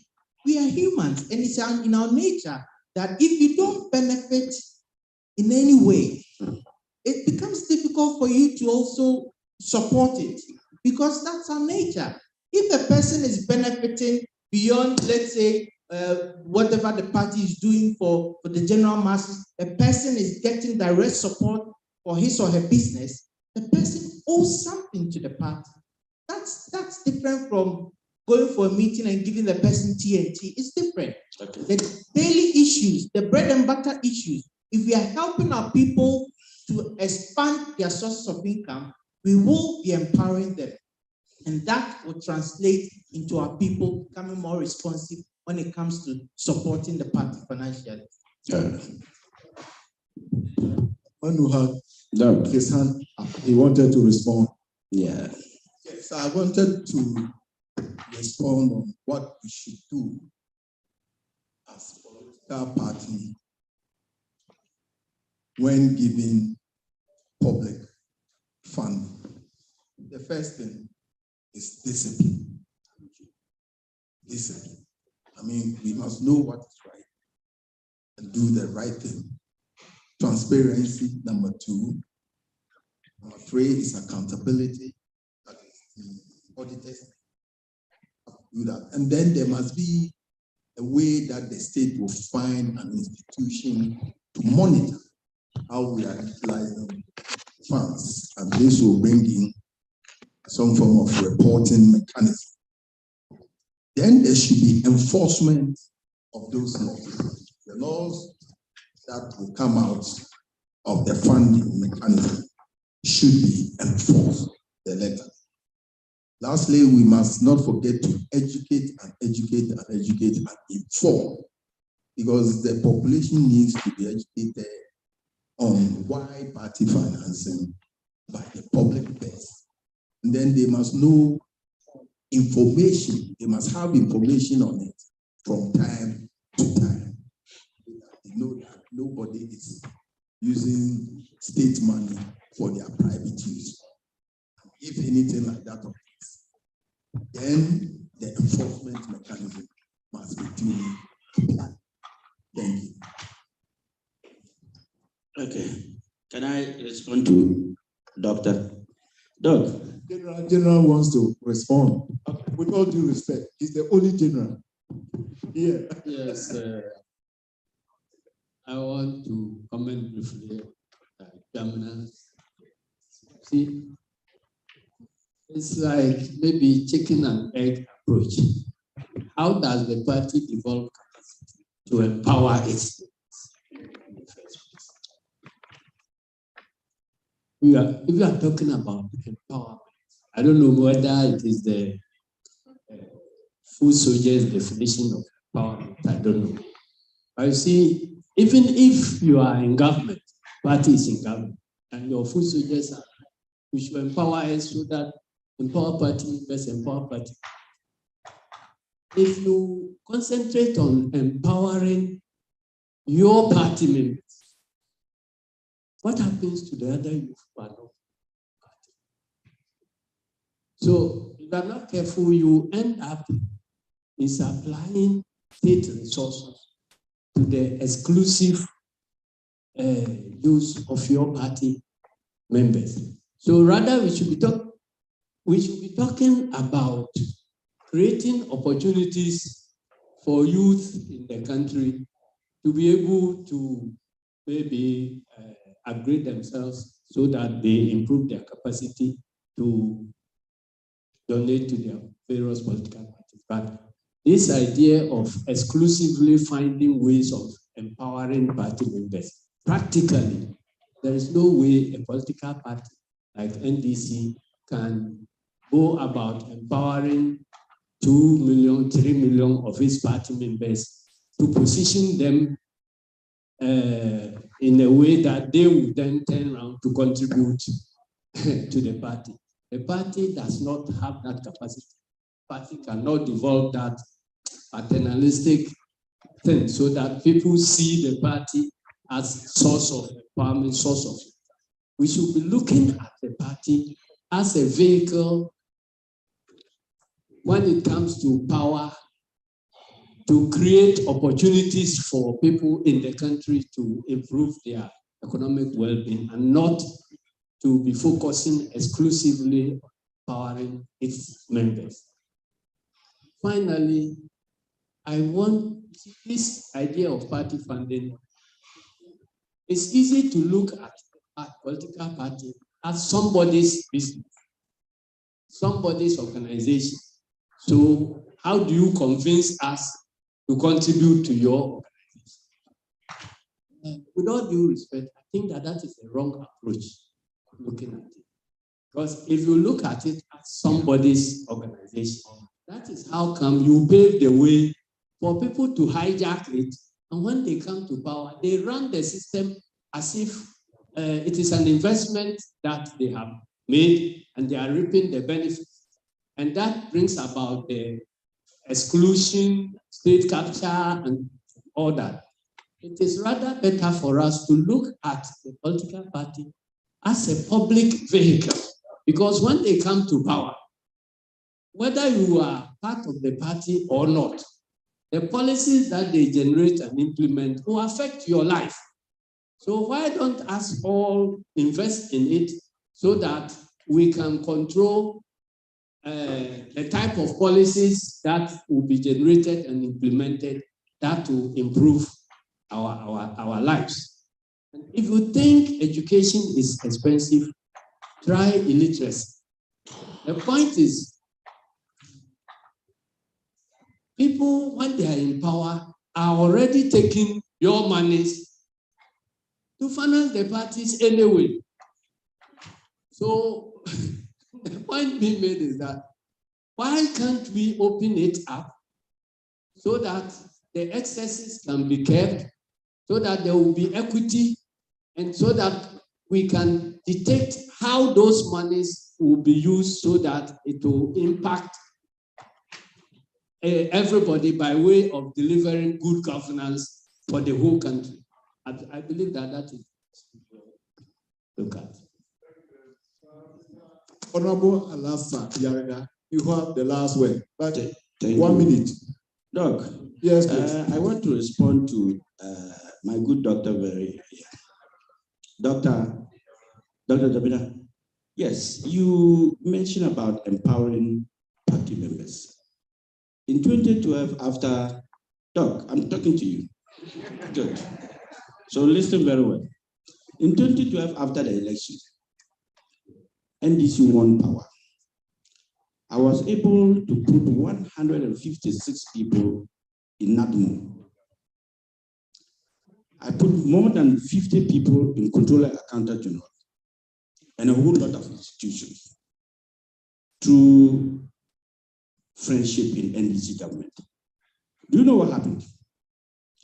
After 1 year, they all became NDC members.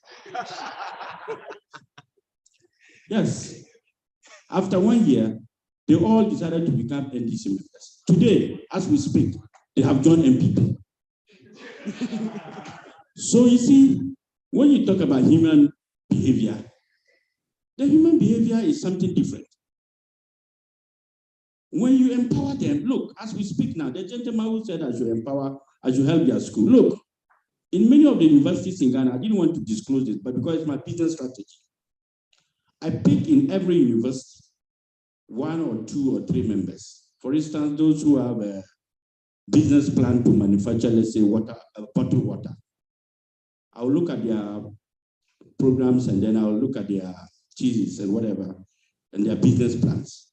I'll pick 1 each from each university, put them together, put $100,000 for them to put up a company, and I own 51% and they own 49%. Most of the businesses in Ghana in the next 10 years, I'll be the leaders of all of them.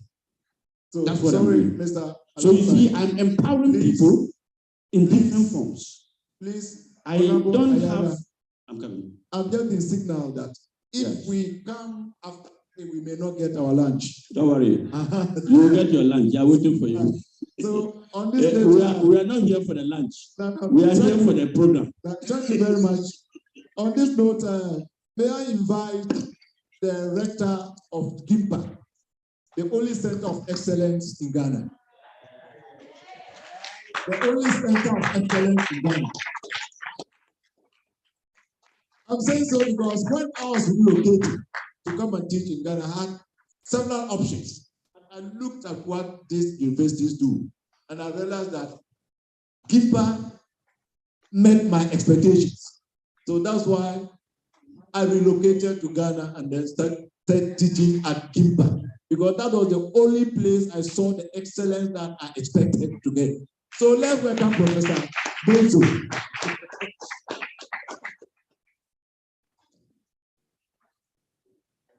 It looks like we are doing a very good job training, marketing, using our marketing to educate us. They do a better job at marketing. That's a wonderful job. So thank you very much for the distinguished statement. I think Ghana has come a very long way in our democratic endeavor. As General mentioned, when people speak, we've tried liberation, we've tried redemption, right? And that is part of the exploration that has led us what we have now. Obviously, as we have heard from the is that at risk from so many angles. We look at what is happening to our neighbors, and we know that, as we say in G, when so we're trying to protect ours without having to go. Today, we've had an opportunity to look at one of those aspects, one of the threats, and it may seem, based on the discussion, or a significant part of the discussion, that the balance of our democracy rests on how we manage our political party financing formula. Conversations like this are in helping us to tackle challenges, also help us to maintain our democracy. I'm thinking of the $6 million expense that our brother.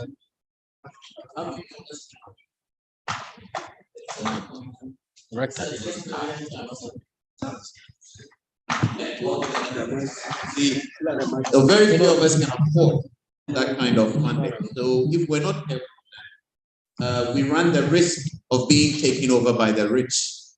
And obviously, that is not very good for any democracy. So I believe that, and I also believe that there are lots of not so wealthy people who are very intelligent and have lots of good ideas, but because they're not so wealthy, you don't hear. This meeting that brought us together today has been the joint production of GIMPA and CAS.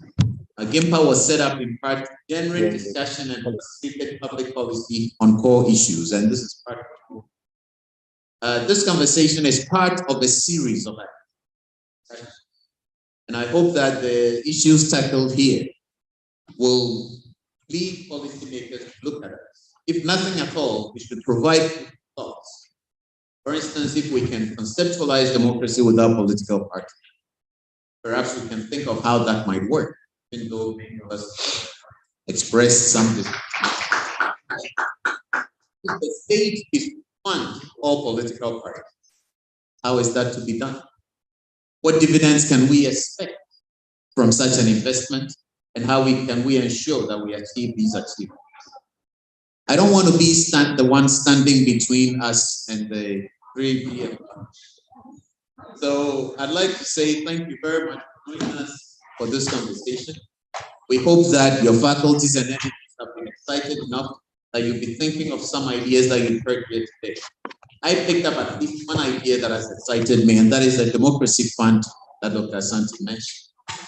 It seems to me that we need also to have structures in place, our friend Oliver touched on that, to ensure a broader look at establishing and entrenching democracy. Transparency and accountability has been a theme running through many of the comments that we've heard. And I know, for instance, that CDD General has been involved in that, and others have developed a roadmap for looking at how political parties fund both from state sources and others. As always, GIMPA is ready to help part of these applications and also to help in developing these instruments when we'll keep you informed of future conversations. Obviously, one that is likely to extend between the political party funding, but focused on entrenching democracy, ensure that we will be gone, our children for generations, centuries to come, will bear the benefits or render, deal with the benefits that we support develop these. So we look forward to seeing you again in the very near future. We'll let the conversation continue. Thank you all once again for coming. Thank you.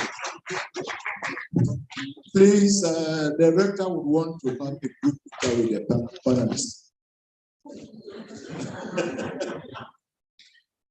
Yeah.